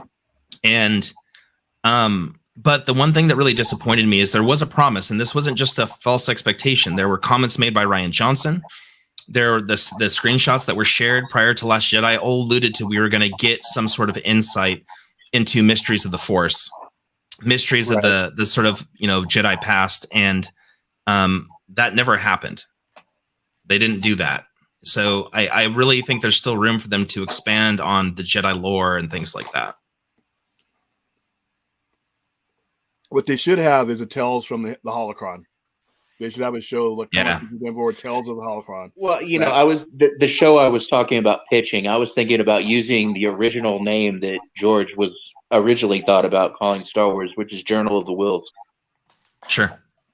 Well, that's the kind of. I mean, even in Last Jedi, I mean, their symbol is on the floor. It's on the book, one of the books. Yeah. So, and that's what I'm saying. Like they had teased those screenshots, and Rian Johnson had sort of slightly, not directly, but had slightly like sort of mentioned, hey, like there's going to be some cool Jedi stuff in this, and it was present. They were prop pieces, but we didn't get the sort of, the thing is like with Empire Strikes Back, I think a lot of people compared sort of like Yoda and Luke to Luke and Rey. And they were like, well, this thing with Luke and Rey, it wasn't enough training. It was nothing. It was this thing. Well, it's actually, if I watched Last Jedi 60 times after Enosh and I had a conversation, literally 60 times. My partner can vouch, right? I have diagrammed that movie. I can tell you why you don't like it. And I can tell you why you do like it. I can actually go scene for scene and tell you why you like the movie or not, and what you ignored and what you didn't. But the thing is that it wasn't that there was less content for Rey and Luke. Screen time wise, there's actually more than there was for Yoda and Luke back in Empire Strikes Back. The difference is that Empire Strikes Back was all net new information about the Force. We saw this thing in New Hope and Cool Jedis. What's that all about? And every word, every scene with Yoda puts us a little closer to understanding what this all means. Yeah.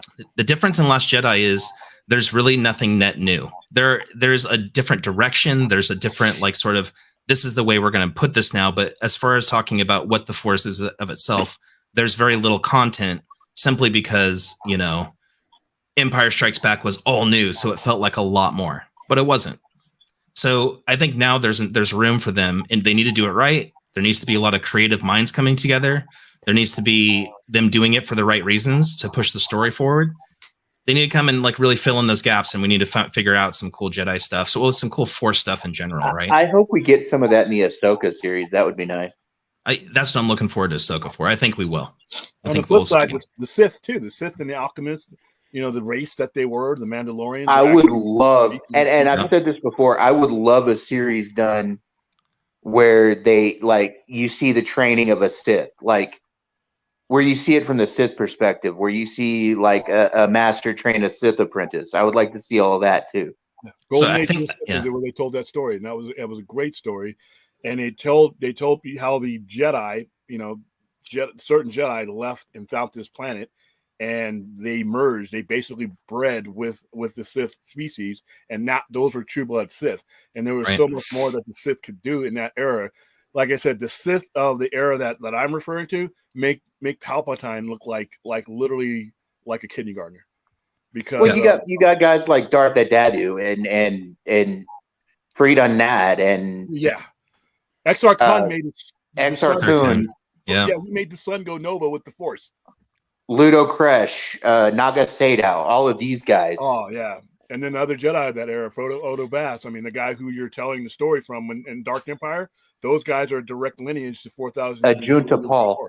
Yeah, all that stuff. I mean, there's so much stuff there that I think could make for great entertainment. And it's still Star Wars. It's Star Wars. Master Arca Jeff. How about that? Master Arca Jeff. Yeah. Ulick Queldroma and his brother. Ulick and his brother Clay. Yep. Give me just a second here. H Bar to the $5 super chat says, just like what you guys were talking about, like Luke Skywalker and, you know, in his role that he played and whatever. It says, just like the founding fathers of the U.S. were considered terrorists because he's not wrong. They had turned their backs on legitimate government on England, you know, and they come here and, you know, we're fighting against that and against tyranny.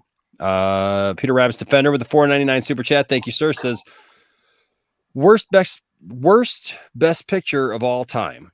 Peter Rabbit always likes to tell us his feelings on different films and stuff. So he says number 10 was Crash.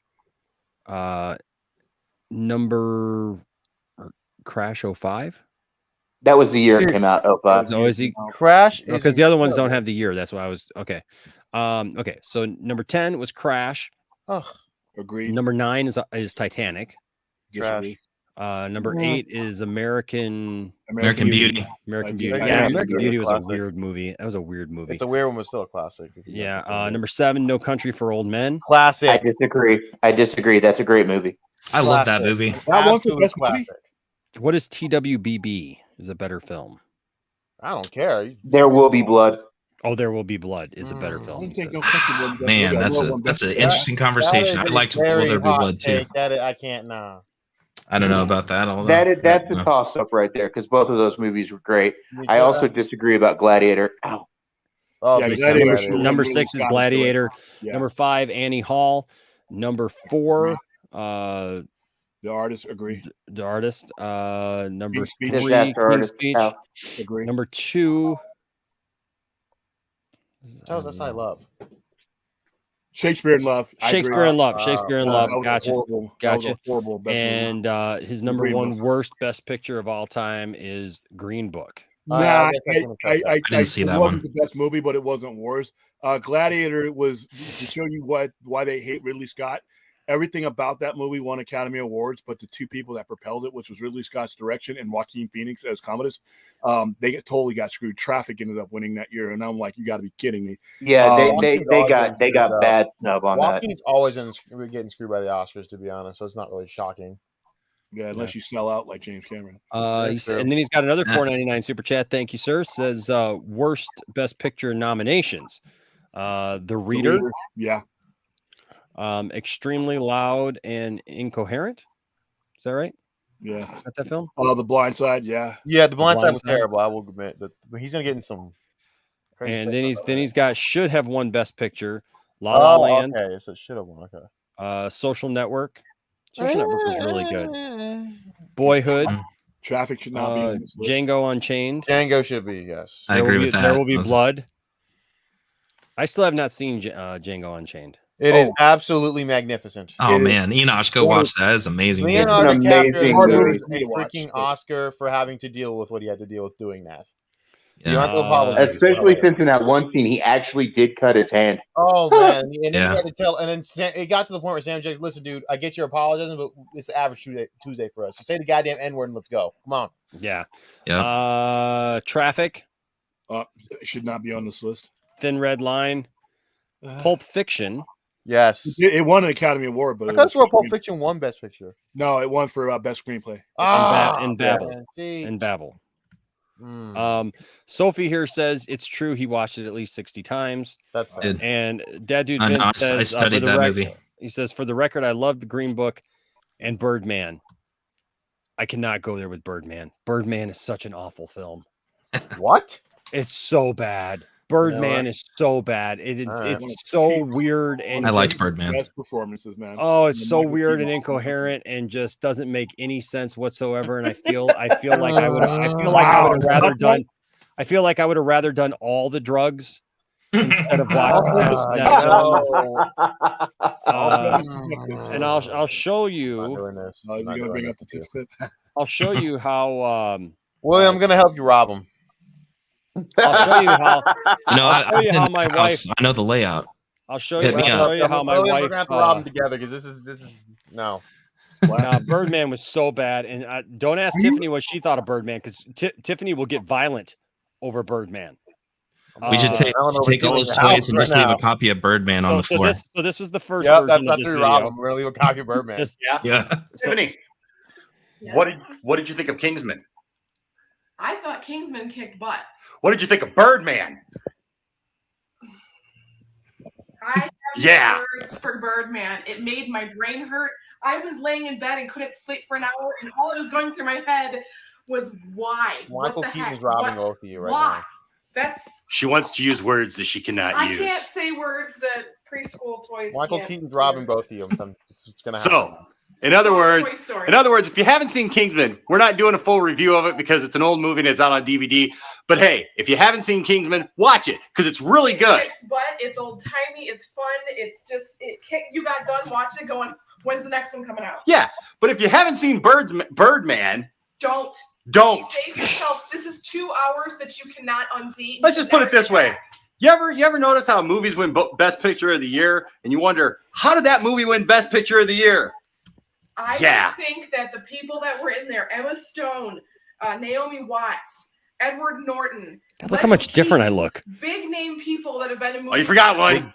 Freaking Zach And look at your chubby fingers too. You have like really chubby fingers too. Jolly Santa Now, Claus. look how skinny I got big mitts anyways, dude. I wear a size 15 ring. Man, that movie should have knocked you down. I do too, But you know. instead it got Best Picture. And if you have seen it, answer me 2 questions. If you can defend that movie in any way, 2 questions. 1 question the first. Last Your time I fingers knew, were even if fat. even you shot your nose off, you didn't wake up in the hospital, even with plastic surgery with just a brand new nose, and there was no problem with it. And 2, what is Emma Stone smiling at the end? Is he flying away for real? Is he really Birdman? What the heck? She's insane. Stop it! I would have been fine if we found out at the end, oh, by the way, he's in the insane asylum, couldn't handle it, and all of this was Because that would have made sense. manipulation of his thoughts. But no. Michael Keaton, all I got to say is this. Beetlejuice 2 better not be that stupid. Oh my God. If Beetlejuice sucks, I'm done with you. Good day. That's it. Bye. Just warning you. And but then what's better? What's better than that is this right here. Yeah, we're robbing you. Because we got the shorter version, but this is the version I like better. Yeah. Tiffany. Hold on a second. What the heck? Even YouTube's telling you to knock it off. Get ready for work. Yeah. What the heck? The heck was that all about? What? You insulted Michael Keaton. What do you think was going to happen? No. They made it into a freaking short? What the heck is that all? Why did they make it into a short? Oh, that's karma. That's great. No, it shouldn't be a short. This came out well before Tiffany. shorts. What did you First think of your Kingsman? videos, then we come for your toys. What did you think of Birdman?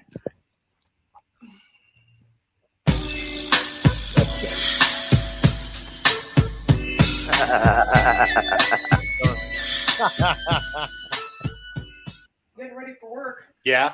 Tiffany. Why did they What did you think of Kingsman? Why did they make my video that's been out for like years into a short? That's some Well, I guess it depends on how long the video was. And it also depends on the format and the way you. Yeah, it depends on the format, really. It was the same format. I just shortened it. Welcome That's to my stupid. world. That's Welcome to my dumb. world. Sophie says, fun fact, I once learned that watching Birdman mixed with caffeine can induce a panic attack.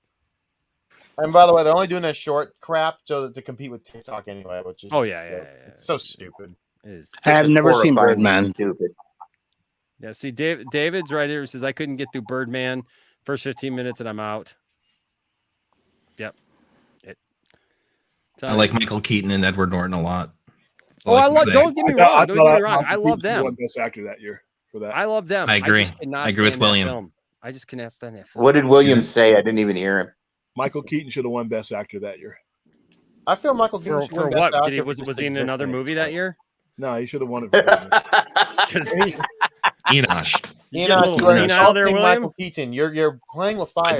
Now we know like Enosh is hell. Like we just need to put him in a room. You know, honestly, keep his when you eyelids have to open. rob him, we're gonna have Have to Birdman rob running 24/7. You know what it reminded me of a lot, and why I did really like it. I don't know if you guys have ever seen a movie Because it reminded you of being in that little room, padded room by yourself. No. Where your kids don't come to visit you, and the men bring you your pills twice a day. The movie Robin Williams should have actually won his first and only Academy Award for, a movie called The Fisher King. I love Fisher King. Man. Oh yeah, that did. William, I love you, dude. You're not Fisher wrong. King, man. Hunting is what he won for, and that was just Sure. they do this with the Oscars, and so I have a problem with this. They'll miss 1 year, and then they'll give that actor an Oscar. Please don't for a compare movie. Fisher King to Birdman. Oh yeah, I can. Yes, I can. Yeah, like There's a lot of perfect parallels. What are you talking about, Enosh? A perfect example, like Renee Zellweger. Her first Oscar should have been Chicago. She was amazing in it. Yeah, she wins it for Cold Mountain. They didn't give her the Oscar. They gave her Cold Mountain the next year. It's the same with Leo, and I will say Leo kind of ran into some unfortunate years, but yeah, like there are some years he could have won, and they gave it to him for fighting a goddamn invisible bear, basically. Dude, The Departed, dude. The Departed. Departed, or even Wolf of Wall Street was more deserving, but you gave it to him for fighting a bear. Well, Whoopi Goldberg won for Ghost, which was not her best performance because she should have won for Color Purple. Is what they. But of course, they were racist back then, so they didn't want to give it to black people. It was only 5 years later that she won for Ghost. I know, it's crazy. But look, who was the first black woman to win an Academy Award and the only black woman for lead actress, and that was Halle Berry for Monsters Ball. And that was like 15 years Yeah, but later. that wasn't the first time a black woman won an Academy Award. Won it back in the 30s. Best lead actress. Best leading actress, she's saying. Yeah. Hattie McDaniels won for. Hattie McDaniels won it for Gone with the Wind back in the day. I'm not. Back in the 30s, yeah. They could have probably gave it to Denzel for the Malcolm X movie, but I mean, yeah. Peter Defender with the $9.99 super chat. Better, that one or Training Day? Oof. He's got his. I think that was should have been nominated. Okay, let him get through the super chat. Let me get through. So should have been nominated for Best Picture. This is Peter Rabbit's Defenders. Should have been nominated for Best Picture. The Dark Knight. No. It's as good as it is. That's not right. Pan's Labyrinth. I still have not seen Pan's Labyrinth. It's great, but I've heard it's great. Not that level. It's because remember that movie's great, but it's too weird for them to have given a Best Picture to. Okay, United 93. No. The Matrix. No. Interstellar. Hell no. I actually like Interstellar. I liked it, but it was also it's not worth it. It's annoying. You're putting Okay. it at a level of movies that are just Soul? trash. No. Soul? No. Sorry. Inside Out. No. No, and no. All right. He says my favorite best pictures are number 10 Argo / Hurt Locker. So he puts those both at number 10. I liked Argo. The Last Emperor, hell no. Number 9, Last Emperor. No, these 8, were the ones that already won. The Last Emperor won. He's just these are his favorite best pictures. These already won best picture, William. I know it's kind of confusing for you. No, but he's saying it's late night, and I know that you sometimes get confused. So don't worry about the big words. Jesus Christ! I know these movies. Enough of the ageism, man. The ageism here is just disheartening. No, I'm concerned about my. I'm concerned about my. My friend 2.5 years senior, huh? 2.5 years. William's just fine, Enosh. He's just fine. This ageism is actually, in all technicalities, I think I'm older than William. Well, you're a dinosaur, Thay. That's a different story. But well, look, maybe, but we all know that William has been through a lot. William has been through a lot. He spent all that time, and we don't even know how old he is because he spent all that time in the Phantom Zone. We have no idea. We have no idea how old he really is. I mean, he could be literally hundreds of years old. We have no idea. Well, I slept a great sleep of ages too, so I could technically be that old as well. So just saying, we have no idea. Okay, so actual. Wait, I got actual best pictures. These are Peter Rabbit's Defenders' actual best pictures. Argo and Hurt Locker. Number 9 is Last Emperor. Number 8 is West Side Story. Number 6 is number 7. Number 7 is Slumdog Millionaire. Then why is that? He's the West. He was saying West Side Story 1961 was number 8. Number 7 is Slumdog Millionaire. Number 6 is the Apartment. Number 5 is Lawrence of Arabia. Of Arabia. Yes, of Arabia. Lawrence of Arabia. And they say I was drinking. And then Peter Rabbit's Defender here with another $4.99 super chats, giving us the last of them. Says number 4, Sound of Music. Number 3, you don't like Sound of Music? No, not for an Academy Award. No. Oh, did you have a hard time hearing it? I think he had a hard time hearing it. They have listening devices. They have listening devices. They have listening devices, man. 2.5 years. Yes. Okay. The Sound of Music. Number 3, The Godfather 1 and 2. Yes. Okay. Number 2, Lord of the Rings, Return of the King. Heck yeah. Barf. Something we agree on. Wow. Number 1, Parasite / Coda / wow. Parasite / Coda. Neither. All right. I love Parasite, though, by the way. All right. I haven't seen Coda yet. Okay. He says, while it's a wild year for Oscars show, but I'm so tears of joy when Jessica Chastain won Best Actress. I just wanted to see Grace Randolph. Yep, that's what I was going to say. Grace Randolph was in tears, but not of joy, of misery. Her head, man, her brain must have shot out of her ears. Jessica Chastain coming in with the crying Jordan memes on her. Did she say anything yet, or I hadn't watched her show? I haven't looked, but I'm hoping she did because I want to put so many memes. I hope someone put a crying Jordan meme on her, straight up crying Jordan. I have a hard time listening to Grace's voice. I have a hard time believing Grace for credibility. So, first thing she needs to do is comb that hair, Azteca. Here's the thing: is even if by some long stretch of the imagination, William gets in the house, tries to figure out a couple of things that he can get out, it's going to be all right anyways, because I'll wake up and I'll find William standing in one of my hallways trying to remember where he is. And I'll be able to easily escort him. I will literally just be able to take William by the hand and escort him quietly right out the front door. and he'll go down to the local restaurant. He'll go down to the local restaurant and have breakfast, and we won't have to worry about him anymore. You getting out of bed seems like a lot of work. I don't think you're up for it, but you'd be surprised when I'm up for it. I just got a question. I got a question. Did William go into the Phantom Zone with in a giant, dildo-shaped box like Zod did in Man of Steel? We're going to talk about that. I'm just asking the question because I don't like to. Got to make sure of this one. I don't know. William does a lot of weird things like that. I don't. Oh, I'm the weirdo. Speaking of weird things, you know who we haven't checked in on in a little while? You know we haven't checked in. Ladies and gentlemen, it's time once again for what the heck is give me some noodles. What the heck is Andy Signor up to right now? Stretching out my hands.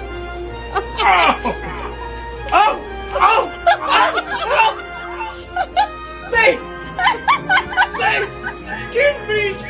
Andy Signor wishes he was this athletic. Again, this is insulting. The man cannot bring his leg up to that. He would have just cramped out already. I don't know why you insult this man comparing to Andy. Andy does not have. Oh no, wait, hold on. I think he has a friend this time.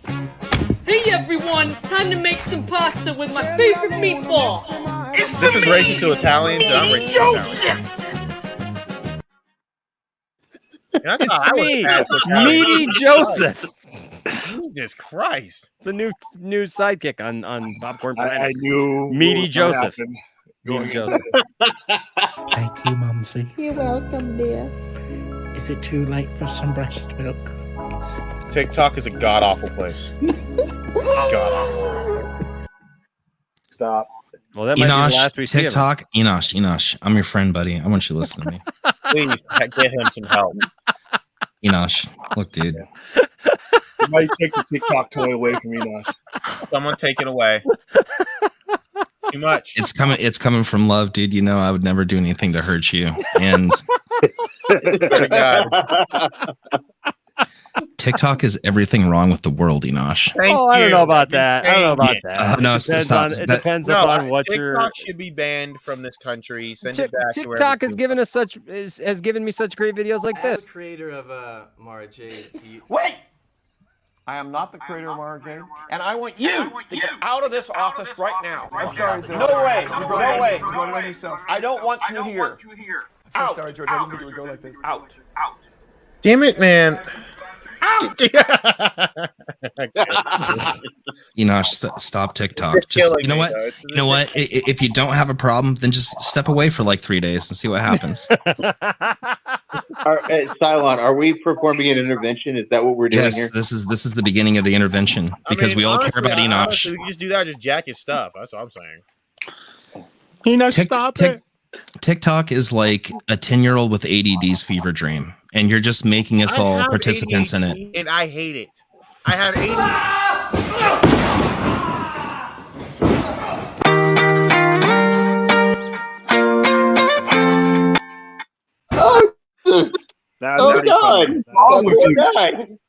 There's something deeply wrong with you right now. That was pretty funny, though. So don't laugh. This is serious. Are we all supposed to like read our letters to Enosh and everything? Like I wrote a whole letter to read to Enosh about his TikTok usage. And oh, did you? No, okay.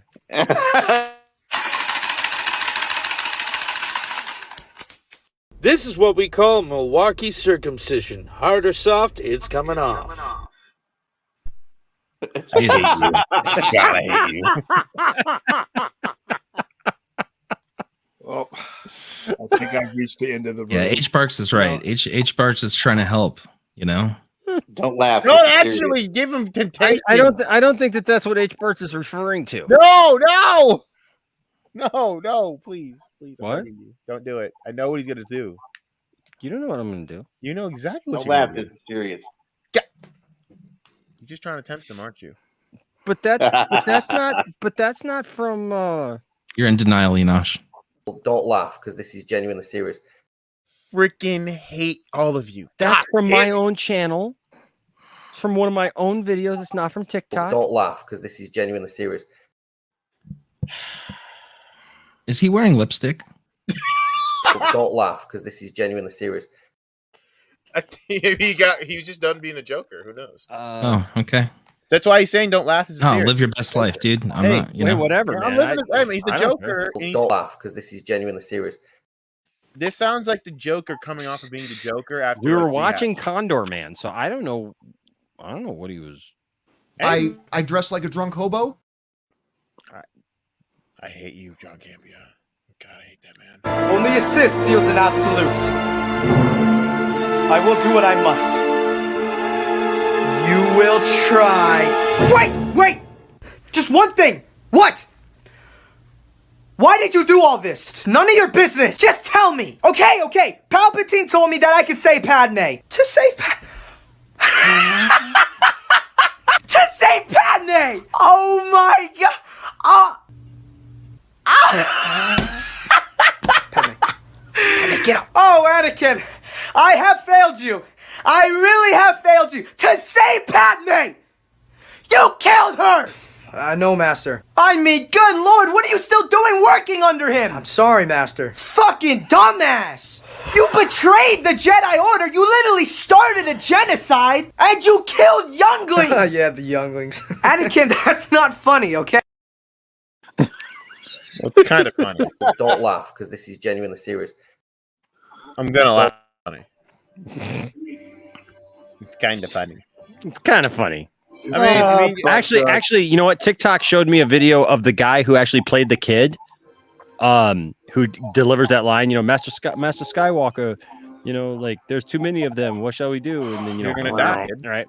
Well, so that guy is, you know, he's an adult now, and he was telling the story of how he got that line was because he was the only kid that paid attention when they got all the kids together because only one of them was going to get to do the line, and they had not yet decided who was going to do the line.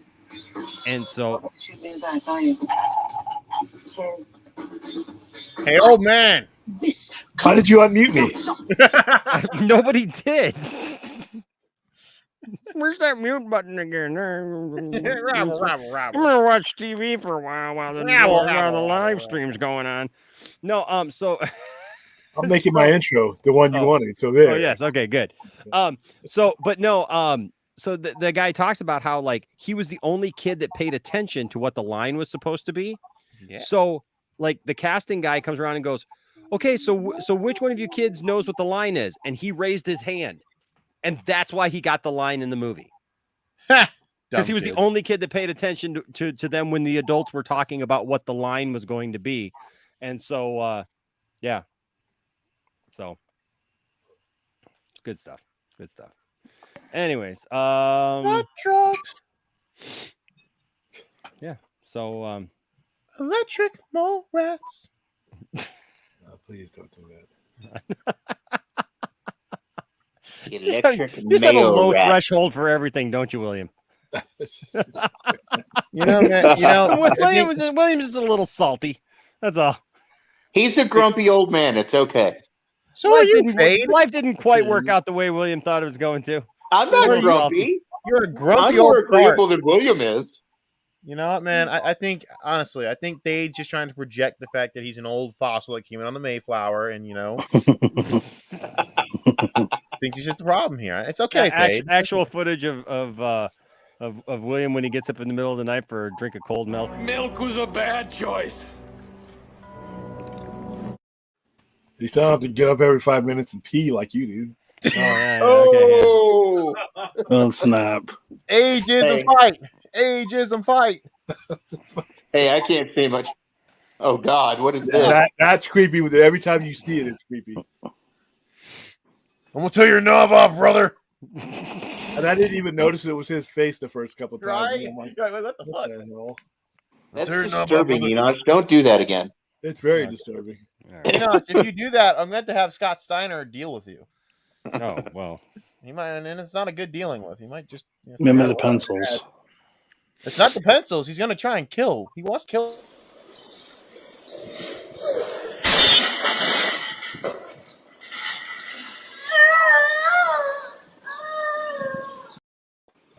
That's your brain on TikTok, Enosh. Who taught you how to do this stuff? You, all right? I learned it by watching you. The best 80s commercial about drugs in the planet. Dude, that was a throwback. And Holy then, hell. and then the egg commercial. The egg commercial frying eggs. This is your brain. This is your brain on drugs. Any question? Remember those two? Those are my iconic ones. The ones I remember. You can't fly if you're high. I'm like, That's how you fly. That's a lie, but Oh yeah, I'll show you. Man, I remember that one classic commercial. How'd it go? It was like, Does your butthole itch? Does it just ache? Do you walk around all day wishing you had a different butthole? Well, now you can. Available at Walmart for a limited time only are scratchless, scentless buttholes. Don't be self-conscious about your hole anymore. Go to Walmart, get a new butthole, and start your new life today. I can tell you I've been to I don't Walmart, remember that and the one thing they don't have is fresh buttholes there. did you look for them? You got to know where to look. They do have fresh buttholes, but they're not really good sizing. You got to know where to look for the fresh buttholes. Yeah. Oh And my then God. it's right next to the butt jug.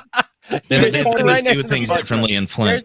There's like the over-the-counter butt jug and the prescription butt jug. So You gotta, tell like, me, really. Enosh, who do you have to ask to find the fresh buttholes? You got to ask the right guy.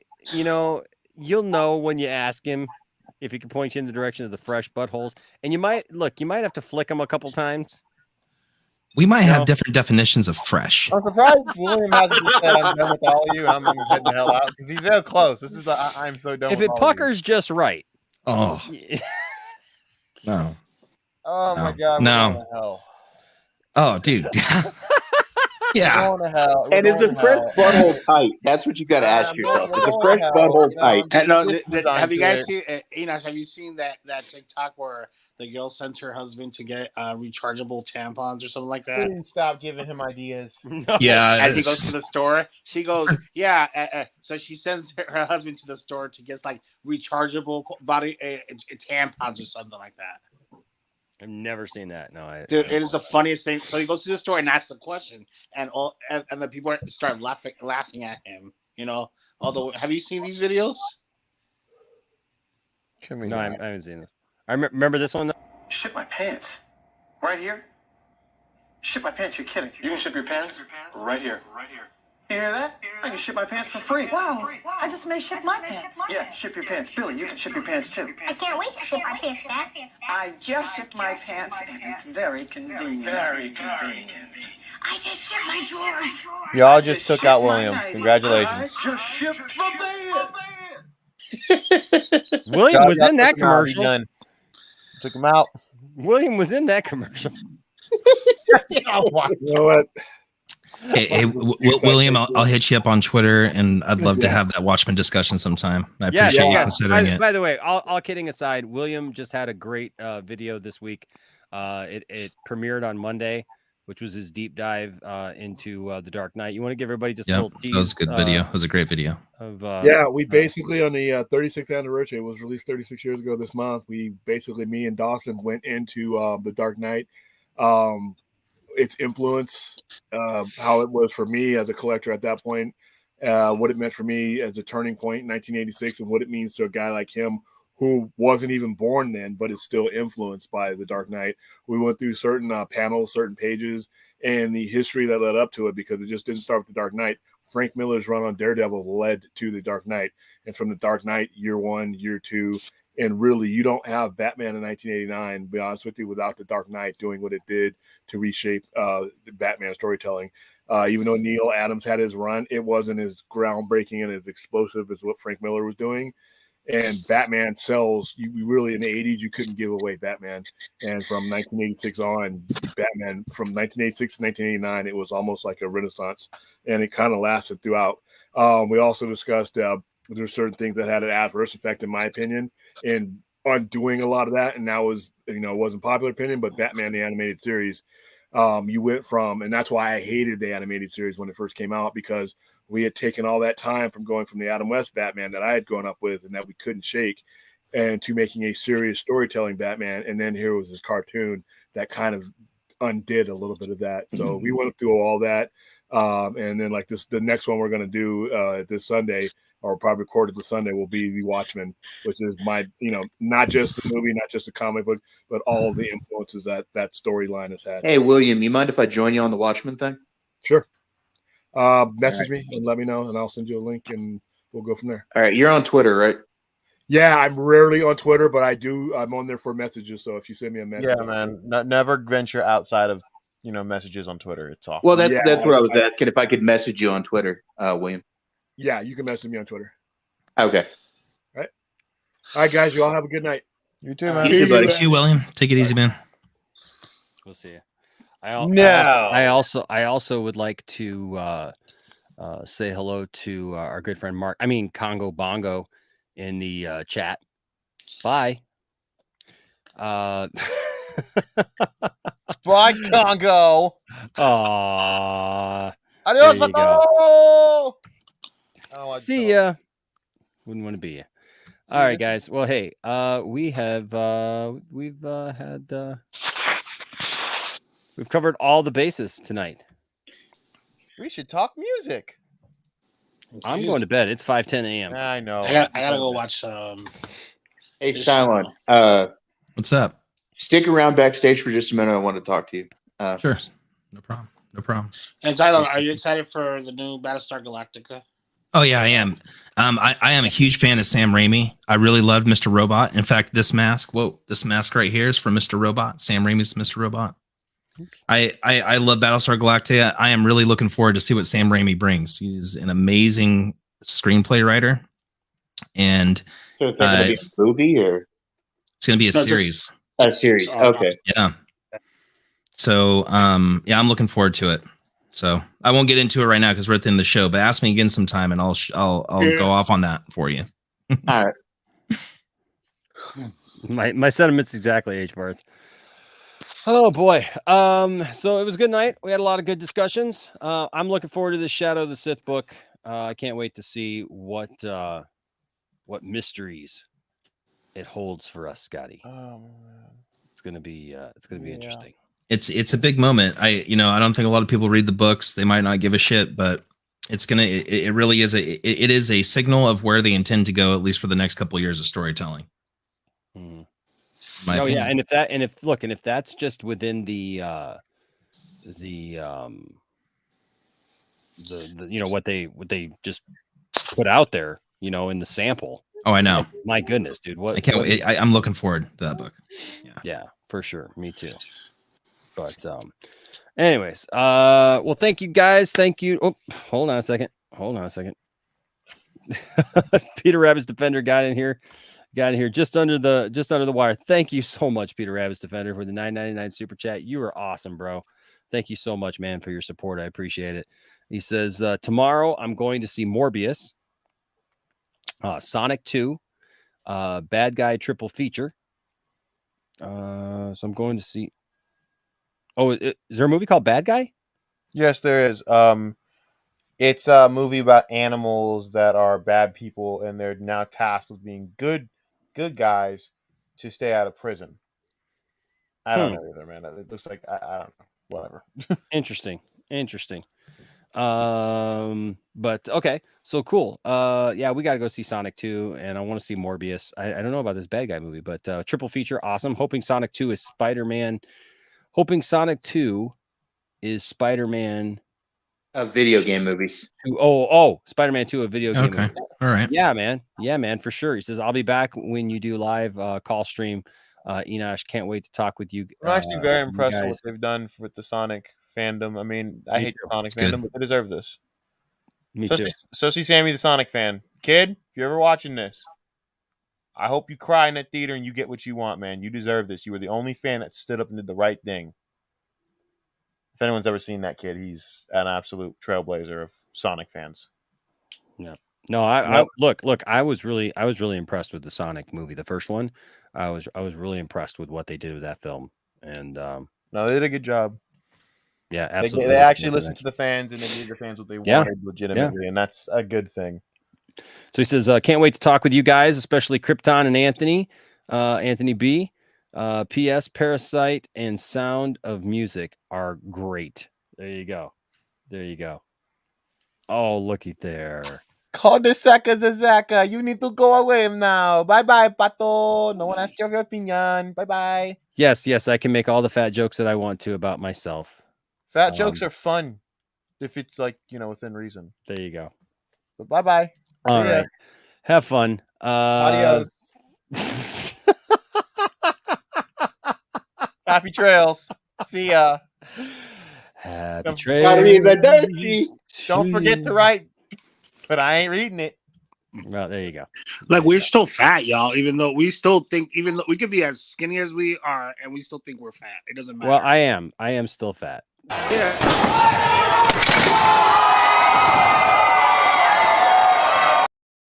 There's nothing wrong with fat. Kevin Owens. There's is still nothing popular. wrong with fat. That Nothing guy wrong got with Listen, He if was Javier smushed, Bardem I'm is- telling if you. Javier Bardem is up there Oh, banging my Penelope gosh. Cruz, anything and anything is possible. Oh my gosh. I'm going to Oh, hell for you that. got a super chat. Oh, I see that. I see that. I see that. But they just keep me hanging on.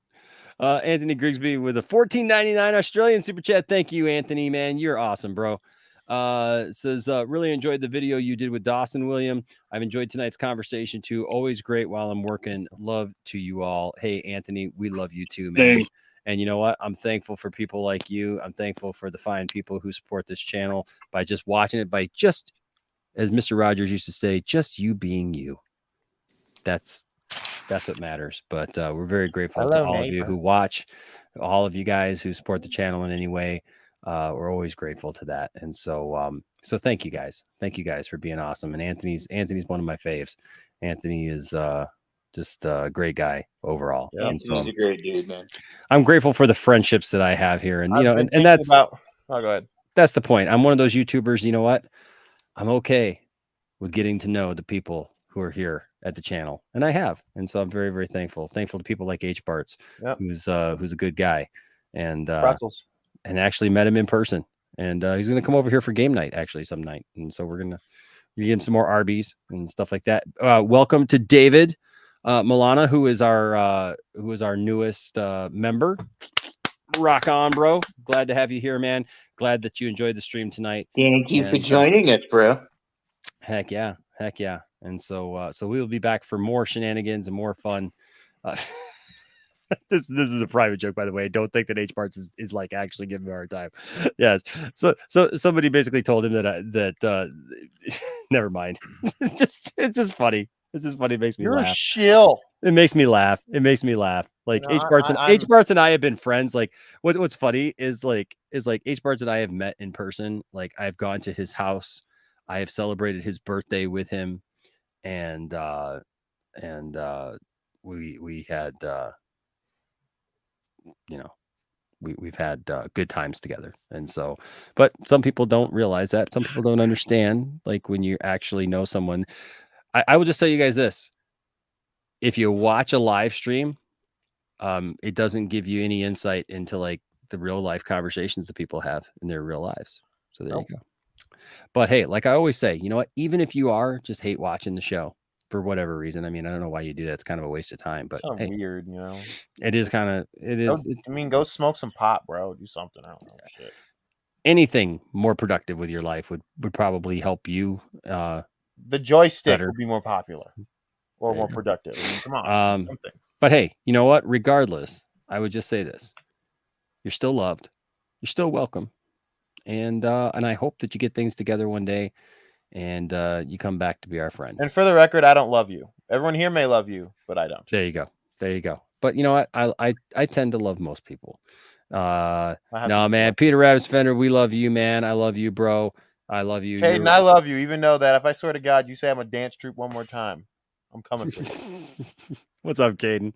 Oh, under different names, under different, you know, whatever. It's funny. It's all good because you know what? Because we understand. We get it. But hey, you know what? Thank you guys for all being who you are. And thank you for just coming by and having a good time with us. The internet is a fickle place. One day you're up on top. The next day, you know, you're watching celebrities walk on stage and slap each other. Which is fun. It's a crazy world. It's a crazy world, you know, and you're never going to please everybody with anything you do. Sometimes just having a stance like, hey, I still like Star Wars, get you yelled at. Yep. Happens to me every day of the week. And you know what? And as we were talking about earlier, sometimes you just got to know that, you know, the internet is not always the nicest place, but know who you are and don't let anybody tell you any different. and know what you're capable of, and know that we appreciate you here at the lounge. All right. And so, like I always say, don't let anybody tell you that your fandom doesn't matter or the thing that you like doesn't matter. And please don't try to rain on anybody else's parade and tell them that the thing that they like doesn't matter either, even if you don't like it. But just seek to have good conversations, and sometimes you're not going to agree, but you know what? Don't take it out on them. Just move on. It's really simple. We don't have to engage with everything. We don't have to, do any of that stuff. Bye, just, Krypton. Just treat everybody with respect that you can. And if you do that, there'll always be a place for you here in the Poindexter Lounge. Until next time. You actually blew up. You gone. Stay nerdy, my friends. He gone. Bye-bye.